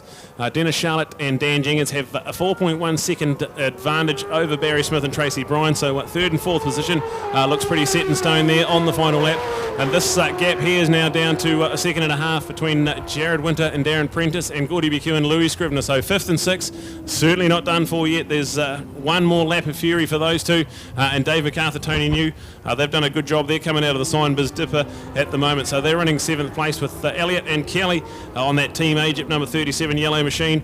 They're running in a comfortable 8th place at the moment. So here we go with Pete the Pirate, half a lap to go, and a New Zealand Grand Prix title awaits. Oh, great effort here. We look for this fabulous dipper here, courtesy of Signbiz at Ruapuna. Love this part of the track. It's a real motorcycle edition. A lot of the major car meetings avoid it like the plague, but we love it from the motorcycle point of view. And in fact, that's why when you have a look at some of the lap records that are posted here, courtesy of the Canterbury Car Club, you see reasonable cars doing 130s around here and thinking, well, our fastest bikes are only doing that 130 odd. It's because they don't have to slow down and go through the dipper as we do with our bikes. There we are, well done for Pete to have done it. So Pete claims the glory with Kendall doing the swinging, looking out for Scrivy and Tina well back as they cruise on home, and then go back to Dennis and Dan for a very good third place. Yeah, fantastic stuff. Andy Scrivener, Tina McEwen, a good second place there in the Grand Prix. Dennis Charlotte and Dan Jenkins, they won race one, and then a couple of thirds to finish off there. Pretty good weekend as well. Barry Smith and Tracy Bryan, another fourth, that's 3 fourths for them. The battle for fifth is nothing in that. There's less than a couple of sidecar lengths. They head into the turn 10 sweeper. It's still with Jared Winter and Darren Prentice doing the passengering. But then we go to Gordy McEwen, Louis Scrivener around the outside of the final corner. Try to cut back on the inside. It's going to be a full-on drag race here. There's nothing in it as they are going to cross the line. We're going to see a run to the line. The number 8 is on the outside, and I think it's the number 19 snuck in there just. So the number 19 of Gordy McEwen and Louis Scrivener just get the 5th place over Jared Winter and Darren Prentice by 0.0515 100ths of a second. It was less than half a sidecar length, and a fantastic finish. 5th and 6th place there, and the Noble Sheds entry of Dave MacArthur and Tony New. That's the black number 67 machine just coming through the Sign Biz dipper now at the moment. So they are running in 7th place. Fantastic stuff. I've got to give a big shout out to Jack Lovell there in his hospital bed. So get well soon, Jack. We've seen a broken leg for young Jack today.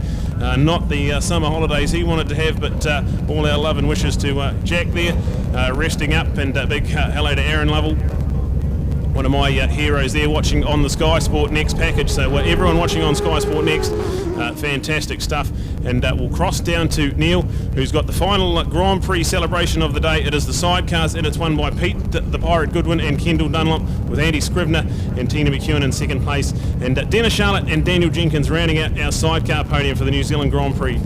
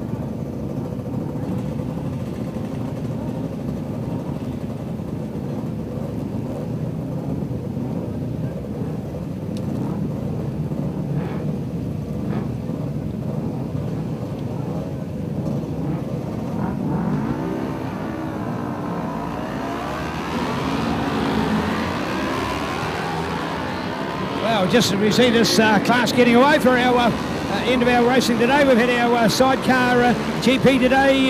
The team didn't get away to the best of starts, but you certainly made up for it. Great race this morning, and even better one this afternoon. How are you feeling, Kendall? Good, that was a really fun race. These guys made us work for it. We had a really good time, and I'm really, really proud to be a part of Team Pirate and part of supporting Pete and have an awesome time out there. Yeah, so good. All right, look at the smile on that man's face. You won the GP today, mate. Sorry, I missed that. I was just laughing at Dennis, actually. We've done a sidecar race, I'm nearly having a heart attack, and that guy's going out for another race. Just shows the energy of the idiot. I don't know what he's on, but I want some. Hey, it all came together when it counted today. Yeah, we changed tactics yesterday. Yesterday was a disaster, from my perspective anyway. So I made some bike changes, and we had a discussion, because we talk a lot, you know, as a team about what's wrong and what's right and what can we try and do about it. And to be honest, picture book, Scrivener unfortunately hung on a little bit longer than I wanted, and I was looking forward to a longer race, because I think that would have busted him psychologically earlier. But you know, everything went to plan. You just can't panic when people are getting behind you. We stuck to our game plan, and it worked great. So I mean, Kendall's been absolutely brilliant, and Ian, can't say enough for the guy. And all I'd like to say to all of the volunteers and everybody who makes this meeting happen, thank you. wasn't for people like you, I wouldn't be winning a race. So thank you, everybody.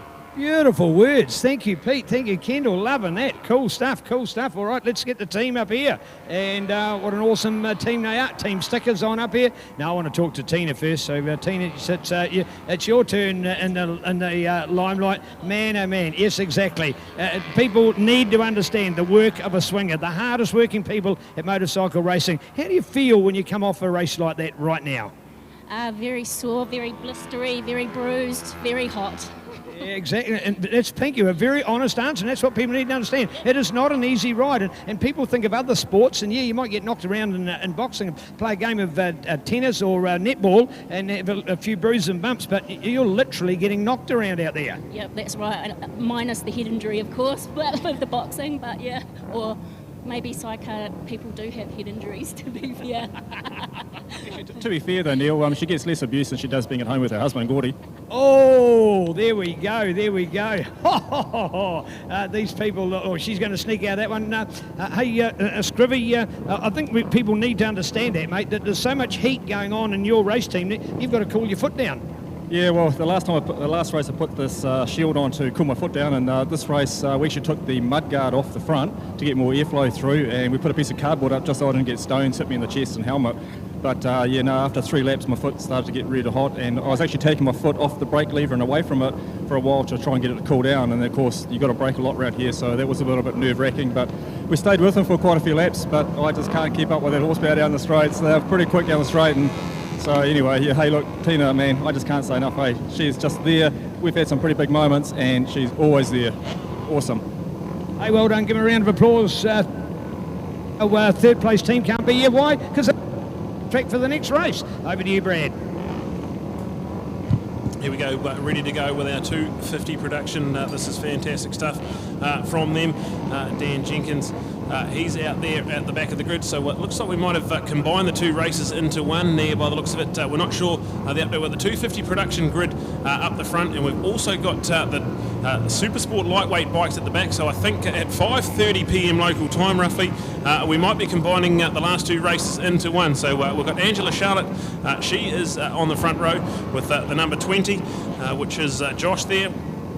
And we're going to go racing here. So I believe we've got 2 races in one. We'll try and catch an update to this one. We've got the marshals coming in. They're all happy with the grid, so we're set up, ready to go. I believe we're going to have maybe a split start, maybe one start. We'll have a look at this one. Angela Charlotte gets a great start as well. So does Josh there as well. We've got all one start, so we've got the Supersport Lightweight guys and this 250 production class all flying out at the moment. So here we go. We'll keep an eye on this one. 2 races in one, and this is going to be brilliant. There's about 30 or 40 odd bikes out on track. Well supported support class racing here at Motorcycling Canterbury events. We've got Dennis Charlotte, he was our pole position man. Nick Clark was in there as well, but we'd lost those 2 off the front row. We were just left with Angela Charlotte and Josh Sokolov-Pearson. So it looks to be Angela Charlotte who's stretching out that advantage. She's down the back straight here at Mike Pero Motorsport Park, Ruapuna, Christchurch. This is, I believe, the final race of the day. We're supposed to have 2 more 5-lappers, but I think we've combined them into one to try and get this race program finished as quick as we can. So Angela Charlotte leads the final race of the day, the 250 production. We've also got the second race in there, which is the Supersport Lightweight, and we've got the return of Dan Jenkins. So Dan's out there on his machine. He missed the race earlier today because he sacrificed that for the sidecar swing, and he did. He's just been 3rd place in the sidecar Grand Prix, and him and Dennis have run out and running into the last race. The last 5-lapper of the day, bringing it alive with Motorcycling Canterbury and the 250 production, along with the Supersport Lightweight bikes out there. Well, here's Pete Goodwin, who's won that race. He cannot believe that Dennis and Dan, after doing so well in the 3rd place, can go straight out and do another solo ride like that. So what he's saying is take a bow. And I think almost of that podium, he's closed with those beautiful words and saying thank you to the volunteers. Man, so many people, our timers, our officials, our flag marshals, our starters, our grid people. Man, there is literally over 100 people here behind the scenes to make this event happen. And he says he can't win a title without them. I love those words. It was a very gracious way to be finishing the day. Thank you, Pete, and love you, Kendall, as well out there. Well done to Scrivy and Tina on board. So great to see you. neat one for the sidecars. And as you rightfully said, Brad, we've combined this. Look at this form. This is a cool way. Some of those that were double classing potentially, they might be a bit disappointed because they had a chance to be in the 2 races, but at least there's a huge lineup of locals. There's just Canterbury written all over this. For those that aren't of Canterbury, you wouldn't even fit on one hand, because this is local and this is what the club does and does so well. And that's why MCI has got so many riders. They're the biggest road riding club in New Zealand, and this is proving it here today. And if you thought being a swinger for Dennis Charlotte was as close as you could get, well, Dan Jenkins is proving you wrong at the moment. He can ride 2 machines and be just as close as they were in the Sidecar Grand Prix. 1 and 2, Dennis Charlotte and Dan Jenkins, they were 0.1 of a second when they crossed the line, so we're almost as close as they were when they were on the Mega Motorcycle Centre. There we go, up the inside, so have a look at this one. Dan Jenkins now, I don't know if he wants to do this. He might get a rough ride next time they're on the sidecar. 1 and 2, different classes, of course. Dan, he's in the Supersport Lightweight class, and Dennis Charlotte in the 250 production, but look at this. They sidecar pair, and out there having great fun on the racetrack as well. We've got Angela Charlotte, Jack Cotton, they're up there. That's second and third for them in the 250 production class. We've got Matt Hoogie mixing it up there on his RS125 frame 150 4-stroke engine. So he's mixing it up with these 250 Prodi guys as well. We've got action of plenty. We've got 2 classes in one, and maybe we should have started the weekend with these combined. This is fantastic. Yeah, it's great to see. Remembering, of course, Dennis was with those 250s. He was playing with them a little bit and helping them along the way. Of course, he gave that first race win to his wife Angela, who was going for it. I don't know quite whether he's playing with Dan Jenkins the same note, Brad. No, so there'll be no holds barred. This will be on here. The gloves will be off. He's gotten back in the infield, so the 4-stroke 250 power of Dennis Charlotte just gets out of the corners a little bit better. It's a single-cylinder 4-stroke 250. So Dan, I believe, is on a 100cc 2-stroke engine inside an RS125 frame, but I'm only hearing second-hand information there, so I can't quite confirm that. But we've got action aplenty.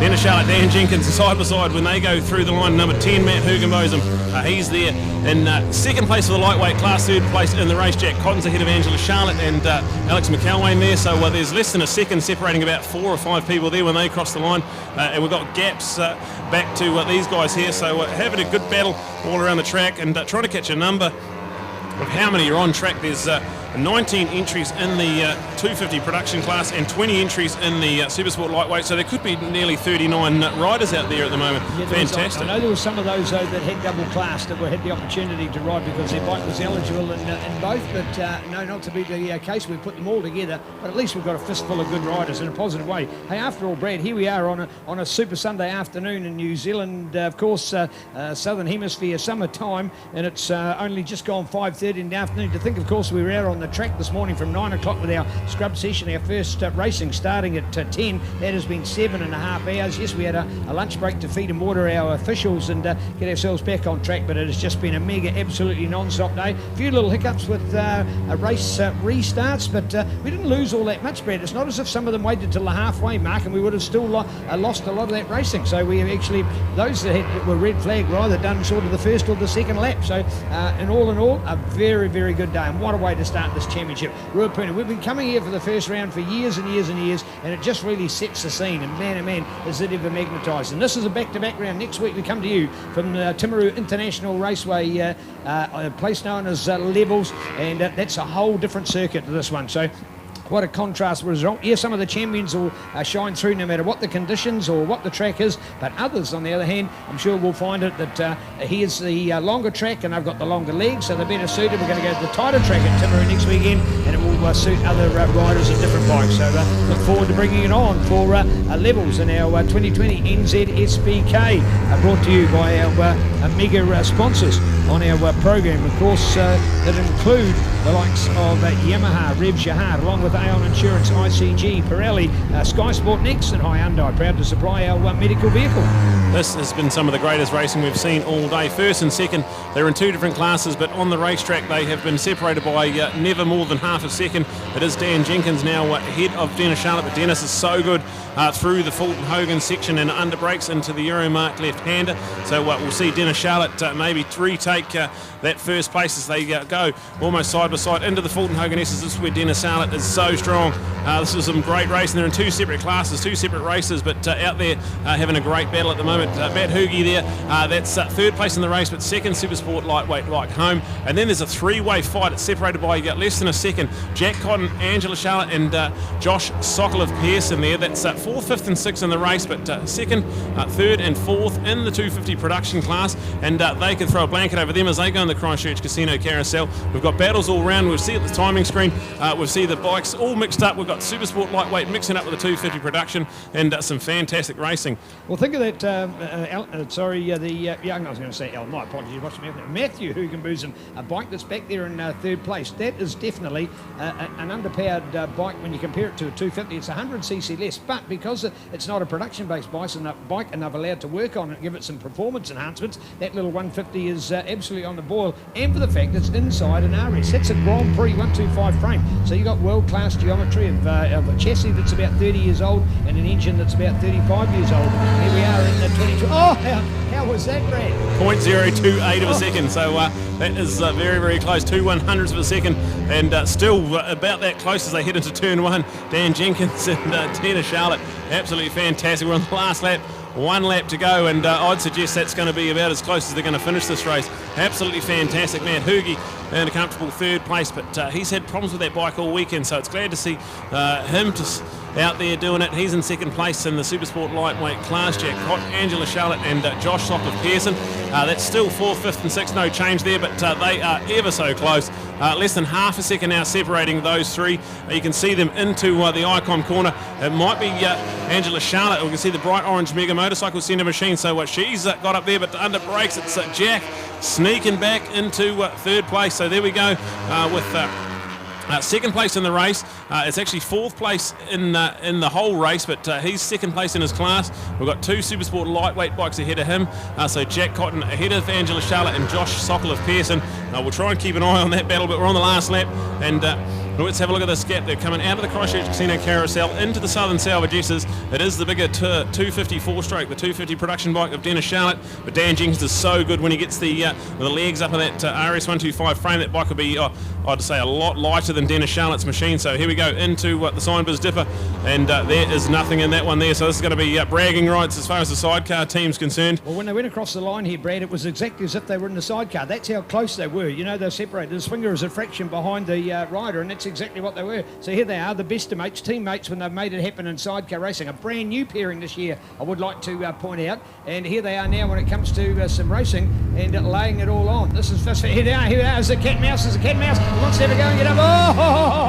Oh, was Dennis playing with him? Oh, I don't know. But it was super close and exactly as we saw it. Look at that. Look at it. They shake each other's hands. Look at that. Look at that. They go. The sport's a winner when you see something like that, Brad. Absolutely. 0.059, the winning margin. That's one of the closest we've seen all weekend. 5/100ths of a second. Completely different classes and great racing all round. So Matt Hoogie, he's credited with third in the race, but that's the second Supersport Lightweight bike home. Jack Cotton manages to finish just half a second ahead of Angela Charlotte, and then back to Josh Sokolov Pearson in the 250 production class. Alex McElwain there, 7th place with 8th for Simon Lawrence. Shannon Guthrie, he's in 9th place. Dan Clark, Sam Guthrie in 11th. Payman Shahidi, they're in 12th place, so Brent Cotton gets 13th, and then we get the 3rd place in the Supersport Lightweight class. It is Tom Clark on the 36 machine and Jaden Scott there. So back in 15th place, but that's the 4th Supersport Lightweight bike home. They started off the back of the grid. It was all one start, and a great initiative from our officials to join that race together. That was the most fun I've had all weekend, I think. Fantastic. So here we go. Now we're going to have a couple of podiums to do down there. It is a support racing, but we'll honour our champions, and as we see the officials already starting to pack up the track here at Mike Pero Motorsport Park. A massive thank you to all the marshals, all the officials and helpers that have made this possible. It's been an absolute pleasure, and some fantastic racing.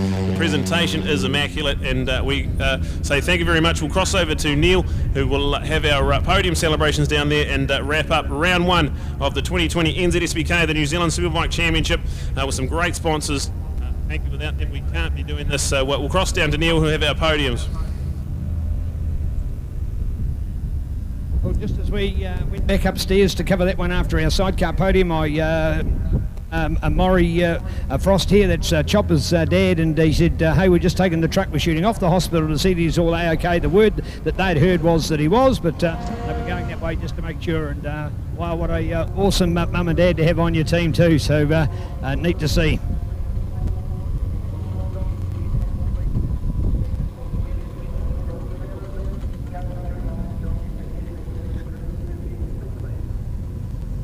That's a very valid point that's just been raised there and by the officials, that somebody might have had an incident today and think, oh no, it's okay, there's no more racing. They still need to get clearance, otherwise they can't race next week. So just making sure that everything's A-OK. We've got the crew down here, the pits are emptying right out. But hey, these guys are really starting to say that it's a pretty energy sapping, is perhaps the terminology to use. So neat to see. So let's get him up here on the podium, because Dan, of course, on the Manscaped Mega Motorcycle Centre Yamarilli, the Yamarilli bike. So Yamarilli Bow, is that how they try and call it? So we go. All right, just taking his, peeling the leathers, and of course the body armour comes off. So let's get it up here. We'll, it doesn't really matter about what class we've got. As far as I'm concerned, we get 6 of them all up here at once. Dennis, as much as it was sort of a slight negative that we were running out of time and didn't have enough room for everybody, and in the words of my Brad, he reckons it was the best race of the day that you guys saved. He was very pleased that you were merged together. How did you feel? Oh yeah, it's awesome, eh? I've learned a lot of my racecraft from riding a 125 in the Formula 3 class back in the day, and you know, I think it's a great thing. You know, me and Brian Bernard, I used to race against him on the TZ250 against the TL1000. Flipping awesome. You know, you really got to learn where to go and where not to go, and where you're better and they're better. So, a good dice with Dan. Couldn't let him beat me, otherwise he'd be wanting to drive the chair next. Well, what we thought was that the line at one stage, it was exactly for just. Normally the driver's just that fraction in front of us. What you were like. Yeah, that's right. We can't change a habit. Can't change a habit. Hey, to Dan here. Dan, what a cool way to race against sort of, is he the boss or is he the boy? What do you regard Dennis as? He's hesitating. He's hesitating. I try not to regard him as anything. But yeah, I thought I'd make sure I'm not in front of him. You know, couldn't start a habit. Oh, okay, a little bit of going on there. Hey, a bit of a fun way to end of the day. You enjoyed your championship here? Yeah, I'm glad it's not in the dark or anything like that, like we get in the North Island at the end of the day. But no, it was good. A wee bit of waiting around today, but no, we had a good sidecar race. I gave it everything I had. We're going to have to push hard when we get to Timaru, but I think if anywhere we've got an advantage, it's going to be Timaru. The wee 80, I wasn't planning to ride it this weekend. I saw some other buckets out here and I couldn't resist my bucket racing, so I had to grab it out of the shed and get onto it. So beautiful, great words. Give them a round of applause, folks. Great to see these guys. Well done. Let's rock on up here with the other boys and have everybody here. This is fantastic. Matt, nice way to finish. A bit of a challenge with some of the other 250 Proddy boys out there as well. Yeah, it certainly was a challenge. I mean, you always try your best at the challenges that you accept. And it was quite good to have everyone all in one race. I mean, you actually gauge yourself much more than just by yourself, unfortunately. But, I just kept making mistakes and I just wasn't fast enough to catch the other two up the front, and they seemed like they're having a ball. All right, well, are you going to choose a weapon? You're going to join us at Timaru? Unfortunately, I can't come out to Timaru just to other commitments, but I hopefully might be able to spectate. It's one of the days, but won't know until later till next week. Right, all the best. Thank you very much for joining us. Did you have some fun? I had a lot of fun, actually. I haven't ridden in ages, and I was a bit worried about how I'd go and how much fun I'd have, but the 250 classes once again put a massive smile on my face. So I'm really a little bit sad that MNZ has decided to drop it as a national class, but figure out something else to fill in its place. I'm sure that they'll. Yeah, we will. Well done for that. So there we have a wrap. Will be coming up shortly. So nice to see with us. Officials concluding in the day. We'll be back with a little bit more shortly to conclude this fantastic opening round of 2020 NZ SBK, coming to you here at mci.net.nz, Motorcycling Canterbury and Motorcycling New Zealand. Round 1, bring it on.